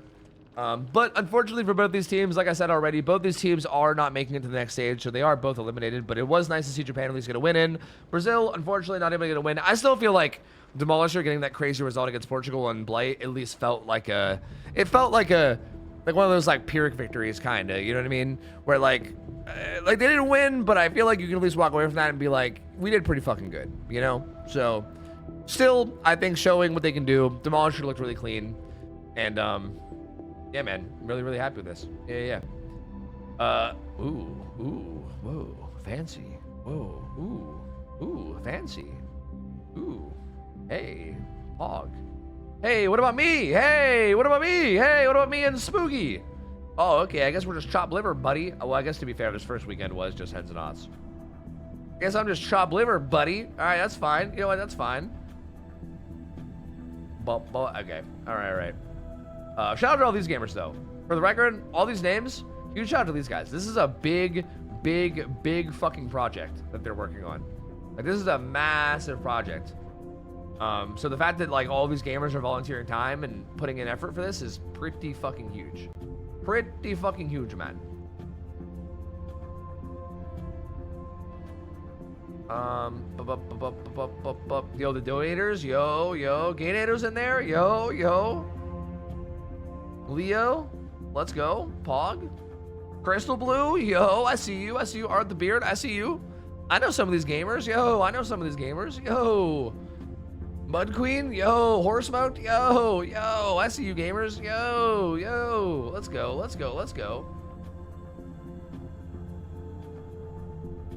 All right. I guess we should be finding somebody to raid. That was the end of the day today. We'll find somebody to raid. Give me a minute. Give me a minuto. This was really fun, though. This was really, really fun, man. Huge shout out to staff. Huge shout out to Hens and his staff for putting us all together. I am stoked. This has been such a fun tournament. I'm really, really excited to do the next weekend. For the record, I can't promise that I'll be live tomorrow because this has done a number to my sleep schedule, okay? Like, you guys might have to bear with me. There's a decent chance that, like, both the Friday and the Monday around these tournaments might be fucked for me because, like, I'm having to, like, shift my schedule around a lot, so I might need to be taking days off, like, in between. So, like, the same thing might happen next weekend. Like, I think next weekend there's a decent chance that I might end up, like, taking the Friday off before the weekend and then also maybe the Monday after, just so I can, like, kind of adjust.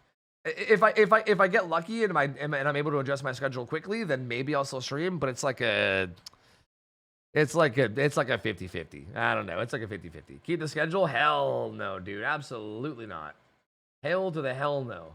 All right. This is a really weird hour where there's a lot of people live who are normally not live at this hour. So let me figure out who's live that I want to raid. Give me a second. I have so many options. I have so many choices. Hold on. Gamba, you're right. Gamba. You're right. Here. All the Japan believers getting paid, baby. Getting paid. Look at that. Let's go. Let's go.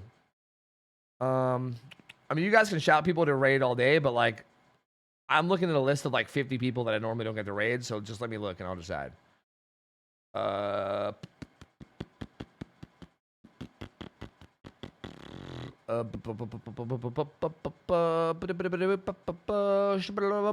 there's so many fucking people, bro. There's so many people that I could raid, bro. Ah, God, the options are... I'm gonna raid Beeswax. It's Beeswax's birthday, motherfucker. It's his birthday, man. He's doing a birthday mini subathon. You guys know Bees. Bees was, for the record, Bees was the fucking homie during the tournament. This motherfucker, like, if you guys don't know what happened, we, like, basically Zeno, we like lost Zeno on Team Richard, and Team Richard, like, was desperately looking for someone to practice with because they had, like, basically no practice after the first week. So they had, like, 1 week to grind practice for the tourney. And we were trying to find someone, and Bees, like, stepped up, and then he was grinding practice with those guys. He was grinding with them. Like, he put in so much time and effort to help those guys out. So he's the homie. He's helped us a lot. We appreciate it. It's his birthday also. So he looks like he's currently doing a blindfolded game. So I don't think he's even going to see our raid right away. Yeah, he's running into walls. Of course, it's a ghoul when I'm trying to DH blindfolded. Yep. He's 100%. Apparently, it's a ghoul too. He is 100% blindfolded and walking into walls. So, you know, he might not be able to acknowledge the raid right away, but he'll get to it eventually. Okay, he'll get to it eventually. Just give him a minute. Just give him a minute. Dude, I almost typed the raid message in his chat. What the fuck am I doing? Holy shit, I need to go to sleep. Anyway, going out with Bees. He's a good dude. I'm sure you guys will like him. I think you guys are checking out. Thank you guys for vibing. Give him a minute to take off his blindfold, okay? He'll eventually take it off. Just give him a minute, all right? Just give him a moment. He'll eventually get there. And going out with him. I'll be back again. Maybe not tomorrow. Maybe tomorrow. I might be back tomorrow night. If not tomorrow night, Tuesday night at the latest is when I'll be back. I might just do Tuesday, Wednesday, Thursday this week, and then, you know, prep for World Cup again. But we'll see. I'll be back as soon as I can. I'll try to let you guys know in Discord. Thank you guys for hanging out. Love you guys. That's it for me. I'll catch you guys later. Have a good one. Thank you guys for hanging out. Big shout out to everybody who came by and hung out with me for the tournament, by the way. I know that there's like a main stream that everybody's probably hanging out in. I'm more like the secondary stream. So all you guys that were here, you guys are the motherfucking real ones. Okay? Just know that I know. Know that I know that you guys are the motherfucking real ones. So thank you. Thank you. Much appreciated. Anyway, go chill with Bees. See you guys later. I'm out of here. Have a good rest of your night. See ya. I'll take care. See ya. See you later. See ya.